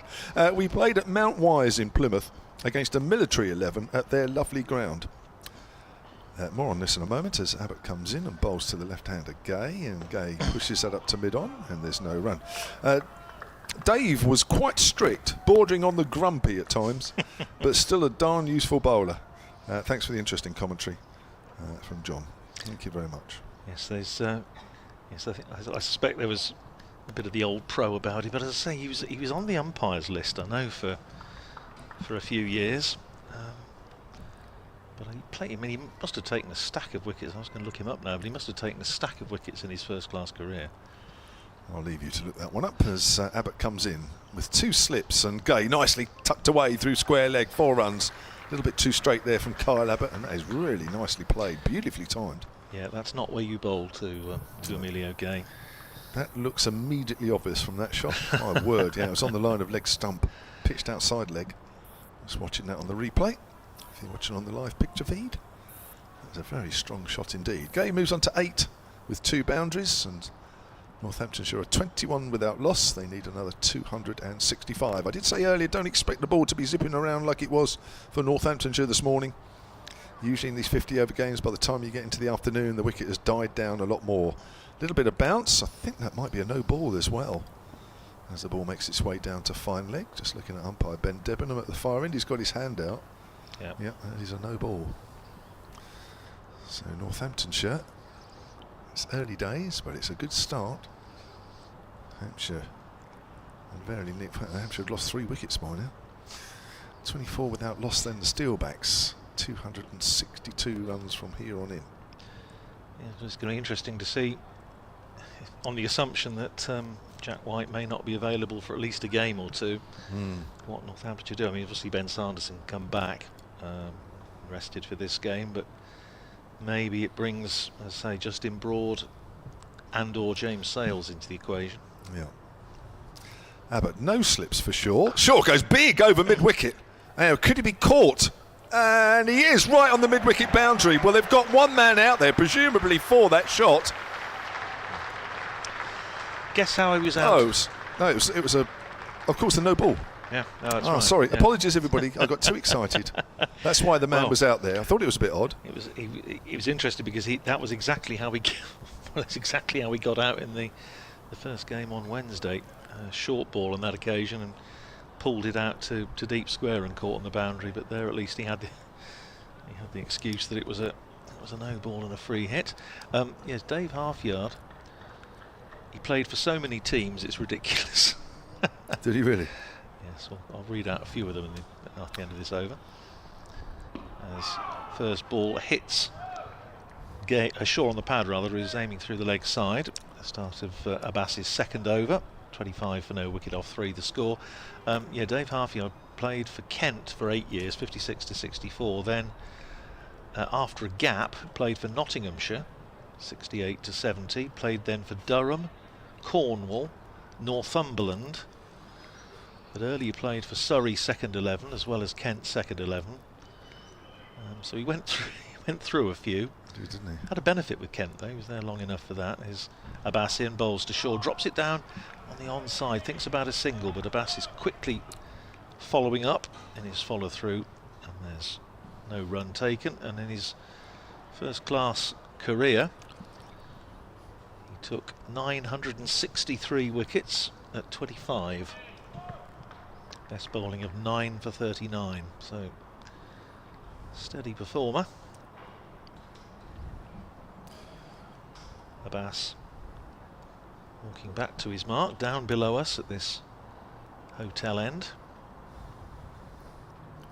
And here he is, with 2 slips in place, running into bowl to Prithvi Shaw, who forces off the back foot, and that's going to get away from the field for 4. Just beat the man at point, and once it had beaten him, it was just going to roll away to the boundary down in front of the groundsman's area. Well, the equipment is take Shaw up to 18 and Northamptonshire to 29 for no wicket. Northamptonshire needing just to get a bit away in the power play, lay a bit of a foundation. Oh, is Mo struggling here? Looks as though he might be. It's backside, back or side, I should say, not backside. Yeah, just stretching out a little bit, isn't he? And also, Dave Halfyard umpired 118 first-class matches. I bet he gave the bowlers nothing. Here's Abbas in, bowls to Shaw, who's forward, pushing it out into the covers, and there's no run. In fact, he, between finishing with Kent and starting with Nottinghamshire, he was on the list for a year, for 1967, and then went back to playing again, and then came back on in the late 70s, and was on then until 1981, I think. So, well, he had a career in the game that lasted many years and encompassed various roles, including bowling for Cornwall against Dorset at Poole Park. Here's Abbas in, bowls on leg stump, turned away by Shaw, but can't get it past mid-wicket. No run, stays at 29 for no wicket, which is where the whole thing started some hours ago. But, he obviously was a much loved man of cricket, with plenty of good stories told about him, which is always a good sign, I think. Just having a chat, Ahmed Abbas, with Brad Wheel, I think, who's in there at mid-off. Deep square has gone back. As Abbas is in and bowls to Shaw, who cuts. Again, it was a little bit too close to him, and there wasn't the width on offer, and it just goes straight to point, and that's the end of the 4th over. 29 for no wicket. Shaw is 18, Gay is 8, and Mohammed Abbas tidy as you would expect. 2 overs, no wicket for 5. It took Hampshire twice as many overs to get to that point, so a good start here from Northamptonshire. Sorry everybody for getting suckered into that. I should concentrate a lot more than I do. I think I'd like to say it's that stage of the season where my mind just wanders every now and then, but to be honest, it happens in April. So there's nothing unusual. So if you weren't listening properly and yet you thought there was a wicket, then that was me getting far too carried away. But it is a good start, and I haven't seen a lot of Shaw bat. I've heard a lot about it, and at the moment 18 off 18 is living up to some of that reputation. Rajmaru did say that he played some under-16 cricket here a while back, and I know Hampshire were interested in him a while back, but I don't think things quite worked out as well as Hampshire would have wanted it to. That's why he's playing as an overseas player. That's driven by Gay up to mid-off, start of a new over from Kyle Abbott. Yes, when he came to Northamptonshire, we were able to point out the fact that he had actually got a first-class 100 at Northampton for India A back in 2018, I think, when they came over, and were involved in a couple of matches at Northampton. So just the one slip for Gay here. That's Tom Prest, who's fairly wide. As Abbott comes in again. Bowls. Gay drives and goes out into the covers. No run. Score remains on 29 without loss. So 257 from here. The Meerkat Mound, which is newly installed for the 100 competition, has not been tested by a ball yet. We've had one or two big hits today, haven't we? But we have, nothing yeah. out that way. Nothing out that way. No, nothing in that direction. No. I think all the sixes, well, in fact, there's been a couple away to our right, the long boundary side, but they've only sort of bounced just inside the advertising boards as Abbott comes in. Length ball, thick inside edge as the ball goes out square on the leg side. Gay will pick up a single. How many sixes have we had? We had 5 in the Hampshire innings. Couple from, was it 5? Yeah. Nobody hit more than one. No, that's right. 5 sixes, yeah. Why Meerkat? Well, I can only assume that it might be some advertising. Oh right, I was going to say, I wondered if there were a lot of them around here, but It only says Meerkat Mound, which suggests it might be advertising, but also suggests that it might not. So I'm sitting on the fence on that one. Because I have absolutely no idea. First time I've seen it today. As Shaw gets wrapped on the pad. Looks like it's going down the leg side. I thought they had to ask your permission before they put something in. Put something in like that. Nobody asked me anything. And I'd like to say that's fairly unusual, but it's not really. It's wherever I go. I'm bypassed. They go straight to the top. They go straight to the organ grinder, not the monkey. Yes, like Rushden, where I live, we're bypassed, but that's quite a good thing actually. The A6. Somebody's just moving behind the bowler. Not quite sure who. Can't quite see it from here. Here comes Abbott again. Bowls. Shaw's forward. Again, a slight hint of the inside half of the bat as it goes out on the onside. I think it might be a photographer. I think it might be. He's dressed well for the occasion, if it is. One of the snappers. Yes, 5 sixes, 1 apiece for Brown, Albert, Organ, Jack and Abbott.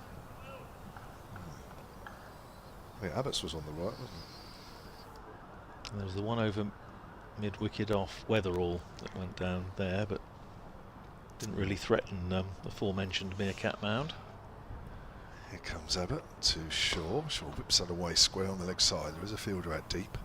Shaw moves on to 19, 31 without loss. I'm trying to work out who it is up there. I'm not sure it's the club photographer because he would know better than to walk past. Well, it might be. Surely not. And I won't name him until I know for sure who it is. There were one or two having lunch over the far side when I was across there. You'll never miss out on that.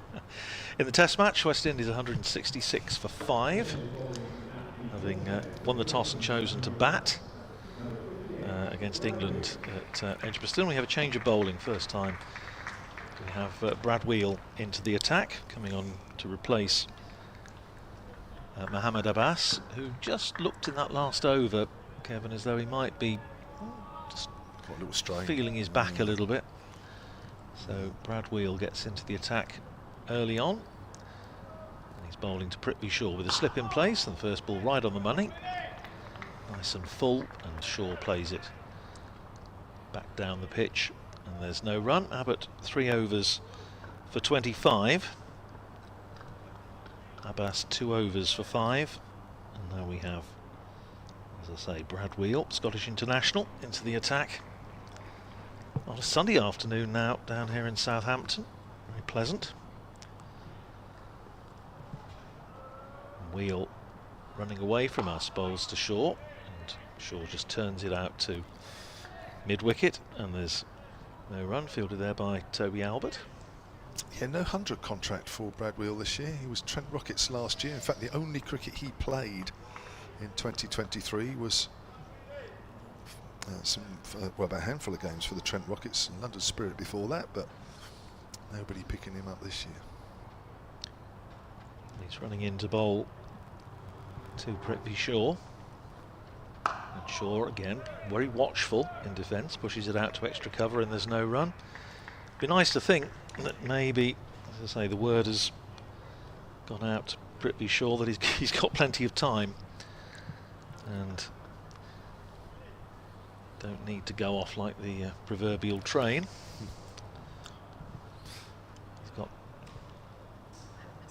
If he's still batting in sort of 30 overs time, then Northamptonshire, you would imagine, are probably going to be on course. Here's Wheel in, bowls to him, turns it away for a single, just behind square on the leg side, to the extent that the square leg umpire is just to step out of the way. One more to Shaw, he goes to 20, and Northamptonshire 32 for no wicket in the 6th over. I will correct what I just said, actually. He was contracted to the Trent Rockets but didn't play for the Trent Rockets. The only cricket he did play in last year was 4 matches in this competition during the 100, so apologies for that. Wheel running in to bowl to the left-handed Emilio Gay and beats him outside the off stump with a good one. Just doing enough to beat the outside edge of Emilio Gay's bat. There is a slip in. Plane has just gone over, I would imagine going into Southampton rather than coming out of it. Over to our right, I think, the airport. Is that right? Yeah, well, if it's rising, it's left, so I didn't. Okay. I don't know which way. Was it going up or down? I didn't see it. I just heard it. My guess. Oh, Saw a couple going out this morning. Here's Wheel in again, bowls to Gay, who steers it out into the covers. No run to be had there. A nice tidy start from Brad Wheel. Just that single off it to Prithvi Shaw. And 6 overs gone. It's 32 for no wicket. 20 of those to Shaw. 9 to Emilio Gay. In the other matches in this competition going on today, obviously the late starts, the afternoon starts are now up and running. At Taunton, Kent are 107 for 4 against Somerset. That of course is in this group in the 23rd over there. And Sussex posted 216 all out against Nottinghamshire, who are 18 for 2 in reply. Sussex bowled out 47 overs and 1 ball. Know that feeling. Abbott, expensive. 3 overs, none for 25. Into Shaw. Shaw whips that away behind square on the leg side. Will pick up a single. Makes it look very easy, Shaw does. 33 without loss. The Steelbacks need another 253. And Leicestershire against Warwickshire. The Foxes are in a spot of bother, putting it mildly, at Grace Road. 67 for 6 in the 20th over against the Bears. Got a couple of overseas players this year, Leicestershire, in this competition. They have. Much good today is it doing them. Rahane, that's right. Okay, works that through the vacant mid-wicket area, runs here. They've got 2, may look for 3, although Shaw looks a little slower than Gay, but they've come through for 3 anyway. Yeah, I think that's fair to say. Ed Barnard, who of course went mad with the bat in competition the other day, has picked up 4 of those wickets. 7 overs, 4 for 21, 71 for 6 off 20. He's had a good start to this competition. Did he get a big 100? He did, The first one. Yeah. 36 without loss then, Northamptonshire. 250 needed from here. They are scoring at exactly what they need from here on in, at 5.7. Here's Abbott, bowls. Shaw gets a leading edge, but he's found the gap through mid-wicket, through extra cover. That's where he was aiming, was mid-wicket, and they'll pick up 2. Shaw moves on to 23. This ball's not doing anywhere near what it was doing for Northamptonshire this morning. Not surprising. Does look a good pitch, doesn't it? Yeah, it's just that early morning moisture. It's a little bit, just always looks a little bit lighter. Perhaps out of it's my aging eyesight, but it looks as though it's just a shade or 2 lighter than it was first thing this morning. That's right. A little bit of sun on it. There's been a lot of sun, but enough. There's Abbott, bowls. Shaw pulls that away. That's going to be 4, or is it going to be 6? What is it? Umpire signalling 6. He was on that quickly. That's gone well in front of square. I wasn't sure if he was totally in control of that, but watching the replay, that's a good shot. That ball's on about off stump. He's hit that hard. Flat 6. Moves on to 29, 44 without loss. Yes, I saw one or two of the spectators down there in that little enclosure. Just you could see them scattering, not exactly scattering for cover, but you could see they were mindful of the fact that they needed to get out of the way. Abbott in again to Shaw, and Shaw off the back foot steers that back with a point. He's timed that nicely, and he's finding the bowling to his liking here at the moment. He moves on to 33 from 29, and Abbott is going for 10 and over here at the moment, and will be happy, I think, to get this ball out of the way, because I think he's going to be replaced at that pavilion end. Prithvi Shaw's got 10 List A hundreds, including, of course, his 244 against Somerset last year. It's just over 3,000 runs. This is his 59th List A match. So that's a decent record. Averages 100 for Northamptonshire alone. So that's a length ball, and he's found the gap back with a point. Not quite hit as hard, so they'll just pick up 2. Just using again the pace of Abbott to open the face of the bat and find the gap, and that's been an expensive spell from Abbott. 50 runs up in the 7th. Yeah, nice bright start from these two. 50 up off the last ball of the 7th over, and Shaw has made 35 of those. Emilio Gay playing second fiddle at the moment on 12, but he won't mind about that one. It's going to be Brad Wheel to continue, and Shaw so far 35 off 30, Gay 12 off 13, so it's been somewhat starved to the strike, and I shall make way for Raj. Here's Brad Wheel then to Gay. Gay turns that away, square on the leg side for a single, moves on to 13. 51 without loss. Hampshire didn't get to 50 until the 16th over. It was actually quite an expensive over. One of the first overs, I think, from Zabe, the left arm spinner. I think Hampshire were quite relieved not to have any more of the seam bowlers on. And we're getting the ball to talk at one stage. Welcome back, Raj. Good afternoon, Kevin. Nice lunch? Nice little something, just to fill the hole. Well, it sounds like you've had a nice lunch.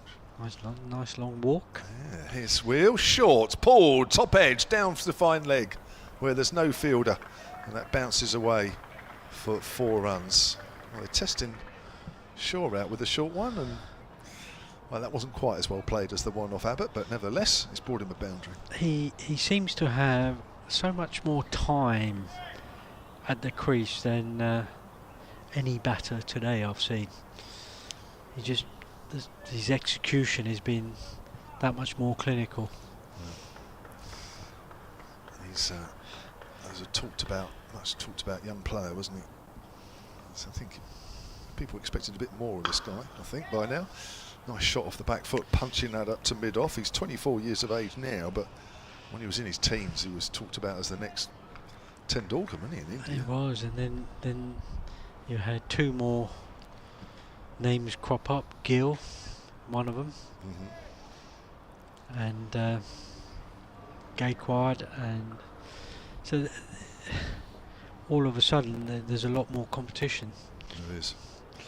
Wheel over the wicket to Gay, playing and missing outside the off stump, angled across the left hand, a good delivery. Yeah, and I suppose that part of the world, you know, if you don't keep up with the pace, then you will get overtaken. Because there's so many good young players in that part of the world who want to succeed, to get to the top. There's just so much more competition. Okay, he's 13 off 15. As Wheel comes in, okay, he gets a length ball. He's nice and straight. He's also almost an exaggerated forward defensive, Emilio Gay.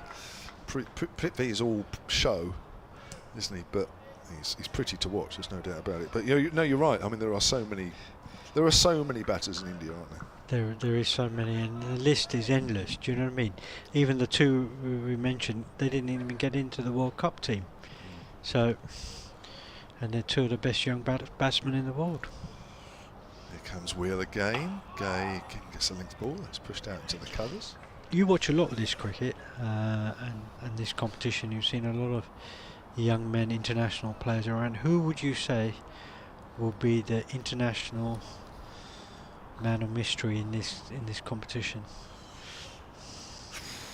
Well, what's good about this competition, as opposed to what Paul Walter said on the 100 interview yesterday, Manchester Originals, where he thanked Manchester Originals for plucking out the obscurity of 50 over cricket a few years back. You can look at it that way if you want, but I mean, what I like about this is, and I think what a lot of other people that watch and listen to this and are at the ground, not just this ground, but you see players of the future, don't you, in their early stages of development. Have I seen anybody that probably sticks out more than anybody else? I'm not sure, but I think we've all seen, this is Eddie Jack. Now, this is one bowler who I think will be a good bowler in years to come, but I think he's one of a number around the country, but I also think batters as well. You see them that perhaps you wouldn't see them for another couple of years. But I'm not sure anybody's really stood out for me. Stood out for you? Not massively. Well, you see some, don't you, as well, in your capacity? I think the standard of cricket I've seen over the last 2 or 3 years has declined. Really? At all levels. I think with the introduction of the shorter format, people are more interested in numbers than the quality of players you're looking for. I think that's where the game's gone down. So Jack now coming in from the Royal Bransgrove Pavilion in, comes in, bowls, hits the wicket hard, slightly wide, and Prithvi Shah has been caught by Gubbins, excellently caught at extra cover by Gubbins. He punched it off the back foot and Gubbins dived to his left and plucked it out of the air. So it's a mighty fine catch. So danger man Prithvi Shah departs. He scored a quick fire 40, I think, and he now leaves the scene, disappointed, dejected, but Hampshire will be mighty relieved to see the back of him. Do you think that's a lazy shot?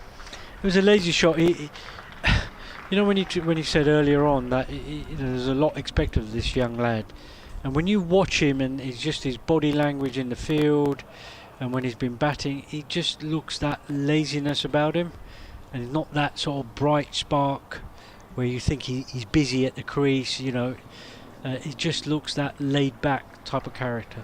Yeah. And that's probably the difference between him not going on to that really big stage, playing for India. He may do in the future, but I think these other young guys who look a little bit more livelier, I think success might have become a bit too early for him. That's interesting. Ricardo Vasconcelos is the new batter for Northamptonshire, 26 years old.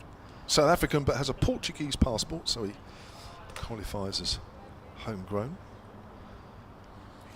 But you're right. No, that sort of, it reeked of laziness. That. Yeah, and I think that shows. In India, you really have to succeed. There are a lot of kids who come from poverty sort of areas, and they want the only way of getting to success is through cricket, where they are lively, they turn up, they play. But I think where he was probably from that same sort of background, but it was a little bit too early in his life. Do you know what I mean? Yeah. Early stage. If he'd come when he was, if this stage was now when he was 18, 19, then it might be a different story. So Jack now switching to round the wicket, coming in to bowl. Bowls went wide down the leg side. It's not a delivery you want to bowl first up at a new batsman. And you don't want to give him a sighter of the ball. You want to be on the mark, show him who's boss. and be on top of their game, especially in sort of limited over cricket as well, because you haven't got that much time as a bowler. The batsmen seem to have more time in this cricket than the bowlers. And he comes again, bowls slightly wide, and the ball's been played out to mid-on, no runs. Yeah, fortunately from a Hampshire point of view, Thashaw wasn't able to go on. That's the main thing, because he is a match winner. Well, without knowing it, they've reached 57 without blinking an eyelid. So, you know, and we're only in the 9th over now. A fast start.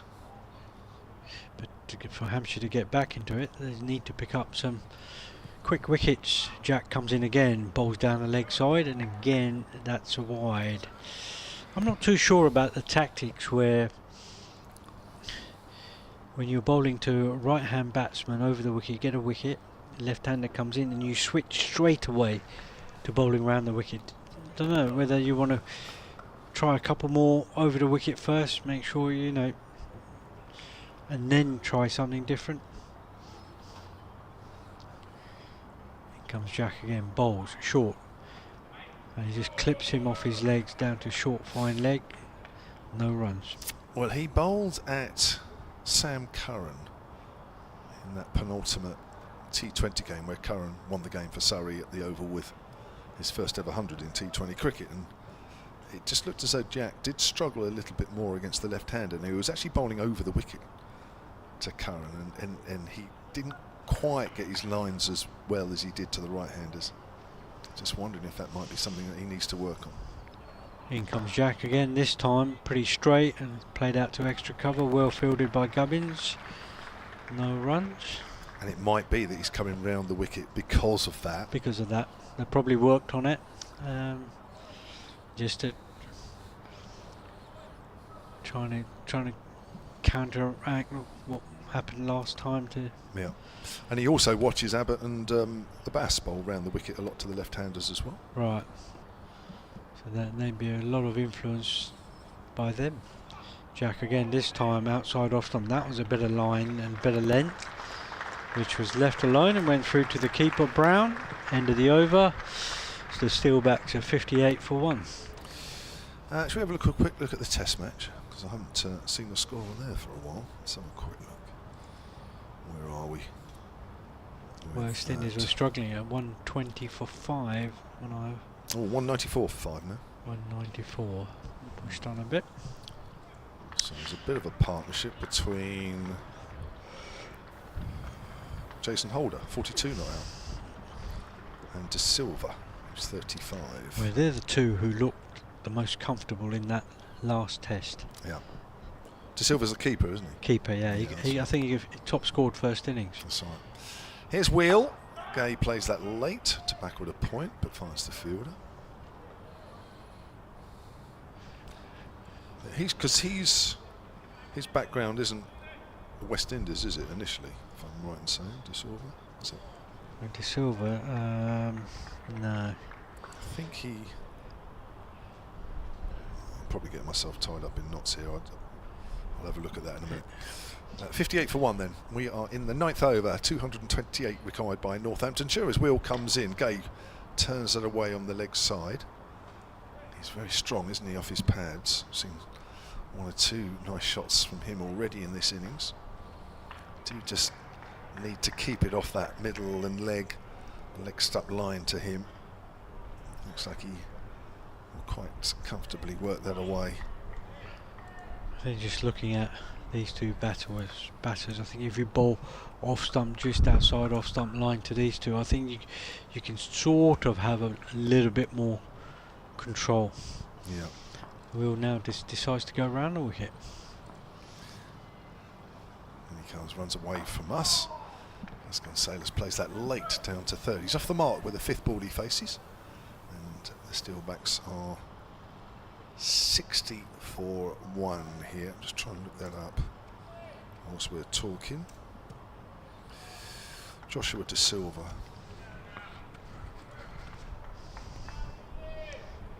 Oh, he's from Trinidad and Tobago, so I'll take that back.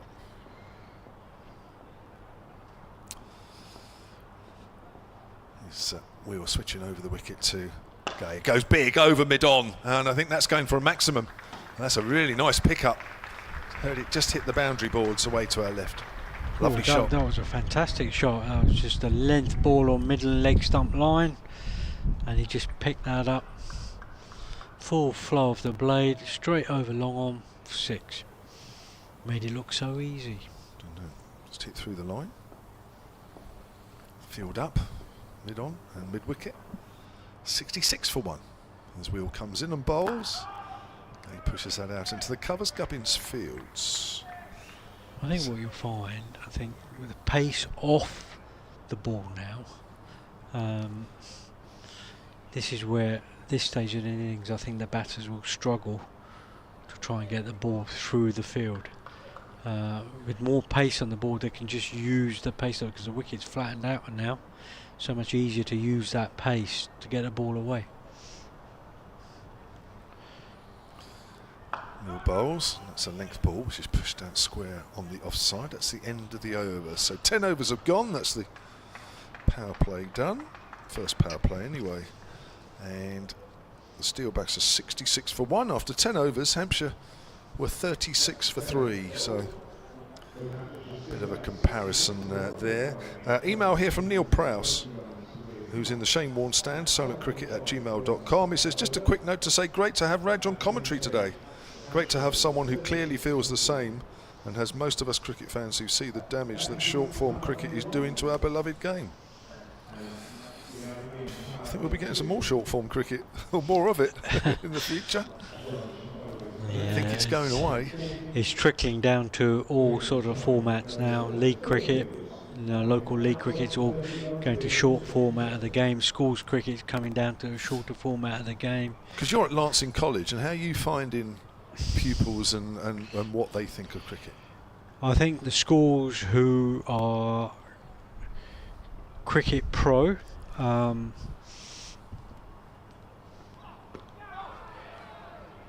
historically schools like Eton and Harrow, schools like that will still play on the Saturday, the all-day format, but the lesser schools have now gone to sort of more afternoon cricket, to 20 overs or 40 overs.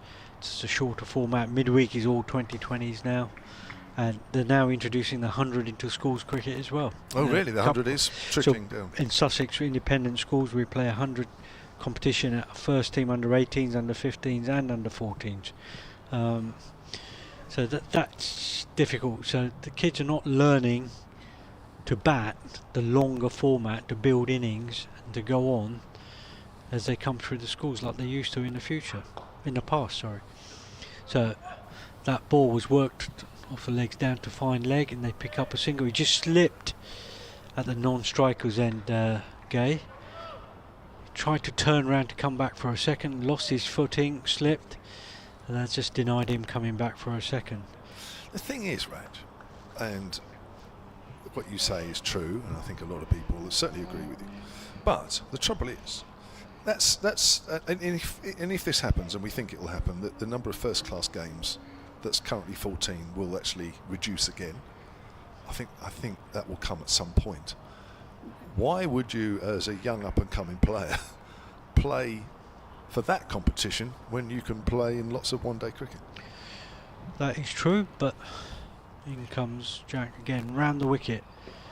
Bowls just wide, and this is wide on the other side, so he's bowled 2 down the leg side, he's bowled 1 outside off stump.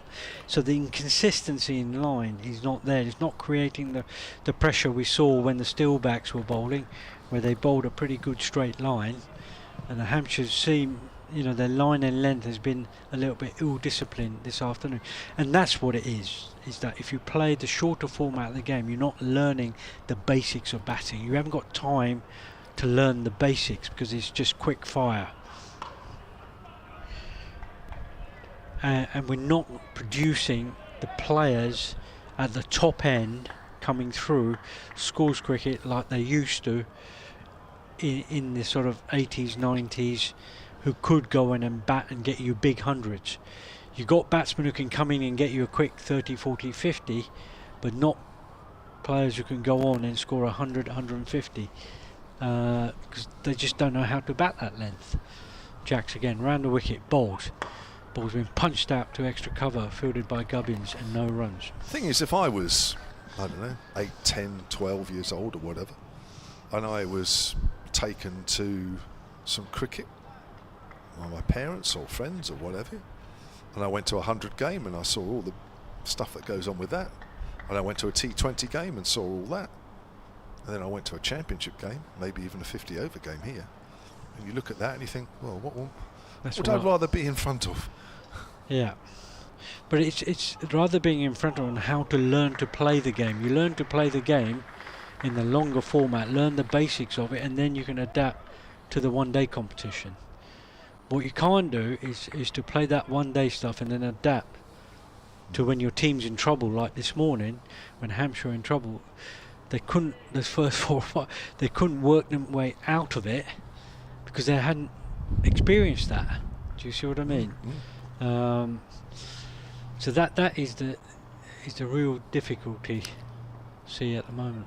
But you're only playing 12 games a year, why would you bother? No. That ball was punched out to deep cover. They pick up a single and that takes the steal backs to 70 for 1. Raj Maru is staying on with more theories, and Andrew Radd will be alongside him.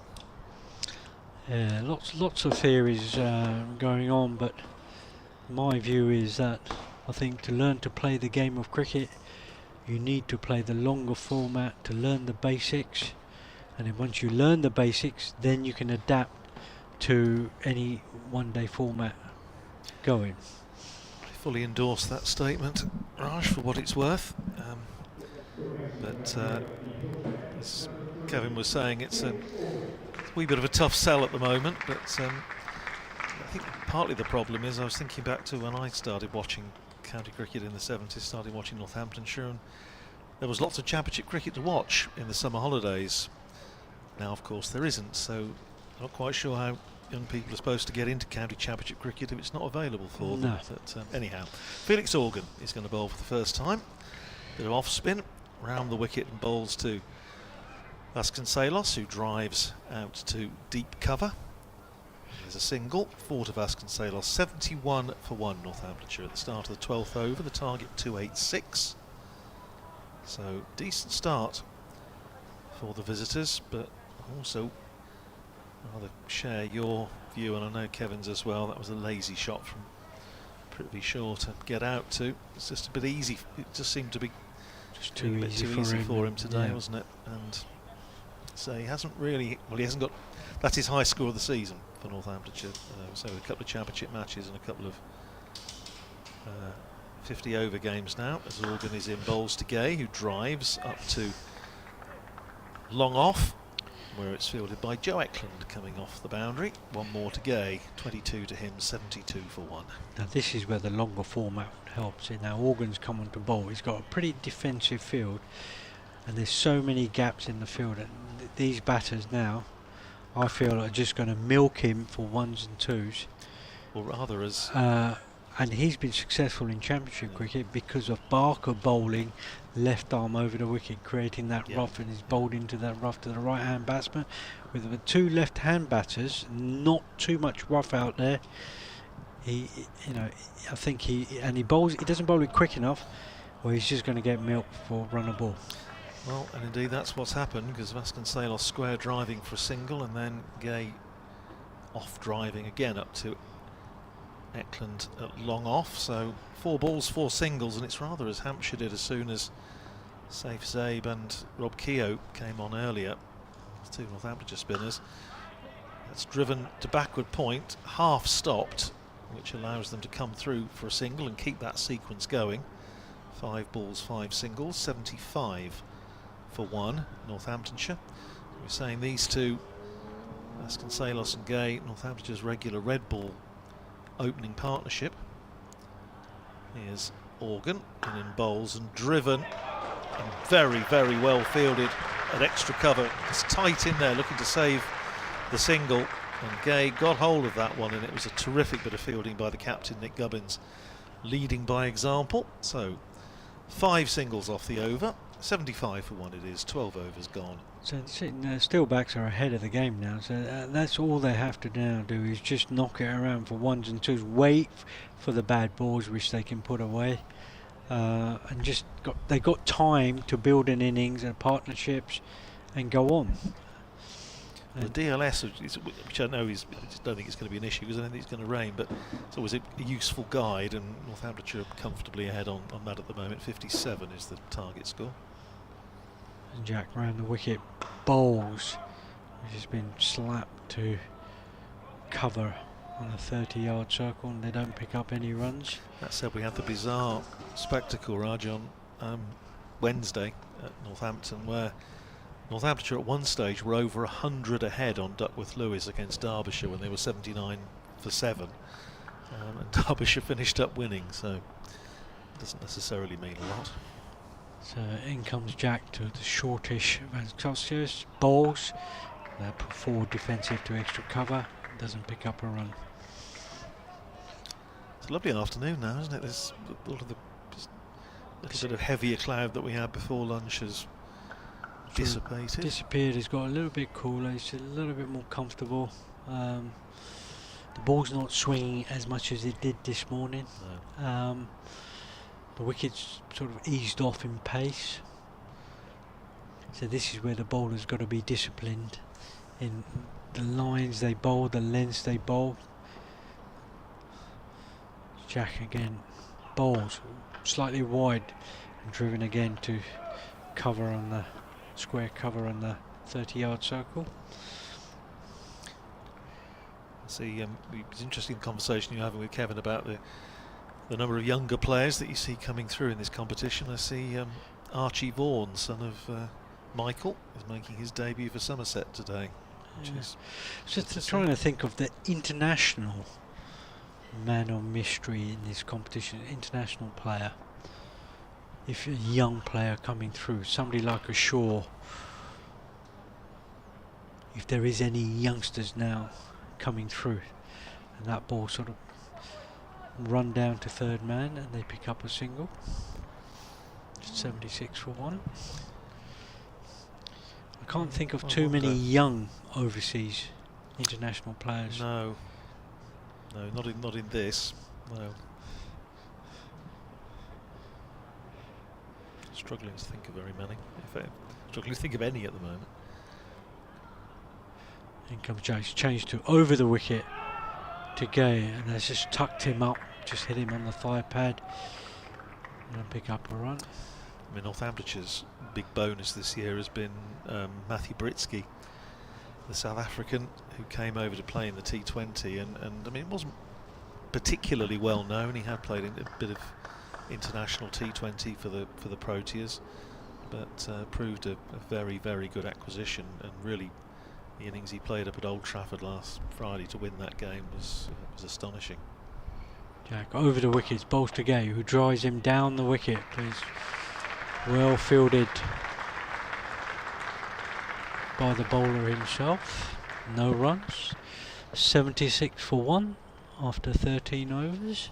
Nice over, just a single off that. So yeah, and Britsky has then been picked for the Test side, and he's been picked for the South African side for their forthcoming, well, I don't want to call it a series because I think it's only 2 matches against the West Indies when this series against England's over. But and interestingly, we had him on the cricket show on BBC Radio Northampton, and he was on, you know, for a good half an hour talking about his career and where he saw it going from here, as Organ starts his second over and bowls to Vasconcelos, who drives away through extra cover. They're going to pick up a comfortable 2 as it's fielded down there by Tom Prest. 2 more to Vasconcelos. He goes to 9, 78 for 1. And he was saying, you know, he would like to come back if obviously all things allow, and actually play, you know, as near to a full season as possible across all formats. His Organ in an attempt to sweep, and he just doesn't quite get hold of it from Vasconcelos, but gets enough of it to get a single down to. Because young Beckingstein had sort of made that move from South Africa. Yeah, he went to Seaford College for a year, and then spent a season playing second 11 cricket for Essex, and now has broken through into the first 11. Here's Organ in again and punched away off the back foot by Emilio Gay, out to deep cover for a single. He goes to 24, 80 for 1. And young Bekenstein ended up captaining England under-19s this summer. Yep, that's right. Here's Organ. In again, bowling to Vasconcelos. He uses his feet, and having got there, doesn't really get to the pitch of it, and it skews off a thickish outside edge down to backward point.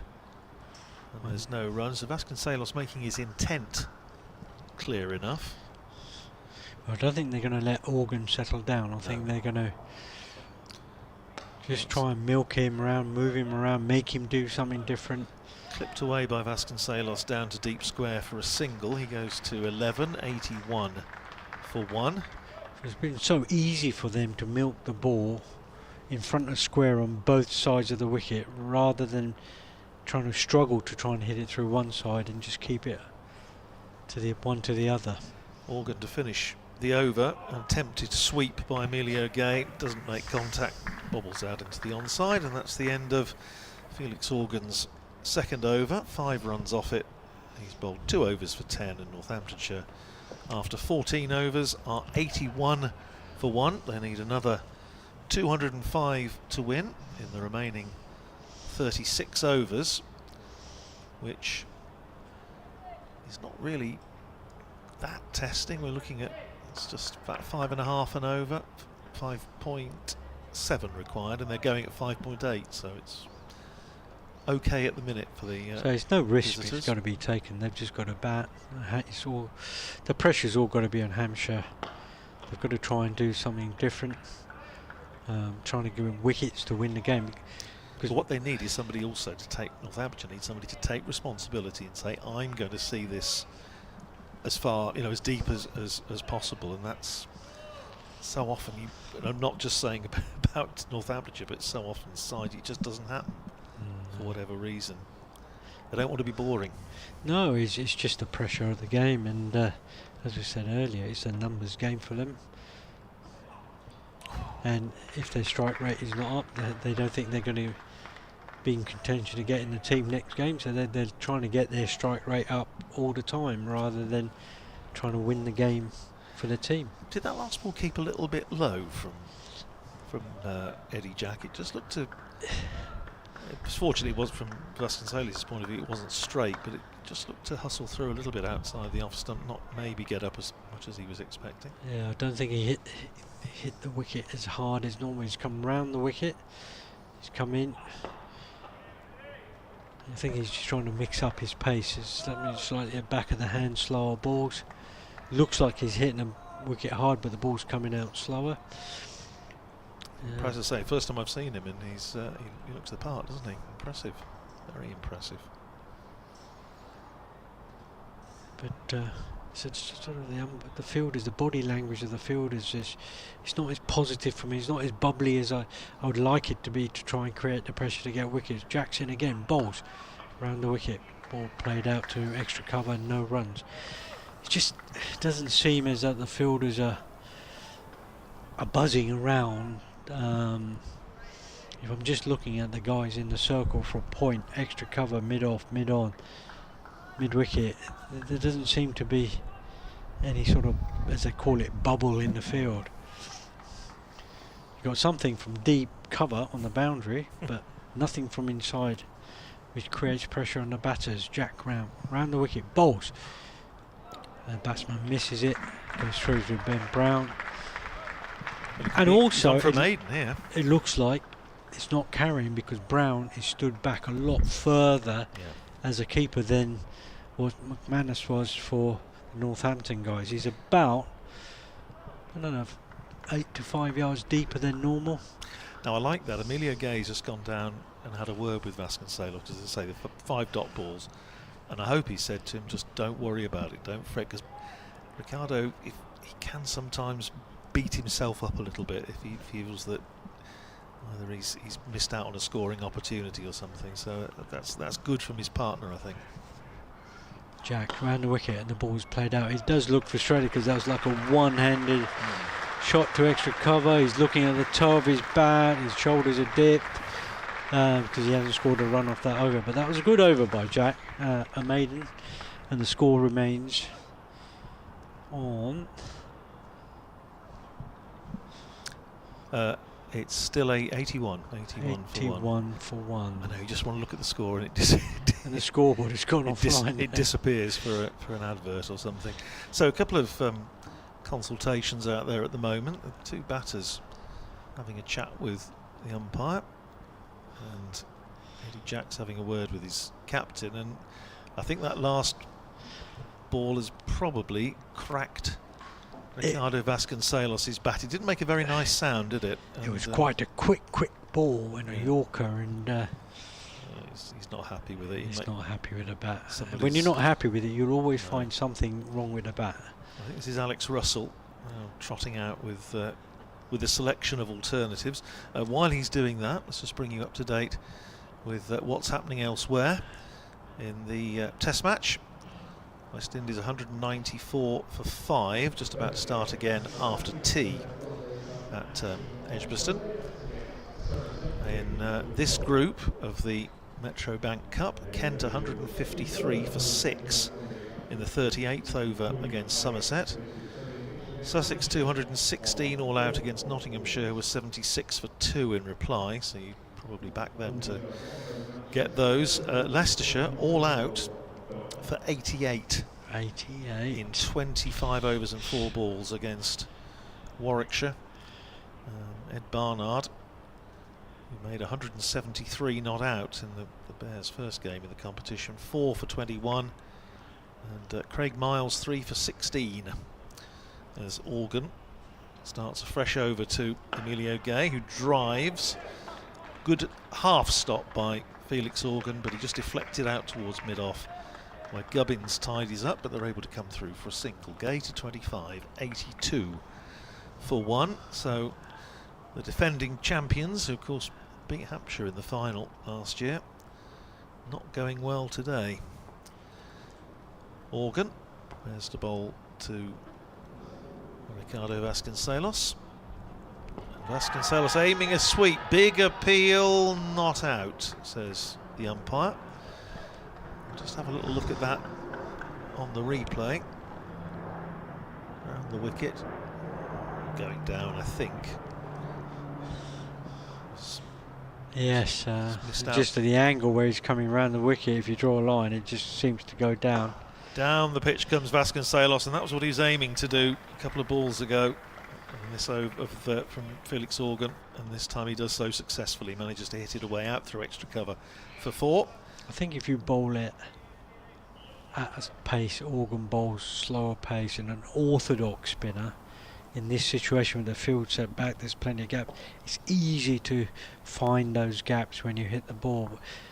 When you bowl at this pace, your 2 men on either side, it's got to be really tight to squeeze that gap, and then these guys straighter can be deeper on the boundary.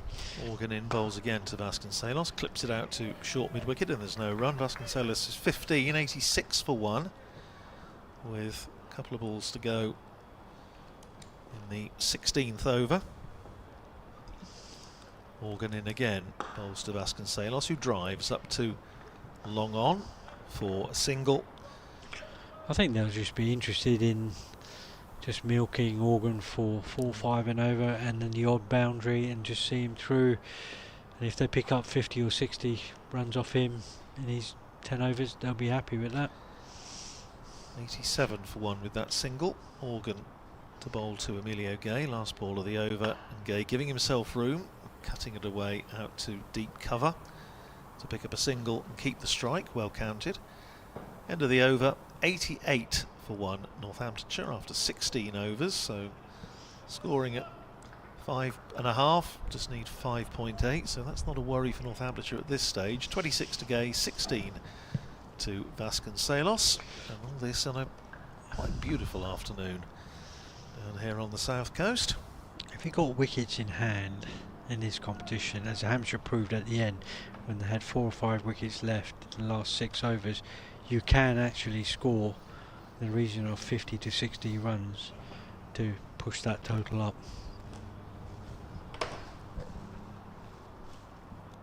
Here's Wheel starting a fresh over from the far end, the pavilion end, and Emilio Gay is playing that out to mid-wicket, and there's no run, so stays at 88 for 1.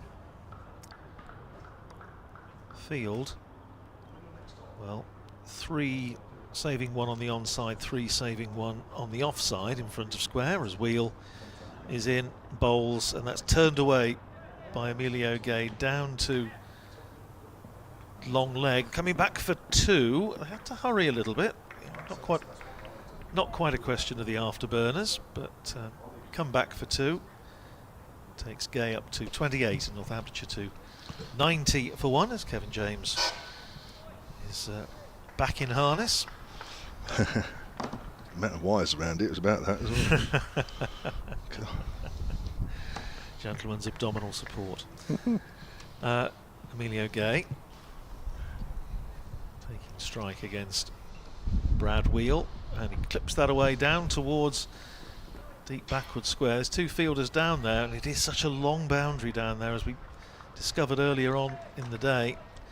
This tends to be 2, no matter how quickly the fielder gets to the ball, and Joe Eklund's no slouch and reeled it in, but they were able to come back for 2, having run the first quickly. Gay to 30, 92 for 1. Wheel turning at the far end. Bowls again to Emilio Gay, who's defensive this time, playing it back down the pitch, and Brad Wheel fields off his own bowling into his 4th over. No wicket for 19 so far for Brad Wheel. Pleasant breeze just coming from our right, just keeping the spectators cool, and there's a very decent crowd in today, which is nice to see.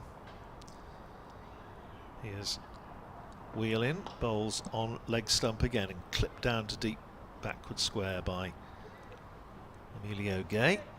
They pick up another single, fielded down there by Tom Prest. Gay to 31, 93 for 1. These 2 coming together with the demise of Prithvi Shaw, caught at cover by Nick Gubbins off Eddie Jack for 40 when the total was 56. Yes, and Salos to face the last ball of the over. Wheel round the wicket to him, and it's turned away out through mid-wicket. There's certainly 1. I think they'll come back for 2. Yes, they will, and they'll do so pretty comfortably. So again, 7 off the over without any great acts of violence on the part of the batters. 3 2s and a single, and at the end of it, it's 95 for 1 off 17. Vasconcelos is 18 and Gay is 31. And at the same stage, Hampshire had just 57, so Northamptonshire are in the driving seat here. Now, just following on from what Raj was saying and the discussion we had about schools cricket and where the next young players are, where their priorities are going to lie, I think it's fair to say. Andrew Taylor has emailed solentcricket@gmail.com. Interesting turn of phrase from your guest, I presume that means Raj, about the lack of long-form competitions in schools cricket. Everything other than Eton and Harrow is regarded as lesser, in brackets, or in inverted commas, schools. Is it? Question mark. Doesn't this go to show how inherently elitist cricket is? I'm not sure that's quite how Raj was meaning it, but anyway. Here's Organ, bowls, and Gay is forward, just pushing at that one as it goes out to extra cover. I run an under-11s team for a well-known, well-to-do town in the south of England. Since becoming the manager, it's become painfully apparent how far ahead the private school kids are. Children, I presume, you mean, as that's driven out towards mid-wicket and there's no run, because they have so much more opportunity to play cricket at school. Richard Thompson spoke very enthusiastically recently on the Tailenders podcast about the intention to widen access to cricket in state schools.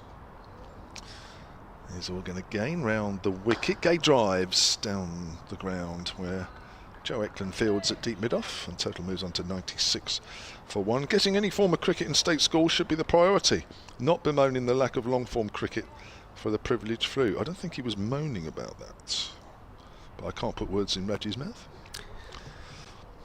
Yeah, well, we'll come back to it at the end of the over, because Felix Organ gets through them fairly briskly. Does. Organ's into his Fourth over here, halfway through it. As Gonzalez pushes forward out to Gubbins at extra cover. I've got another one here, but I'll come back to that later. We're in the 18th over then. Northamptonshire need another 190 from here. As Gonzalez comes down the wicket and goes big over the top. Oh no, he's driven up to mid-on. Sorry about that. I was looking over the top. Fielded at mid-on. Got a substitute field on there. I think that's Dom Kelly. Dom Kelly, yeah. It is. Morgan Bowles cutting away is Vasconcelos and picks out point. Eddie Jack. End of the over, 96 for 190 needed. I mean, the only thing I'd say, can only go on, personal experience, but my club, Oundle Town in Northamptonshire, obviously we have very close links with Oundle School, literally over the road. So we do get a number of young cricketers, boys and girls, from Oundle School, from Stamford Schools, not too far away, and various others as well. But my lad, who's also played there, is from State School, and I think the point about this is, as Wheel comes in and bowls the first ball short, pulled away by Emilio Gay, only going to get, they're going to come back for two. It's only half stop down there by Joe Eklund at long leg, and Emilio Gay was very quick to spot that it was not the perfect piece of fielding, and they came back for two, 34 to Gay, 98 for 1. It's fine talking about state schools, private schools, whatever. Point is that the onus at the moment for giving kids as much cricket as possible, almost invariably, devolves on the clubs. Yeah. And that's played off the back foot defensively by Emilio Gay.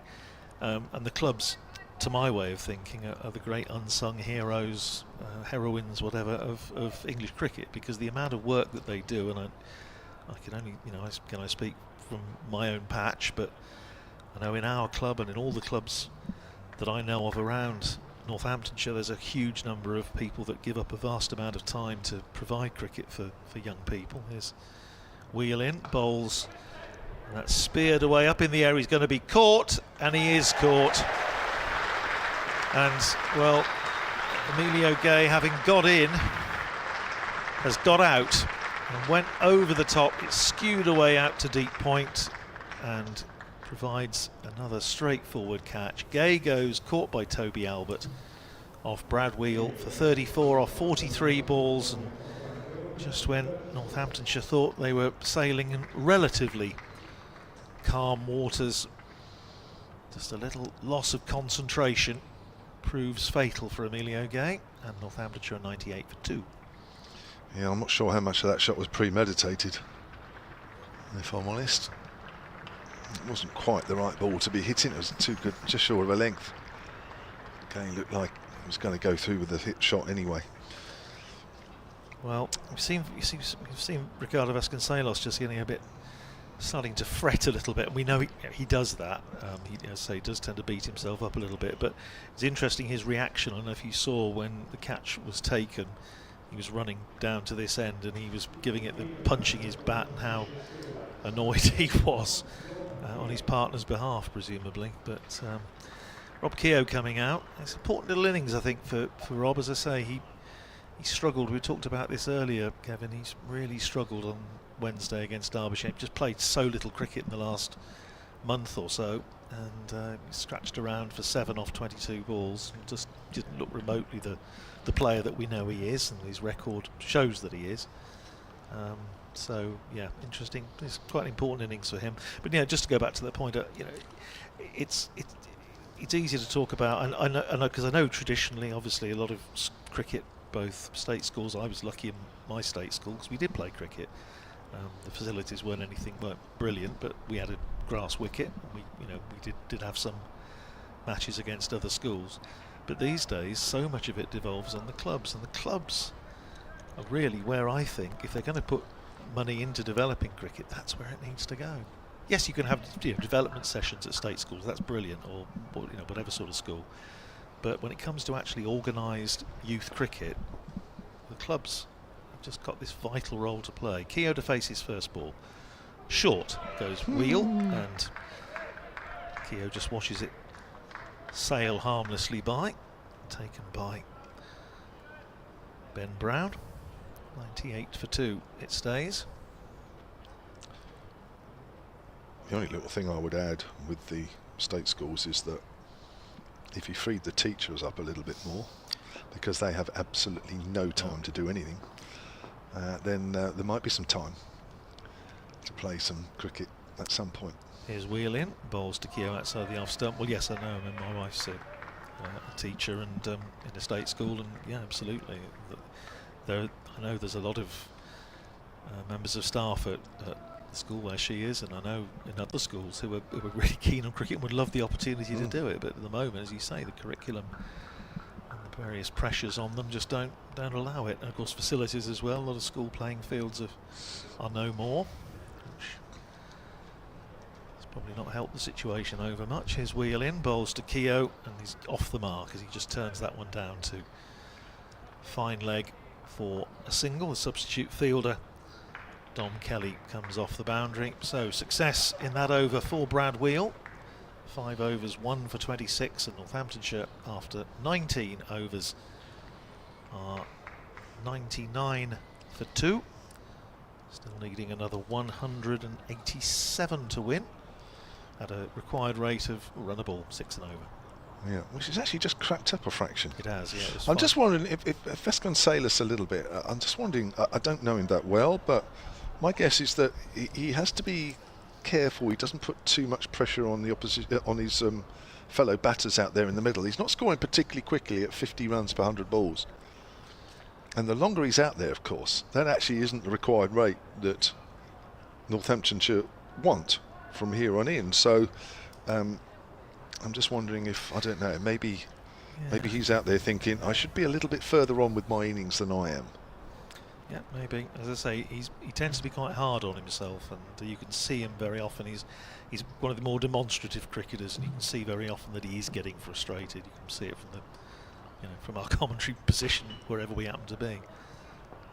Just changing the field fractionally. Ben Brown's doing a bit of that from behind the stumps, doing a bit of waving, but we're ready. Here's Organ, full delivery to Keogh, and it's played back to the bowler. Michael Alexander has emailed sunandcricket@gmail.com. He says, thing is, we've had hundreds of years of the longer form. Who are we to deny youngsters this history and culture? Mike, who's in North London. Good point. Very good point. Driven back to the bowler. I think market forces may have a bit of a say in that. Andrew Taylor, who's also has emailed back actually, sunandcricket@gmail.com. He says, thanks for reading out that email and discussing, everybody.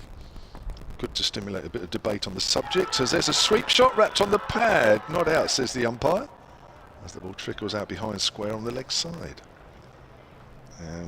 Some really good thoughts expressed, says Andrew. Well, he was aimed to please, but it's an interesting topic, and thanks for the email to set it off. As I say, it's because it's pretty darned important in terms of the future of the game we all love, but can't leave it all to the clubs. No, because if they're not joining clubs, then there's nobody there to teach. 100 for 2 then. That was the applause for the 100 for Northamptonshire. Sweep shot wrapped on the pad. That looks like it's going down. Vasconcelos, the batter, who's now 18 off 36 deliveries. Sun shining. Beautiful afternoon. Just a pleasant breeze every now and then, which is welcome. Morgan, down the wicket come Vasconcelos, a little wide, he has to reach for that as he drives out into the covers. And he moves on to 19, and Steelbacks are 101 for 2. well, I do remember up here when the sun goes round that it tends to be quite bright up here, so I did take the precaution of bringing my club cap with me just in case, as we need it later on. Well, yeah, could do. It's not far off, the sun shining in here. Keogh just chips it away harmlessly in the end, down to mid-on. And that's the end of the over. Another good over there from Felix Organ. He's bowled 5 overs, none for 21. Northamptonshire are 102 for 2. 184 needed from here. Just one other observation about this discussion we were having. I know some clubs are keen to have qualified coaches and have got all the checks and all the rest of it, keen to avail schools of that facility so that they can have little development sessions in schools with people coming in. But again, it's a question of finding the time within the curriculum and the timetable to do it. So your point about freeing up time, Kevin, I think is absolutely vital. It's quite central to the whole thing, even when the will is there to do it, the facility's there to do it. Wheel is in, bowls to Keogh, plays that defensively down the pitch, no run. Rob Keogh, as we said, struggled a little bit last time out, but all the experience in the world when it comes to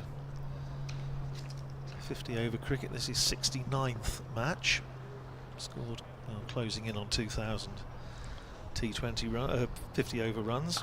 Cut away by Keogh on the bounce, but straight to point. And there's no run, fielded there by Tom Prest. So a couple of dots to start the over. Northamptonshire, yes, that required rate, it was 5.7 I think when I was on with Raj last. It's now crept up to 6.2. So it's not desperation stakes yet by any stretch of the imagination, but they just need to keep it ticking over. Here's Wheel in, bowls to Keogh, turns that away nicely, runs for him here as it goes out to deep mid-wicket. Going to take on the throw for two. Vasconcelos has got to hurry. He does, and the throw, there's nobody backing up, and it's running out towards the fence. That is come 6, I think. It's gone for 4 overthrows. So I think that is 6. Yes, signalled by the umpire. So that'll look good on Rob Keogh's scorecard. I think he sort of thumped one over the stand. In fact, it was a little nibble for 2 and 4 overthrows, but they all count. 108 for 2, 9 to Keogh. Yeah, in a few years' time, he'll be telling the story. Only to smacked it over the right. roof Yeah. of the stand. Bounced over the fish and chip stall and onto the outfield of the neighbouring ground. And here's Wheel. In and bowls short to Keogh, who ducks underneath it. And he'll be telling the grandkids that in Dunstable in years to come. No ball. So, was it no ball? Yeah, it was ballooned over Rob Keogh, who's not a short guy by any stretch of the imagination. So 2 more onto the total. That's frustration there from Wheel. 110 for 2. Yes, it's hard enough bowling without contributory factors like fielders chucking it to the boundary. Here's Wheel, in and bowls to Keogh, who just opens the face, runs it down past backward point, and it's Joe Eklund comes in off the 3rd man boundary to field. 1 more to Keogh, 10 to him, 111 for 2, the dreaded Nelson. 2 balls to go in the over, which has been rather a productive one for Northamptonshire, 9 off it so far, one way or another, with the aid of buzzers. Here's Wheel round the wicket to bowl to left-handed Vasconcelos. Drives away out through extra cover. He's going to pick up just a couple. Again, it's a good sprawling stop there, just outside the circle. But they come back for 2. Vasconcelos to 21, 113 for 2. So that's 11 off this over. And already the rate on the board has come down to 5.9. So just need a couple of decent overs, don't you, when you're back on track. Here's Wheel in again and driven by Vasconcelos. Doesn't time it, but he's going to get 1 as it rolls out to deep cover. So that's the end of the over. 12 off it. Vasconcelos is 22. Keogh is 10. And Northamptonshire 114 for 2 off 21. They need another 172 to win in the remaining 29 overs, which is a required rate of 5.9. Another email here from Liam Williamson, solentcricket@gmail.com. When I was at school at Bitton Park Secondary in Southampton, we did have a cricket pitch, in brackets synthetic, and a school team, which was good. I turned out for them once or twice, but the biggest obstacle was that matches were usually after school, so I couldn't often stay very long. Since I left, they have renovated, so I don't know if there is still a facility. I presume that's renovated as in extended, I presume. But it was pushed in between the football and rugby pitches too. I've got one here about Northamptonshire local cricket. There's Organ Bowls, and that's driven out to backward a point by Vasconcelos, and there's no run. This is from Paul Dowling, solentcricket@gmail.com. I must agree with Andrew about local clubs being the main way for youngsters getting into cricket outside of schools. Organ round the wicket with his off-spin once more, Bowls, and that's swung away but not timed. Ball trickles out on the leg side, no run. My son was one of the first youth cricketers at Thrapston Cricket Club. There was no youth team when we arrived, but due to the tremendous hard work of people at the club, there was soon a thriving youth setup, which has now grown to include women's cricket teams. Yep. There's Organ Bowls. Reverse sweep, missed. Taken by Ben Brown. Northamptonshire, for its size, has a thriving cricket league. My son played many years for Thrapston Thirds before he moved to Suffolk, where the league setup is not a patch on Northamptonshire. 16 divisions now in the Northamptonshire League. 16? Yep.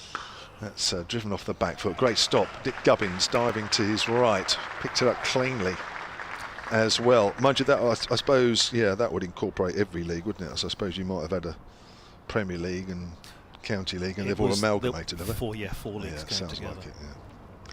Here's Organ Bowls. Ooh, wide outside the off stump. Vasconcelos can't really reach that. He does, but not timed.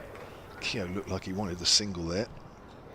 Score remains on 114 for 2. Yeah, 2003, 4 existing leagues came together to form the Northamptonshire Cricket League, which is now gone up to 16 divisions, about 170 teams. 15 years to go through the leagues then. That's swept away and in the air, and that's caught at deep backward square leg. Vasconcelos goes. 114 for 3 now. And the left-hander goes for 22 from 45. And what did we say about him getting a bit frustrated? It's just, you could see it's been bubbling, hasn't it? And in the end he goes for the big shot, doesn't get over it, and presents Brad Wheel down at deep backward square with a pretty straightforward catch. And Vasconcelos goes 22 off 45 balls, and now Northamptonshire, from relative prosperity at 98 for 1, that was a wicket maiden for Felix Organ, 6 overs 1 maiden, 1 for 21, are now just in a little spot of bother at 114 for 3, and 2 relatively new batters at the crease, one of whom, as we said in Rob Keogh, has just been short of cricket. But full marks to Hampshire for plugging away and just doing the basics right. That's a disappointing dismissal, I think. So I shall, on that cheery note, I shall go to the back of the box and sit with my head in my hands for 10 minutes, and I'll leave you with Raj Maru. So 22 gone, 28 left in the game, 172 needed. That run rate required has just gone fractionally over 6 from here on in. Safe Zaib is playing his 27th match for Northamptonshire, List A game. Averages 25 in this form of the game. You've certainly provoked some discussion there, Raj, in schools cricket and youngsters and what have you. Well, you know it. You're in the thick of it. Well, we're in the thick of it. We'll see how it's all going. You see, the more and more you see, the more and more you know. It's just the quality of playing.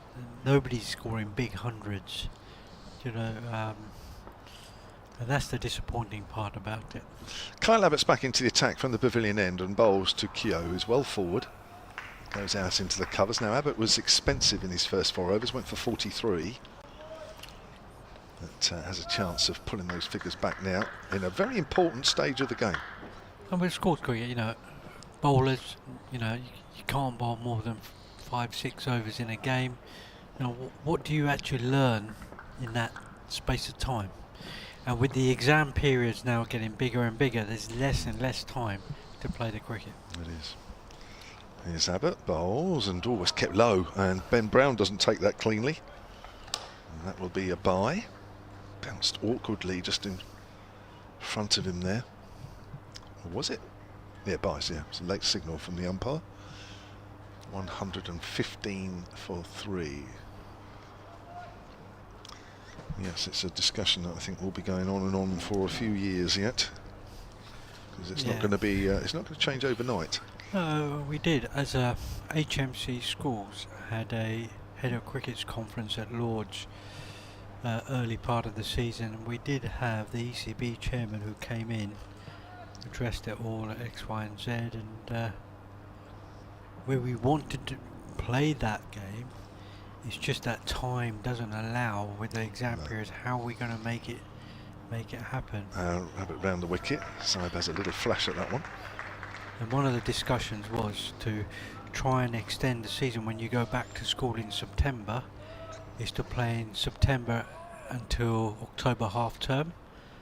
So because the football pitches are that much harder, you start your football season a little bit later and you finish a little bit later, where you start your cricket season a little bit later and finish a little bit later in the year. So that may give us a bit more time to play in September and October. Have it round the wicket. So he pushes that out towards extra cover. Good palm off there from Gubbins. Keeps the total on 115 for 3. Yeah, and then it's at 115 for 3, and Abbott's got a big part to play here. You know, he's bowled 4 overs for 43. He needs to pull it back here. He needs to pick up a wicket to 2. He now comes in round the wicket to the new batsman Zabe, round the wicket, bowls, and he just runs him down to third man, uses the pace very nicely, picks up a single. But I think when there's no movement in the wicket and the way that Abbott hits the deck, he's not getting any purchase out of the wicket, and it's that much easier for the batsman to run the ball around. And he struggled with Shah taking him on earlier on in the innings. He's now having to try and claw it back. So it's back over the wicket to Keogh. Comes in, hustles in, bowls, and that just looked to hit the top of the thigh pad and then go back towards the stumps, but Mitch missed the stumps by inches. It was quite unlucky that last. So a better over, no boundaries. There has been a boundary hit for a few overs now, and I think that will create a little bit more pressure on the Steelbacks, but they're still ahead of the game here, and 116 for 3. So Tom Prest is coming into the attack. He's going to be bowling some off spin. So an off spinner has replaced an off spinner. Not a lot of turn there for Felix Organ, but it could be that this pitch is just losing a bit of pace and difficult to get the spinners away now with the lack of pace on the ball. Felix Organ, good spell from him. 6 overs, 1 maiden, 1 for 21. Here's Tom Prest. And a Camphor boy replaces another Camphor ball over the wicket, bowls, and he's reversed. He's just paddled him around the corner, Zabe. He's picked up 2. May come back for 3, but no, they don't.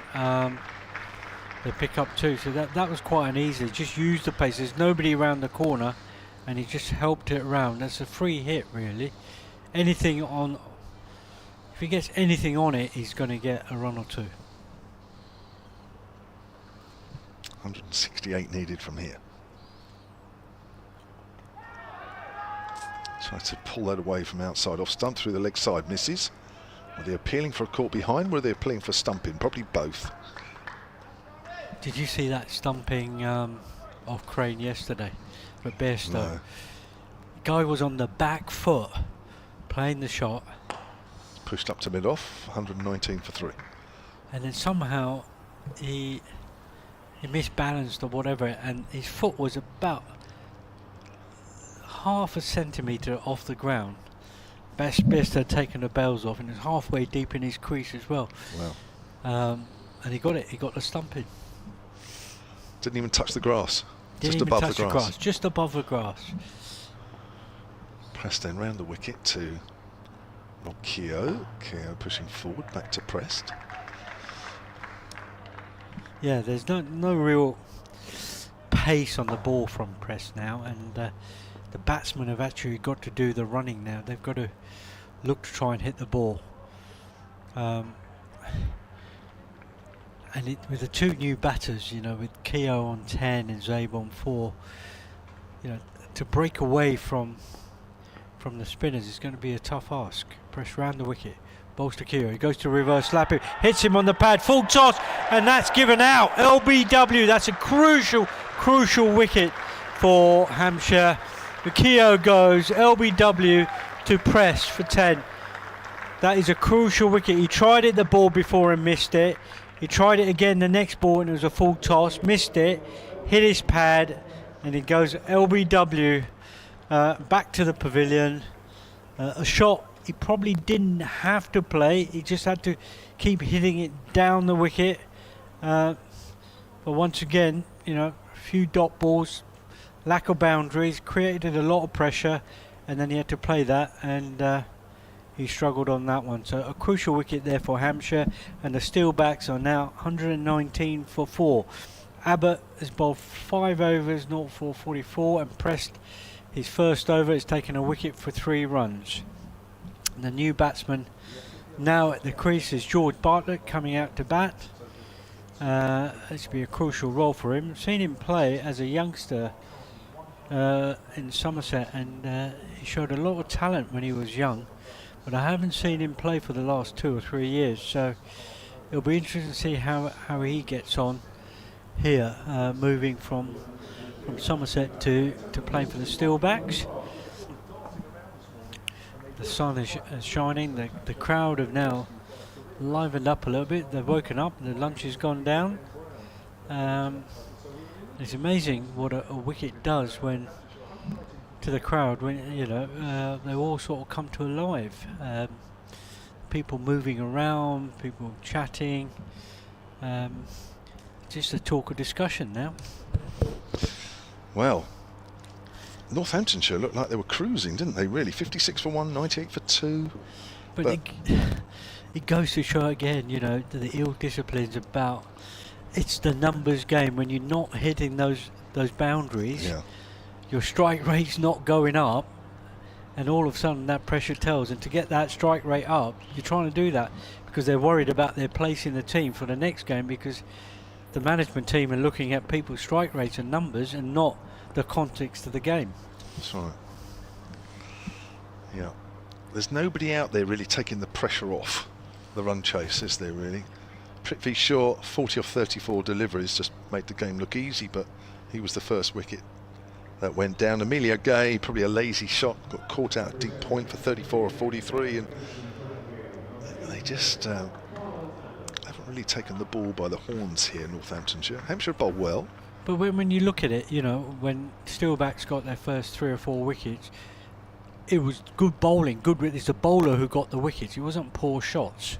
No. But when you look at here, the 4 wickets have gone down here, they've all been easy wickets given away. I agree. So 26 overs left in this contest. It's Abbott round the wicket to Zaib, who's just tucked that down to third. He moves on to 5, 120 for 4 then. So Lewis McManus to come in, former Hampshire player, of course. Gus Miller, Ralph Weatherall, bit of an experience there, and then you're into Finan and Jack White. So really, between Zaib, Bartlett and McManus, you would think they need to score the bulk of these next 166 if Northamptonshire had to get over the line.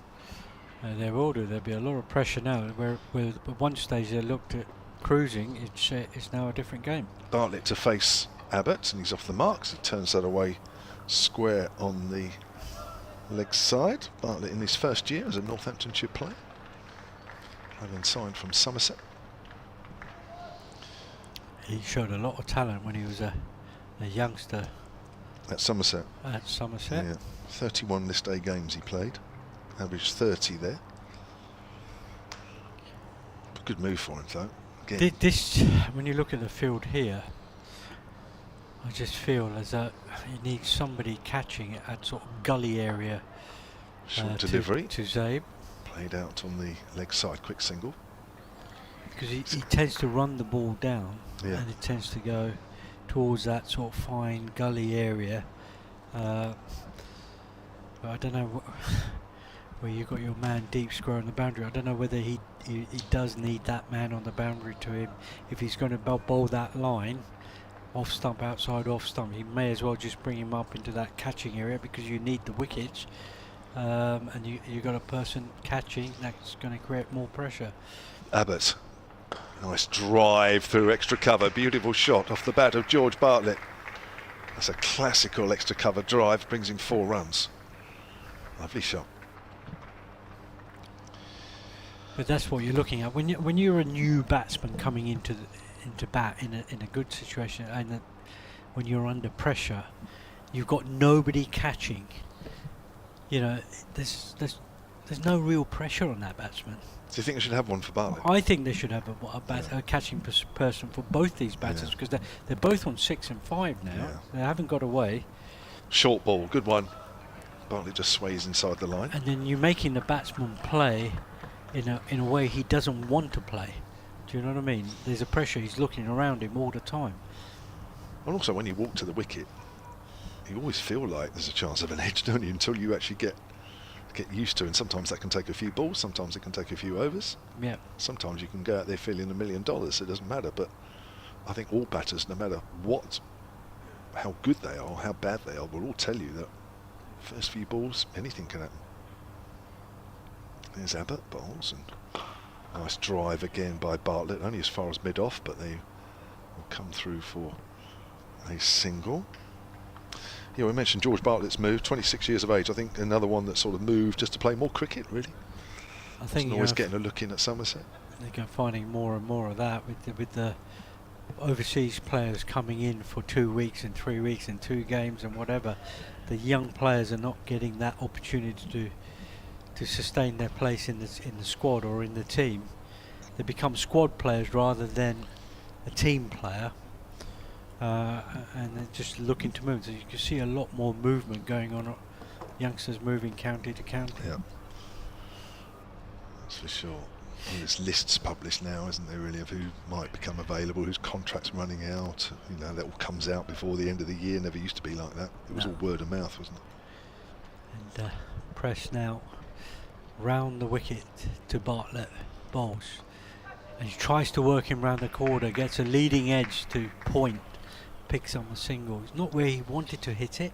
There's no pace on the ball, so he's looking to try and work the ball, but it wasn't quite there. I'll tell you what, Reg, slowly but surely this run rate required is building. It's nearly 6.5 now. It's not alarming, but it was under 5s. It was under 5s, and I said they haven't hit a boundary for, well, they had until Bartlett's boundary in the last over, but that will create pressure. But he is a boundary person. He does like hitting boundaries rather than working the ball around. Seen him as a young player, played quite a bit. He's an attacking batsman. So press round the wicket to Bartlett. He bowls. He goes on the back foot, and he's caught behind by Brown. A leading edge went to cut the ball, got a little nick on it, and well taken by Brown. And Bartlett departs for 7. Caught by Brown, bowled by Prest, and that's another good wicket for Hampshire. It is, and it was, the ball just kept going across the batter, and Bartlett got a little bit away from that, and actually as he's trying to cut that ball, his body's going away from the ball, so you're not really in total control of that cut shot. You need to stay with it a bit more. You know, when you coach spinners and you talk about not just the technical aspect but the tactical aspect, and you're asking young spinners to bowl round the wicket, because especially the leg spinners, balls going across the batsman, it's just the angle of the ball, because everybody wants to hit the ball across the line or square of the wicket, but if that angle is coming across you and you're trying to hit it against it, there's always chances of the wicket. But what I tend to find is that coaches who are not experienced spinners, or not coached or worked with spinners, wanting to coach from the textbook over the wicket all the time, it's not always given the right to bowl over the wicket. I think when you're bowling at tail-enders in tough situations, it's best to bowl round the wicket. Now that applause is because the man walking to the wicket now was a very popular player when he was here, Lewis McManus. had 6 seasons between 2015 and 2021. Now it will be a battle here now. Canford v Canford as well. Canford against Canford. Canford against Canford. There you go, so there's 3 boys from Canford here today. Now, do you know what? I was looking this up, Raj. Hampshire last won this competition in 2018. Yeah. There is only one person on this field that played in that final. Probably McManus. Correct.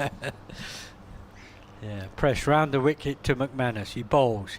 He goes to lap him. That's his favourite shot. He tickles him round the corner. Goes for 1. Comes back for 2. Easy 2 for him. But I just feel that if they lose 1 more wicket, then that's going to become... The pressure's going to be right on the Steelbacks now. Yeah. Considering what happened to them last week, losing those wickets in 22 runs or whatever. This is going to be hard work. Yeah, it is. I think Lewis McManus is up to it. Well, we've seen him play some crucial knocks for Hampshire when he was here. But he just found it hard to get a consistent place in the team when Brown arrived. And that's when he decided to move to Northampton to get more game time. Well, if you remember as well, Tom Alsop was taking the gloves at times as well. Yeah. He's actually out. Tom Alsop has just written to me as well. He wants to do a little bit of work experience for later on in life. Hampshire Steelbacks are now 131 for 5 of 26 overs. And McManus on 2, Zabe on 7. And I think there's going to be a change of bowling. It looks like Jack is back on. There's also going to be a change here as well, Raj, because the change isn't you, because you're still there. It's going to be Andrew Rad next to you. Yeah, the sun has come out, so the crowd is sort of livened up a little bit. Eddie Jack back on to bowl from the Lord Brand. I call him Lord Bransgrove's end. He's done some wonderful things for Hampshire, young Rod. And in comes Jack around the wicket. Bowls to Zape, who runs him down to third man. It's almost too easy to play that shot for him. That's why I think Hampshire needs somebody in a catching position there for him. McManus now facing. Again, doesn't seem to be any pressure on him. There's nobody in a catching area. Hampshire quite happy to try and restrict the Steelbacks from boundaries rather than trying to take wickets, trying to make Steelbacks make their own mistakes and give their wickets away. So Jacks again from the pavilion end, comes in over the wicket to McManus, delivers, pitched up, delivered, driven straight to extra cover, fielded by Gubbins, and no runs. Yeah, I think even Kevin called it absolutely right, Roger. I think if one of these 2 goes fairly early, then it's going to be tough. You're then relying on Gus Miller, who's a fine cricketer, but relatively inexperienced in this sort of cricket, and then 3 bowlers. In fact, and obviously one of them, Jack White, is not even sure if he would bat. So, yeah, tough one. Eddie Jack over to McManus, who just hits his pad and gets a little leg by round the corner. And the Steelbacks move on to 1-3-3 for 5. But you'll be hoping that sort of Mother Cricket looks kindly on Northamptonshire, having been in this sort of position in the previous game when they thought they'd won it and somehow contrived to lose it. Well, I think it works in reverse. Yeah, I think they're looking at it though, because there's nobody really in a catching position. Jack's round the wicket, short ball, and Zabes is quite happy to watch that go by through to the keeper. Yeah, there's nobody catching, creating that pressure. They're putting pressure on themselves. I think that's the. And all the wickets which have gone down so far have been given away, not taken by the bowlers. Yeah, it hasn't been a very good half an hour for Northamptonshire, 40 minutes or so, and so those of us that saw the last 5 go for 22, as you mentioned, in 5 overs, it's deja vu all over again. Zabe now getting ready, bowled, Jacks, and he pushes that through to square cover, and they pick up a single. Yeah, so the Hampshire quite happy to stop the boundaries and get Northampton to try and work for those boundaries, but and quite happy to let them have ones and, you know, easy singles. But if it was me, I'd like to have somebody in a catching position, either like a third slip or somebody around a second slip, third slip sort of area, just to create that pressure. Jack's over the wicket to McManus now, bowls, and he tries to work him off his legs, but gets a leading edge to cover point on the boundary and picks up 2. That was an easy 2. I think that should have been a 1, but I think that don't think the fielder there on the boundary picked that up quite early enough, and they came back for a second. So 136 for 5. Northampton need another 150 to win in 23 overs, so the required rate is 6.5. But the big problem from Northampton's point of view is the wickets column. 5 down, and Sabe and Lewis McManus, the last 2, I hesitate to say recognised batters, because that's disrespectful to Gus Miller. I say he's a fine player, but it's a big ask to expect him to win this game from here. These 2, I think, are going to have to go most of the way if Northamptonshire are going to get there. Well, there's a single as Sabe drives the first ball of Tom Prest's over up to long off, fielded down there by Joe Eklund. On 37 for 5, Sabe to 10. Sabe making his 150th appearance for Northamptonshire across all competitions. A very good day for him to play one of his Zabe specials, which we've seen once or twice this year, not least in the T20 against the Bears a week or so ago. Turned away by McManus, out through mid-wicket for a single. That was a lovely reception for Lewis McManus when he came out, wasn't it? That was really nice to hear. And he's a popular figure here at Hampshire. Yeah, well, he's a popular figure, I think, he's at Northampton as well. He's made a lot of friends up there. Swept away by Sabe as Prest strays onto leg stump. They're going to come back for 2. Zabe is very quick and gets there at a canter. 2 more to Zabe, 12 to him, 140 for 5.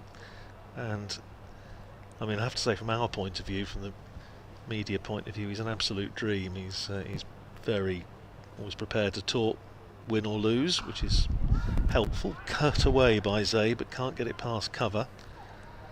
And there's no run, fielded there by Eddie Jack. Picked up the wicket of Prithvi Shaw earlier on.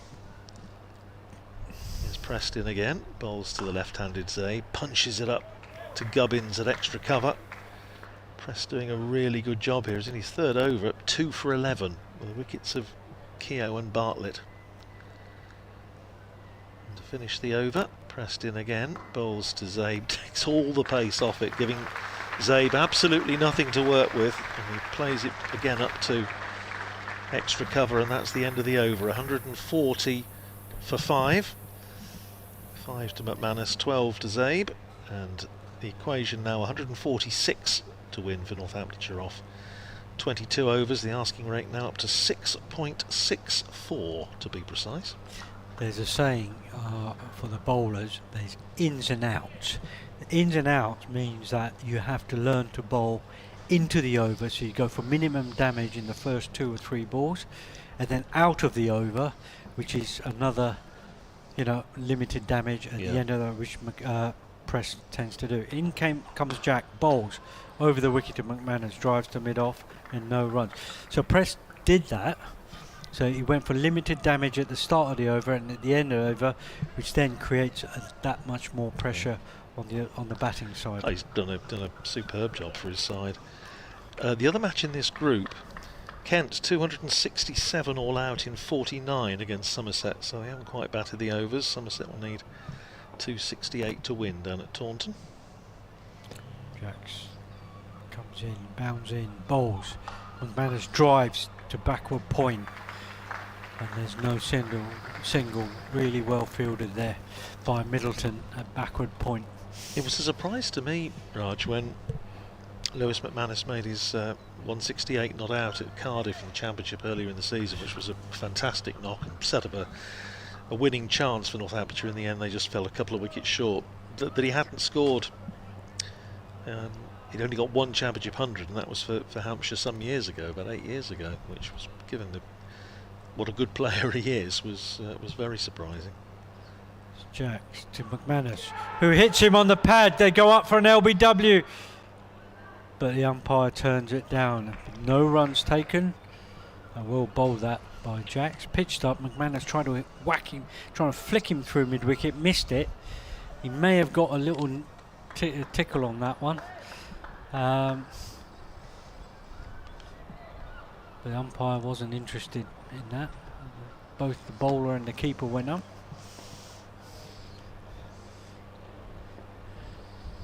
McManus gets ready to receive. In comes Jack. Bowls. He pulls him. Short ball. And that goes straight. He pulls it straight to deep square leg on the boundary. And that's caught. So McManus departs for 5. That is a crucial wicket for Hampshire. There's another wicket by Steelbacks given away, caught on the boundary. There's 3 caught on the boundary today from the Steelbacks in the first 5 wickets. Yep, one hates to call these things too early, but let's just say I think from here it would be a very, very good game for Northamptonshire to win. From the situation now, I say Gus Miller will be in next, and then Michael Finan, who can bat, but you know, you down amongst the bowlers really, Rafi Weatherall and an injured Jack White. So, as we were saying, I think Northamptonshire needed Saif Saib and Lewis McManus to stay together, certainly be there going into probably the last 10 overs and see where they are, but as it is, it's going to be a very difficult game. This ground is a strange ground because the boundaries here, although one side looks a lot shorter than the other, there's still big boundaries on either side, and people do try to clear those boundaries and they get caught on the boundary, but they could actually get on top of the ball and hit the ball down rather than up, and trying to, you know, because there's no real need to do that at this stage. Well, I remember when doing games here in the last few years, Kevin's always said the idea of the sort of the pockets on this ground, and I think every ground to an extent has got its little quirks and idiosyncrasies, but Northampton used to have a corner by the bowling area. That was that corner which was just slightly big around there. Yeah, that's right. Bowling green is no more. It's now an outdoor net area, but yeah, I know exactly where you mean. And also there used to be, of course, the practice pitches used to be on the outfield, so if it beat the field going down towards the scoreboard, it was 4. Just quick. Don't even bother about it. Gus Miller, he's out there. So Jack's bowling to Miller now. Miller takes guard, off stump guard. Then comes Jack, bowls, and he flicks him off his legs down to deep square leg, picks up a single. But Hampshire's tactics here about having a defensive field and get Northampton to try and work for their boundaries rather than the 1s and 2s has paid off to a certain extent, where Northampton have become very impatient and trying to hit the ball out the ground and been caught on the boundary. Yeah, still 21 and a bit overs to go. And Jack comes round the wicket now to Zabe, who then just brushes him off his hips down to fine leg and picks up a easy single, keeps a strike. Steelbacks on 142 for 6 of 29 overs. Yep, so well, Gus Miller came in a very pressurised situation up at Old Trafford in the T20 last Friday night, when Northamptonshire had just lost a couple of wickets and was starting to get a little bit anxious, and he went and flicked one away for 4 to give Northamptonshire the boundary they needed just to give themselves a little bit of breathing space, and then Ashton Agar finished the match. And I did say then that I would buy him a drink, which he is aware of, as Prest starts a fresh over, bowls to Zabe, who tries to cut, and it just goes down, I think, off a bottom edge into the ground. Well, if he wins this one for Northamptonshire, I'll buy him another drink. But that might be safe. I don't know. We'll see. Here's Preston, bowls to Zabe, who drives back down the pitch. No run. When a spin bowler is bowling, there's no pace on the ball, and you're bowling at tail enders. Tail enders find it very hard to push for ones. They do like to hit boundaries. Preston and bowls to Zabe, and it cuts it out to point, and a very good bit of fielding on the edge of the circle there, and they came through for a single, and it was Eddie Jack who's having a pretty good day, all told, and if he'd picked it up cleanly first time, and it was a super stop. I think Gus Miller was treading water a little bit. As it is, they did manage to come through for the single. 14 to Zabe, 143 for 6. Gus Miller on strike. Pressed bowls to him, and he drives nicely out through the covers, but he's only going to get one. There's a man back there sweeping on the cover boundary in front of the groundsman's eyrie. So 2 to Gus Miller, 144 for 6. So about half a dozen gulls wheeling around in front of us. As Prest is in, bowls to Zabe, nudges it out to extra cover, come through for another sharp single. I think the throw might just have inadvertently hit some part of Gus Miller's anatomy, but fortunately there was somebody backing up. So it is just a single. 15 to Zabe, 145 for 6. I think that's what Northampton are now. Zabe especially is trying to do, is trying to run those quick singles.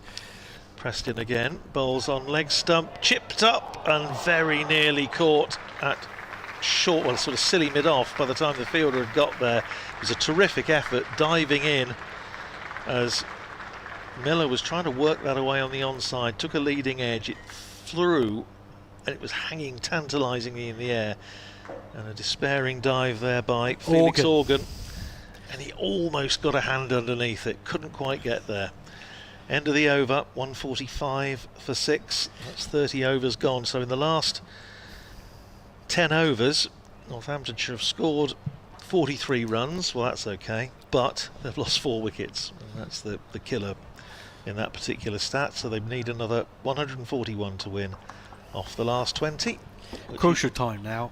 Change of bowling, and the captain has decided to come on to bowl his little leg spinners. Gubbins on for Jack in the pavilion end,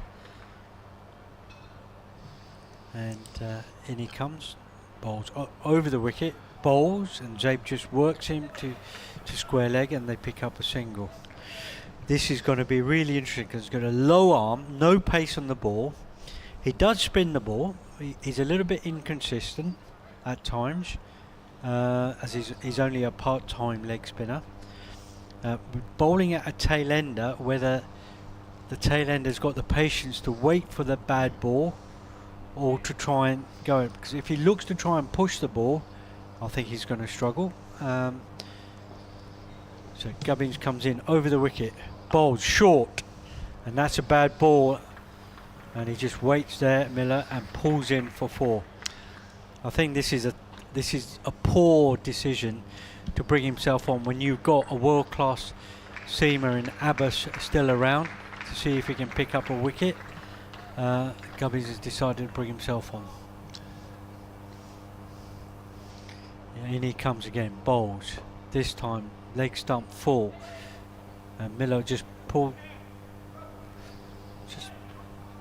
tickles him round the corner to deep square leg and picks up 2 runs.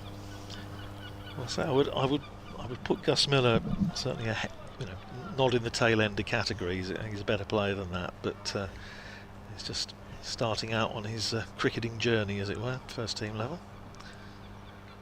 And again, a ball by Gubbins, just leg stump, which has just been milked to deep mid wicket for an easy single. 1 or 2 drifting out of the ground. I think they've seen enough on the far side. Gubbins, Zabe trying to sort of paddle him round the corner, missed it, hit his pad, but it looked like it might just go over the top. Could have been a master stroke from Nick Gubbins. Gubbins over the wicket again, Zabe, and Zabe cuts him behind square on the offside and then runs over 4. This is proving to be an expensive over. As we talked about ins and outs, into the over he went for 4 and out the over he went for 4, so the pressure's all now back on Hampshire rather than the Steelbacks. Yeah, 12 off the over, 157 for 6, so 129 needed off 19 overs. Just as Raj was saying, it's just pulled the required rate down a little from just over 7 to just under 7 as Kevin James is back alongside me. Yeah, well, Hampshire have to find a few overs here because there's no Abbas on the field. He's been off for a while, hasn't he? Here's Tom Prest starting a fresh over to Miller, who's trying to just give himself a little bit of room to play through extra cover. Just jams it hard into the ground, and there's no run. Prest round the wicket, bowls to Miller, who's running it down to backward point, and no run.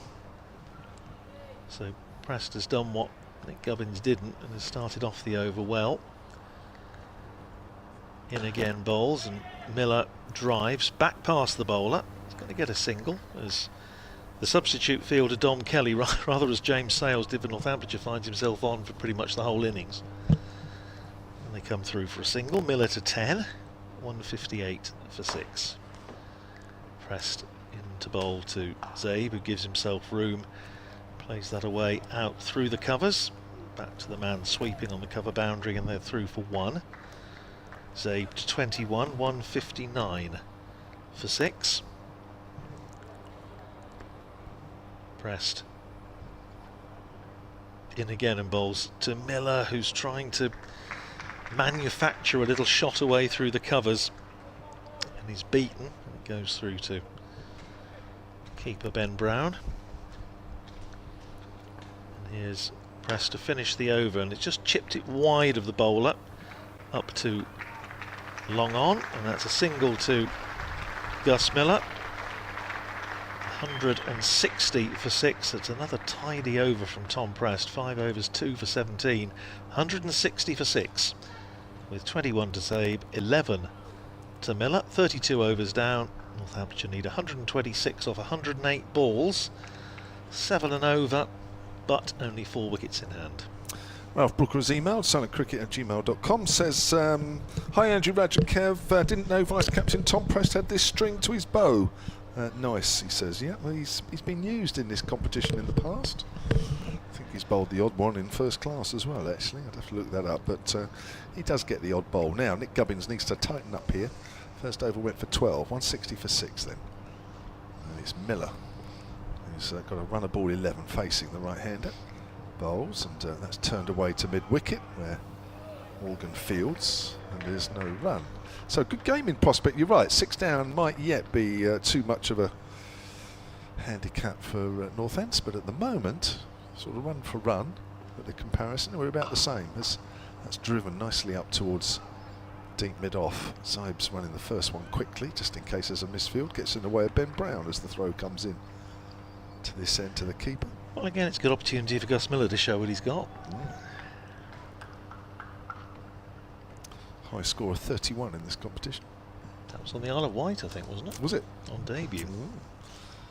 There's a sweep shot, nicely played out on the leg side, but it'll only bring Zabe a single. Moves on to 22, 162 for 6. Must be getting warmer. Raj has dispensed with his coat. Cool, it has to be about 50 degrees before Reg does that.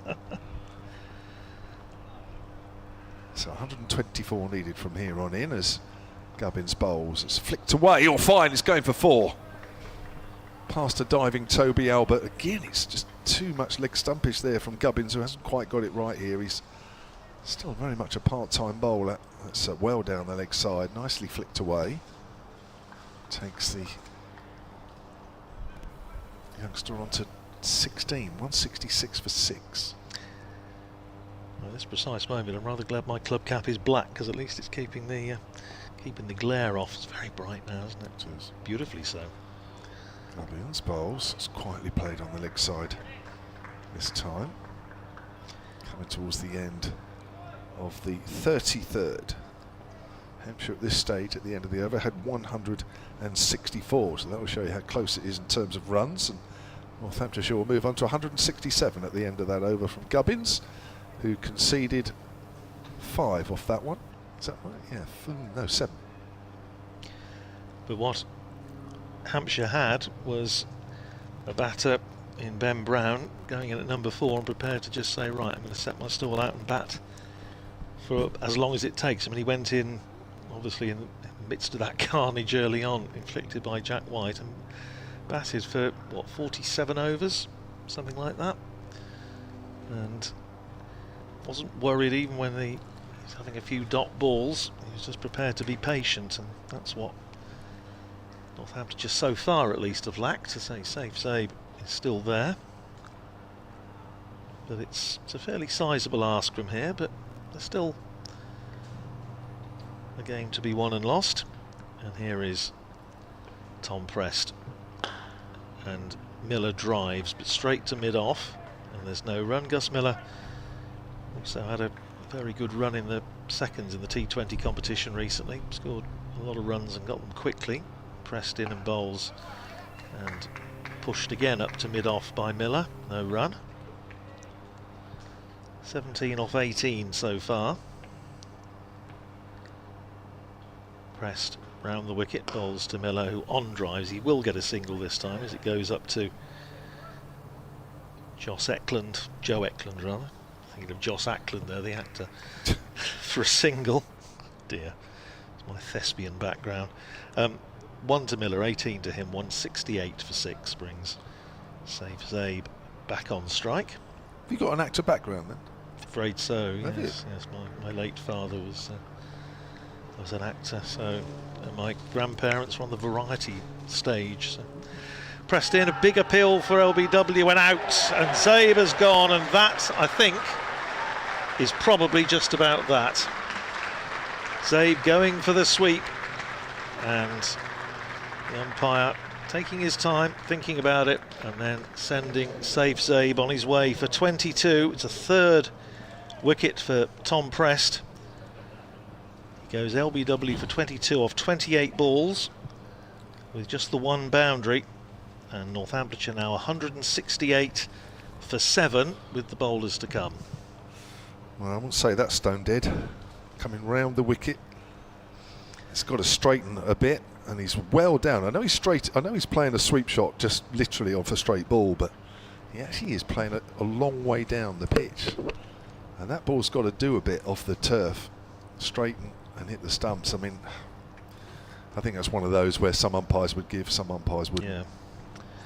Well, unfortunately for Northamptonshire, it's an umpire that gave it. So, Rafi Weatherall will come to the crease. Hasn't had too many opportunities to show us his batting prowess this season in any form of the game, but he did make 21 not out in the T20 game at Edgbaston, sharing.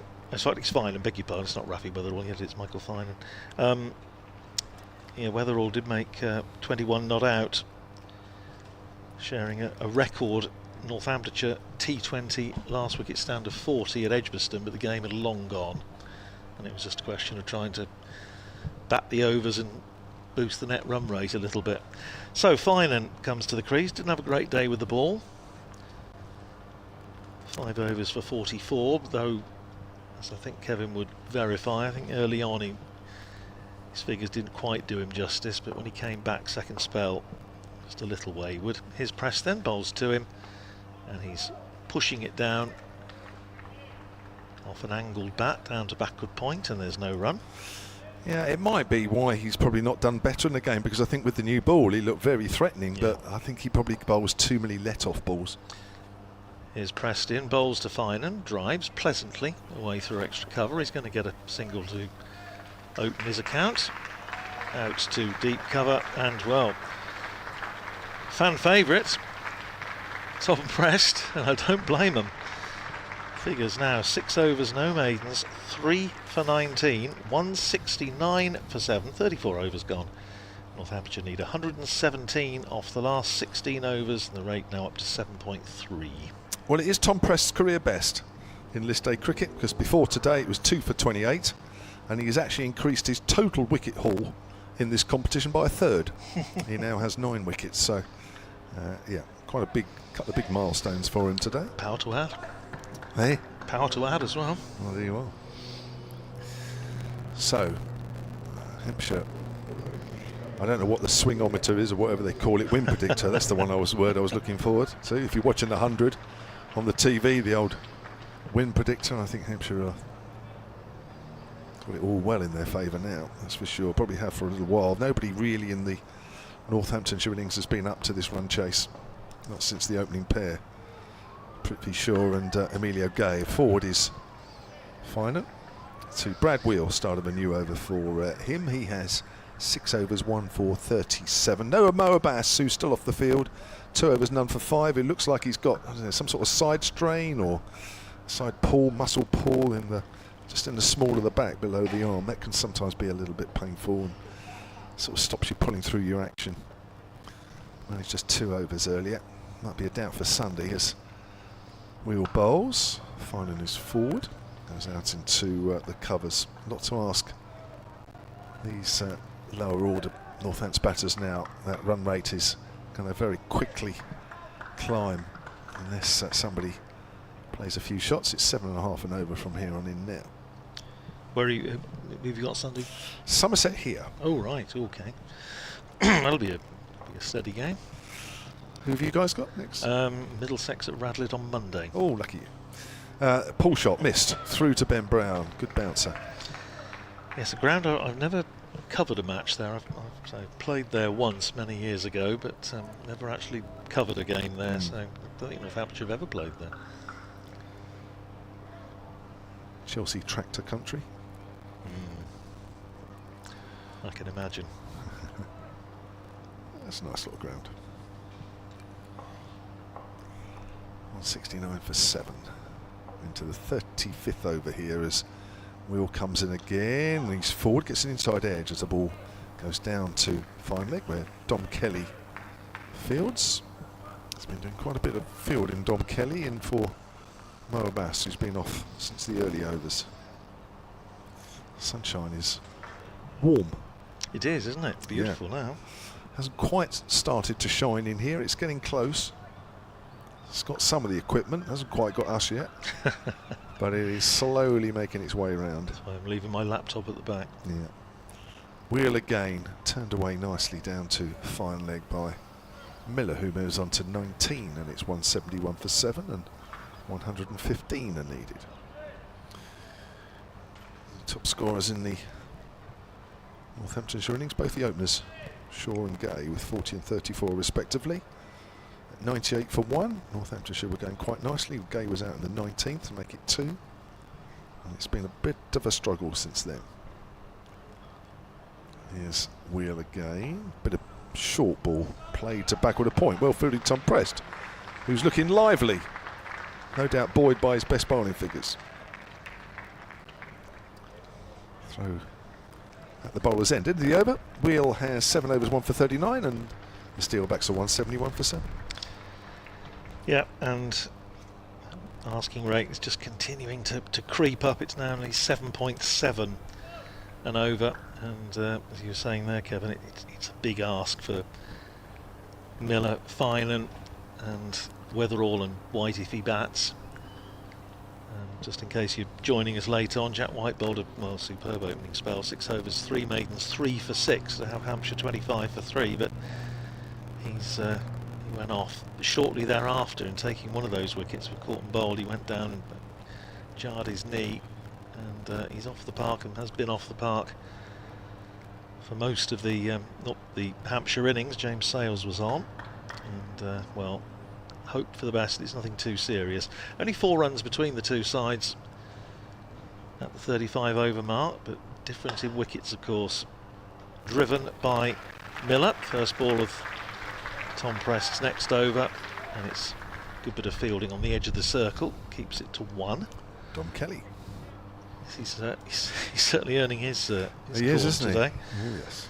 20 to Miller, 172 for 7. Fine and on strike. Press bowls to him and he works it into the onside, but straight to Gubbins at mid-wicket and there's no run.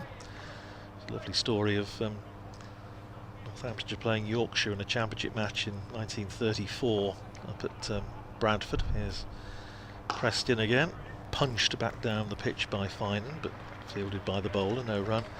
And Northamptonshire didn't have a 12th man, and he did a substitute fielder, so a young lad ran around for a bit and was offered the usual £5 or whatever it was and said, no, it's all right, I've enjoyed myself. Here's pressed in, forced away off the back foot by Finan, square of the wicket, and he's going to get a single. He goes to 3, 173 for 7. And Northamptonshire captain Alex Snowden said, no, it's all right, you know, I'll give it to the captain to pass it on. And Yorkshire captain Brian Sellers said, yes, lad's name's Leland Hutton, and I think he'll probably play for England. Pressed in again, bowls to Miller, who's trying to give himself room, played down through the sort of backward point region, doesn't make contact. Ben Brown has the bails off, but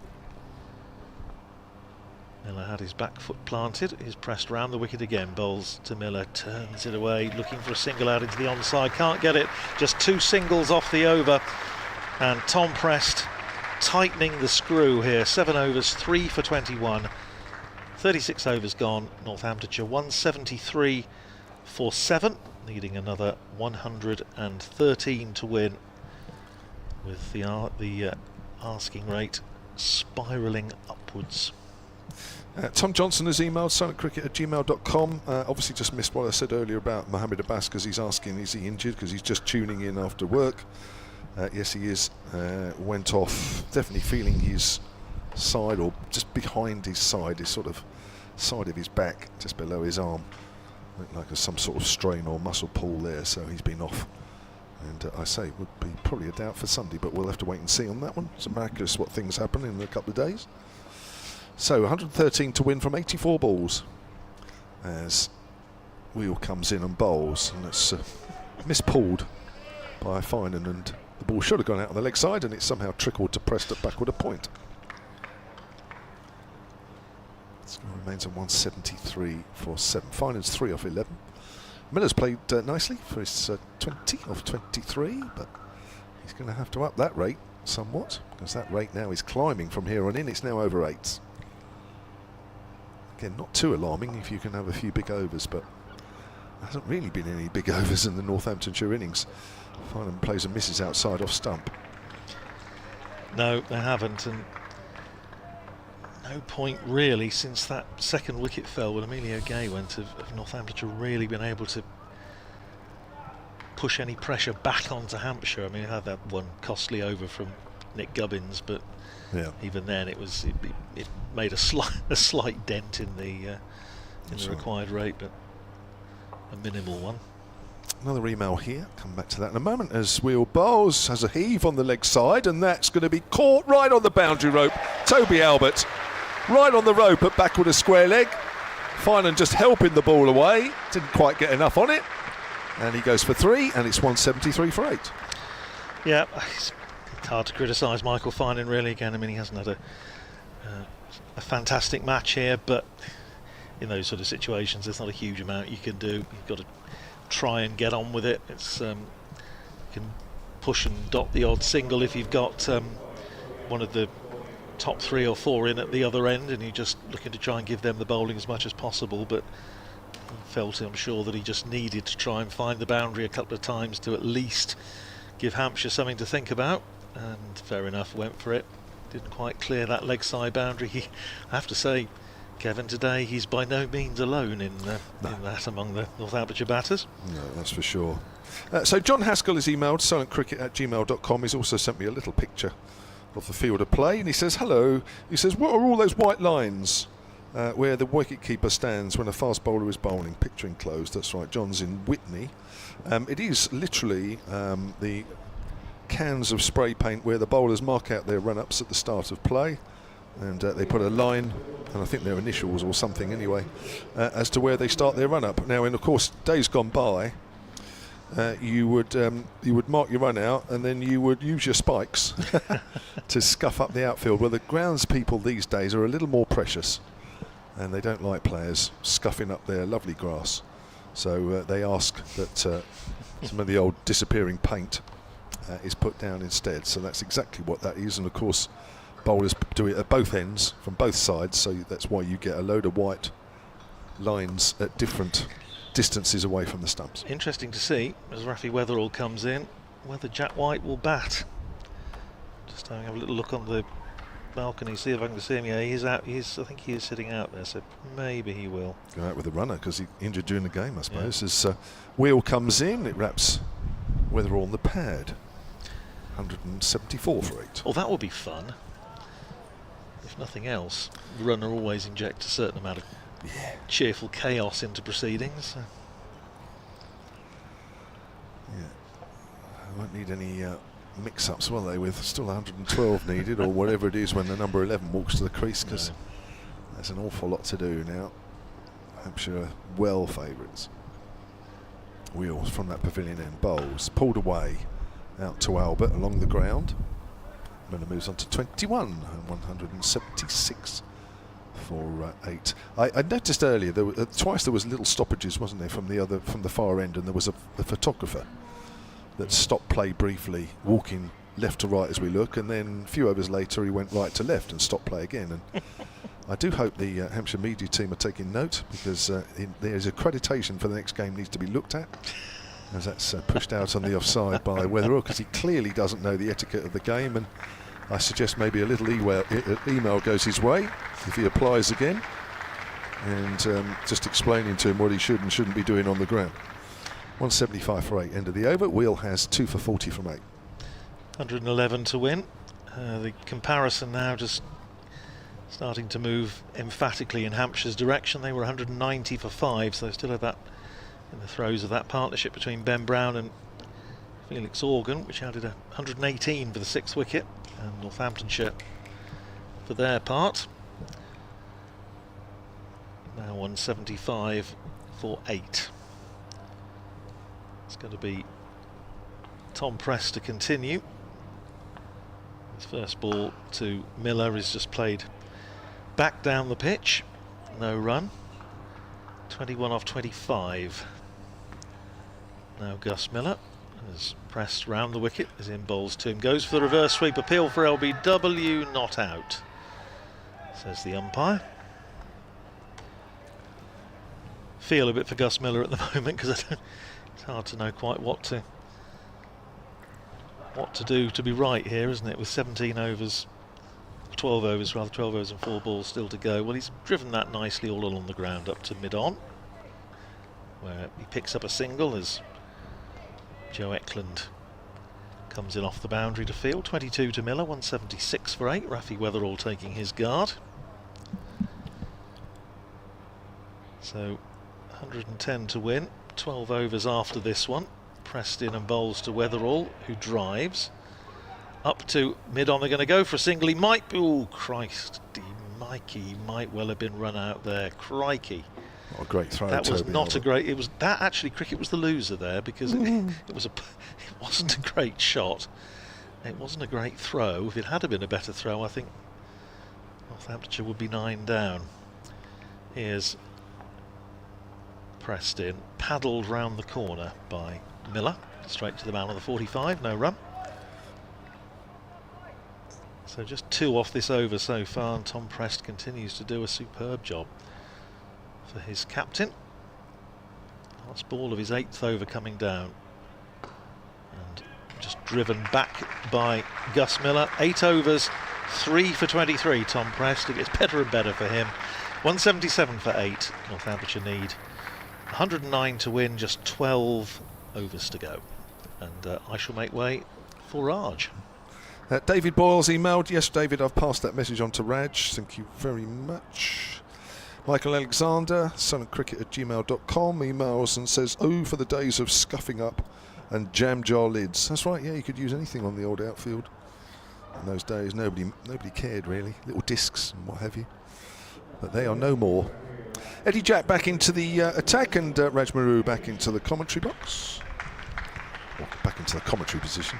What a turnaround by Hampshire in the last 50 minutes to an hour. Yeah. 114 for 2 they were at one stage.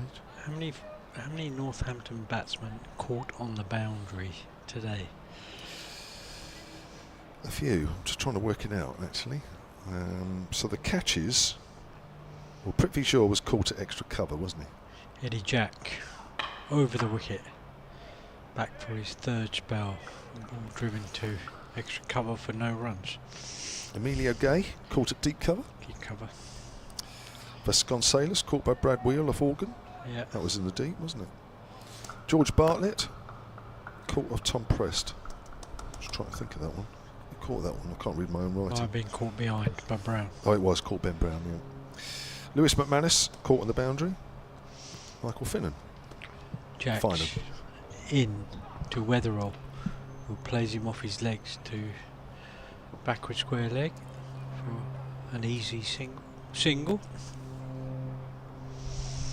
So there's about 5, I think, caught on the boundary. Yeah.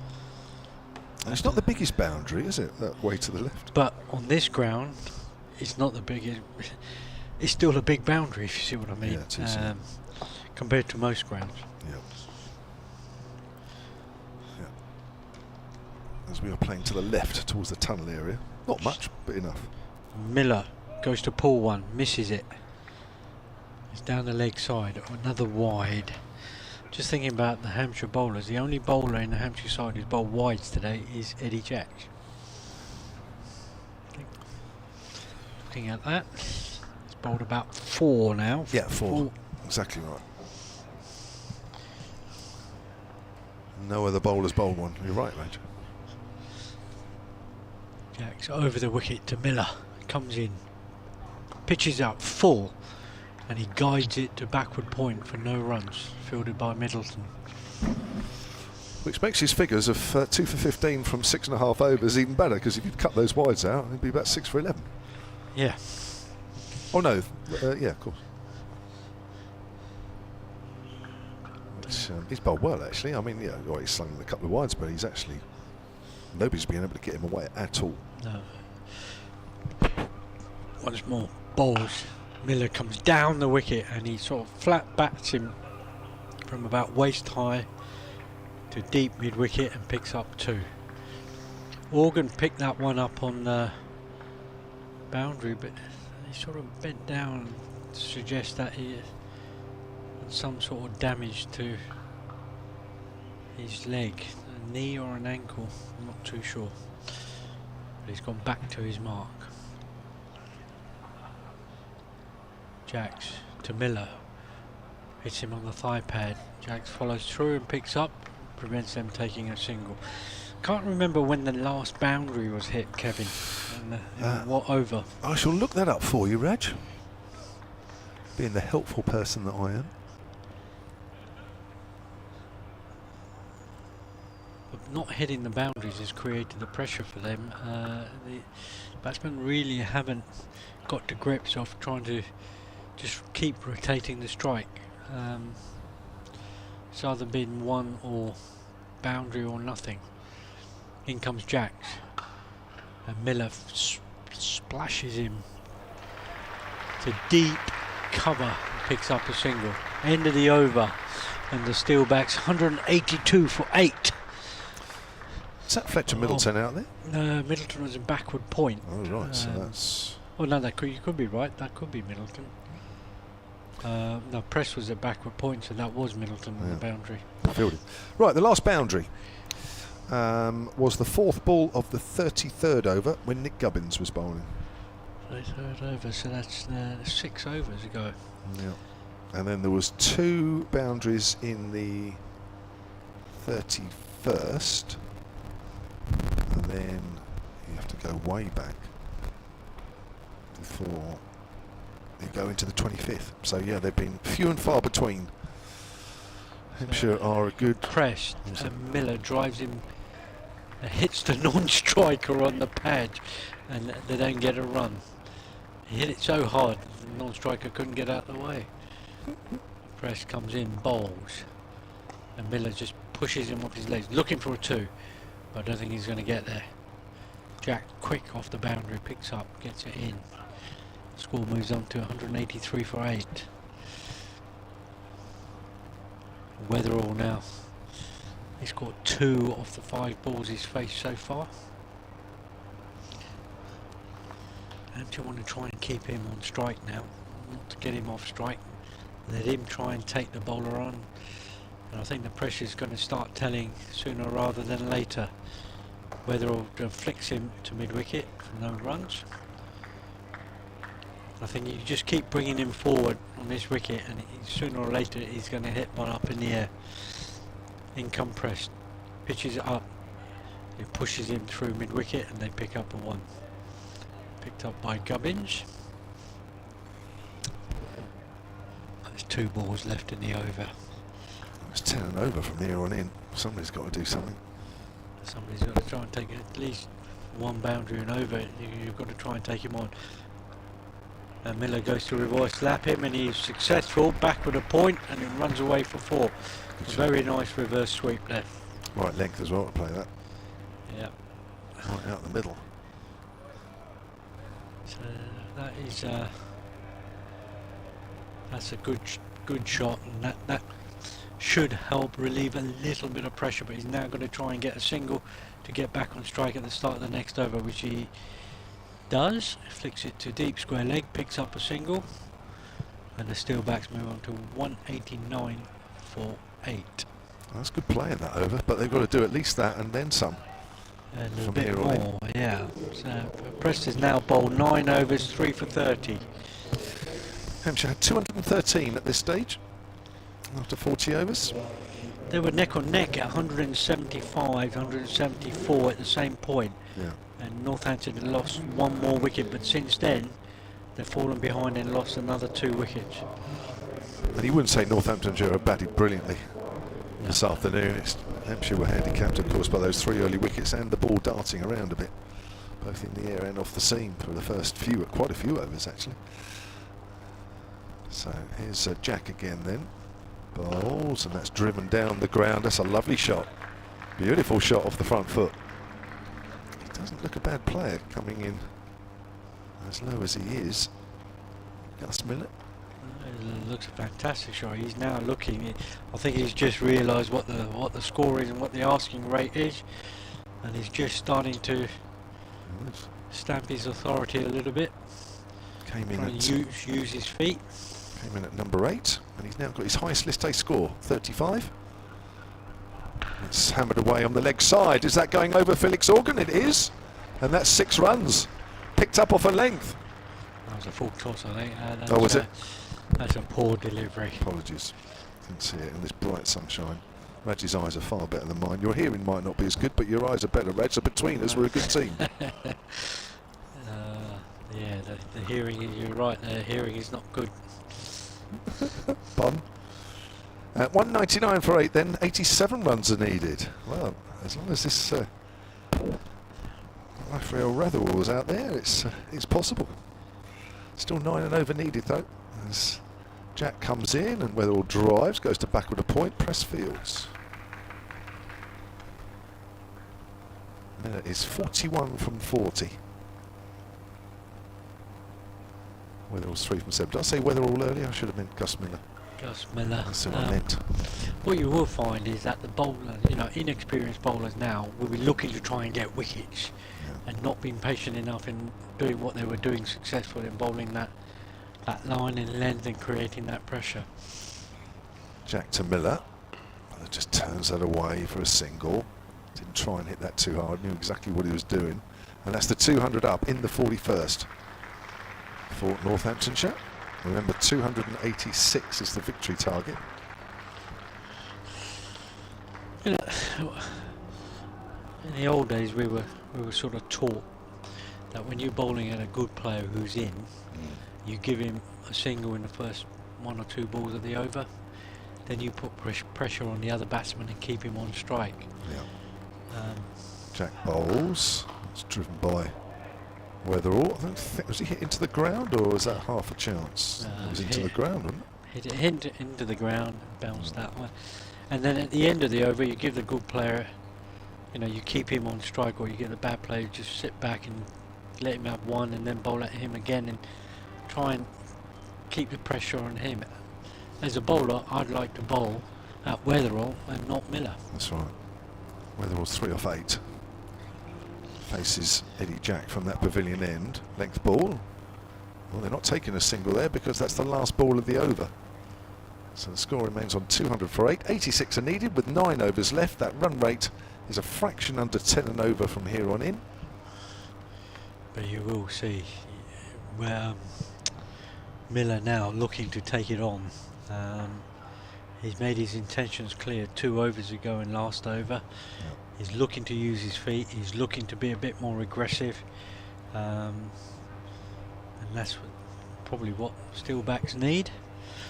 What Hampshire did well at the end of their innings, where Brown, because of wickets in hand, and Abbott, they did actually put the foot down and hit a few lofty blows. Yeah. Abbott 11 off 14 was the 8th man out. Press continues over the wicket. Round the wicket. He's going to be bowling at Miller for his last over. Comes in, bowls, uses his feet, knocks it down to long on, picks up a single. And that has taken Weatherall on strike. Now what Hampshire got to do is to try and keep him at that striker's end now. But no. And don't let him off the hook. Don't give him anything. And in comes Press. Round the wicket, bowls. He goes to slog him, and he does slog him over cow corner for 6. That's a good strike. That's it's shown that if it's in the slot, he can hit it. He can hit a big ball, long ball, and that is a big boundary as well from that corner. Just keeping Northampton interested. 79 needed in the 42nd over. In comes Press again, round the wicket, bowls, and he drives him down the wicket. Pick up a single. He's no mug, Weatherall. Pretty calculated on what he's trying to do. Press has gone for 38, 3 for 38 so far, with 3 balls left. In he comes again, this time to Miller, who then pushes him to deep mid wicket for an easy single, and they pick up a 1. Hampshire definitely handicapped with no Mo Bass out there, so the options are limited. Wheel has 2 more overs to bowl. Abbott has 4 more overs to bowl. I think he's off as well. Oh no, he's on the wicket. Sorry, Rod. Press tries to bowl, and then Weatherall just brushes him, gets a leading edge to deep square and picks up 1 on the offside. Gets Miller back on strike, who's on 44. In comes Press, again easily worked to deep mid wicket, picks up a single. He gets on 45. And Northampton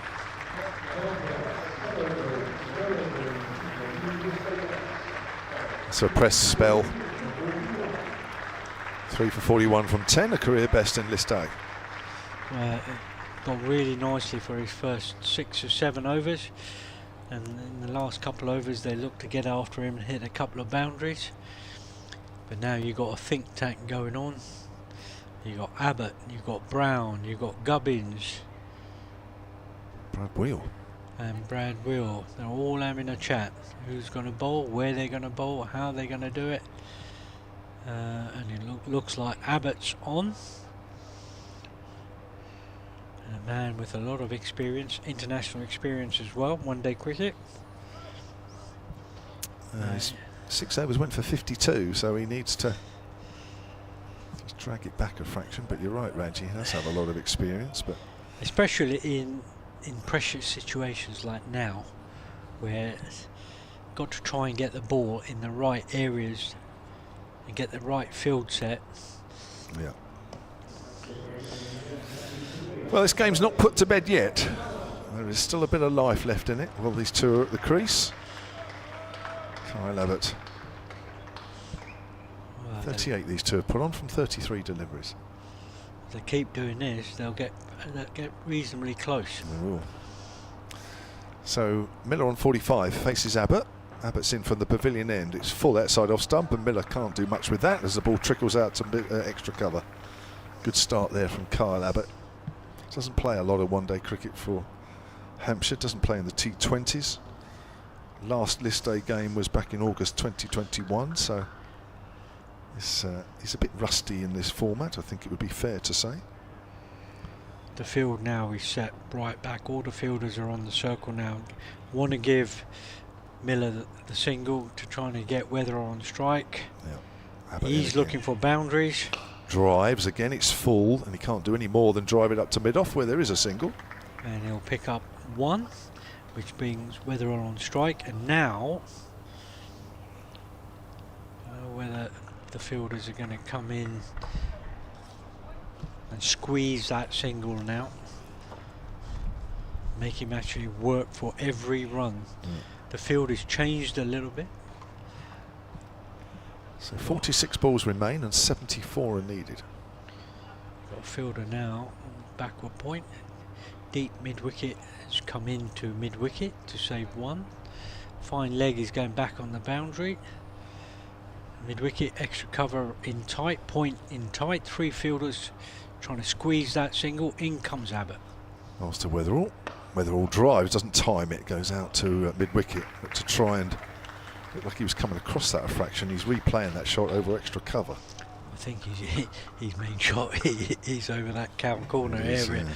I think that's where he feels that that's his main shot. And I think that's where a fielder should be, somewhere out in that sort of region. That's where the ball's going to go. I don't think he's going to get to backward square leg when he's going for a big boundary. I think he's going to go more sort of cow cornerish from that outside off stump line. That's why I think Nick Gubbins went over to Kyle Abbott just to clarify what Abbott is bowling. As long as he gets it right up there, it'll be difficult to get it over cow corner, but we'll have to wait and see. 2-12 for 8.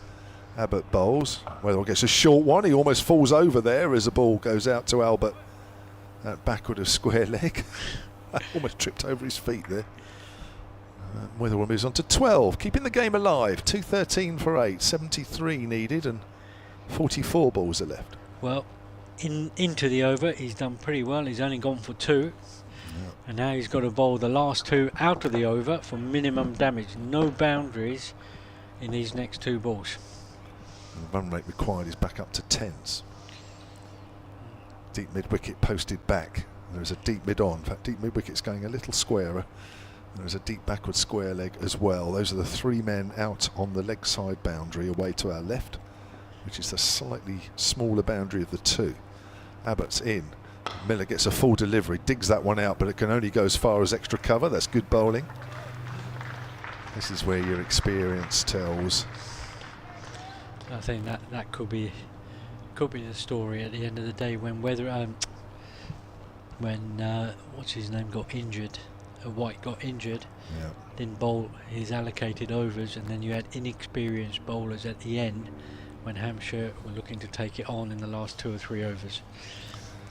So 1 ball left of the 43rd, 72 are still needed, 2-14 for 8, and Weatherall is back on strike. Now they turned a single down, didn't they, at the end of the last over? Will they do the same now, if they have the chance? Here's Abbott, bowls, and again it's full, it's driven out to mid-off, and well, they were going to take a single. Weatherall wanted it. Miller said no at the non-striker's end, so it is a dot ball when it could have been another single. And with 7 overs left, Northamptonshire needs 72 to win this game. They are 2-14 for 8. Raj Maru is staying on, and there will be Andrew Rad. They only picked up 3 off that over. Miller stays on strike on 47. And it'd be interesting who comes on to bowl at this end now. And it looks like Eddie Jack is going to come in and bowl from this hotel end. This is Gus Miller's high scoring first team cricket in any format. He made 40 on a championship debut down at Cardiff earlier in the season. He has played pretty well today. He has. He's struck the ball well. Yeah, he's done an excellent job, and he was saying earlier when I was on last, it's hard for him really, I think, to know what to do, and it's, I suppose, now just a question of keep batting and see how close you can get. They've got to try and hit at least 1 boundary and over to keep going. If they don't get that boundary, that run rate is going to sort of mount up. A little bit easier this time where long on is up. It was back for Abbott, but he's up for Jack. And in comes Jack's the ball to Miller, who has a slog, almighty slog, and I think he wraps that on the glove. Helmet, I think, because they're going to have to get the physio on. I think that's going to be a protocol job. I think immediately the umpire made the signal, so Gus Miller's going to have to just go through the test, maybe need a new helmet. The Northamptonshire physio Nick Allen is trotting on, so yeah, they'll have to go through the usual protocol, which just give us a moment perhaps to look at what's happening elsewhere in the test match. West Indies just been bowled out for 282. Oh, that's a good comeback by them. Yeah, they some useful runs down the order, but yeah, you feel that 284, they're in the game, aren't they? Atkinson 4 for 67, and Chris Woke's got some wickets as well. I'm just trying to find the bowling figures, which needless to say, when you need them you can never find them. Here we go. Atkinson 4 for 67, Woke's 3 for 69, Mark Wood 2 for 52, and Bashir got the last one. So 282 all out, and England will be starting their reply fairly soon. In the other matches in this competition, down at Taunton in this group, Kent all out for 267, and Somerset 38 for 1 in the 8th over. Nottinghamshire have beaten Sussex by 8 wickets, chasing down 217 to win with not a great deal of trouble. And Warwickshire similarly have beaten Leicestershire by 8 wickets at Grace Road after bowling Leicestershire out for 88. So we resume here now. Jack comes in to bowl at Miller. Bowls. He has a slog and he's skied it to backward point, and he's been taken backward point. And Hampshire get their 9th wicket, and the danger man Miller departs for 47. A well struck 47, but unfortunately he departs, and this now is going to be a very tough ask with 10 and 11 at the crease. Yeah, I think, to be honest, Raj, the result has been known for a while. I think it's just a question of how close Northamptonshire could get. And it was the substitute. It's a bit of a reward actually, that for Dom Kelly, who's been running around all afternoon as substitute, and he does actually get his name on the score sheet because he held the catch there. But it doesn't count under his name. No, it doesn't. But most of the modern scorecards, where it used to be just the anonymity of court sub, yeah, usually now they do actually get the name printed in the official records, because James Sales picked up 4 catches as a substitute last year in one of these games, and we were trying to work out whether it was a world record, which it wasn't quite. So Jack White is coming out. He's not walking particularly briskly, as you might imagine if he's got a bit of knee trouble, but there's no runner.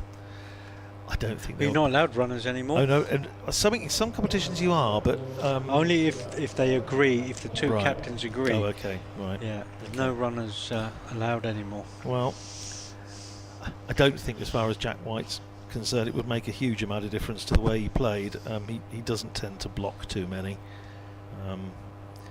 as Kevin will vouch for when we saw Jack's brief innings here in the championship match a couple of years ago. But well played, Gus Miller. Anyway, 47 to him. It's his highest first team score. But Hampshire just 1 wicket away now from a deserved victory. Northamptonshire nominally needing 72 to win.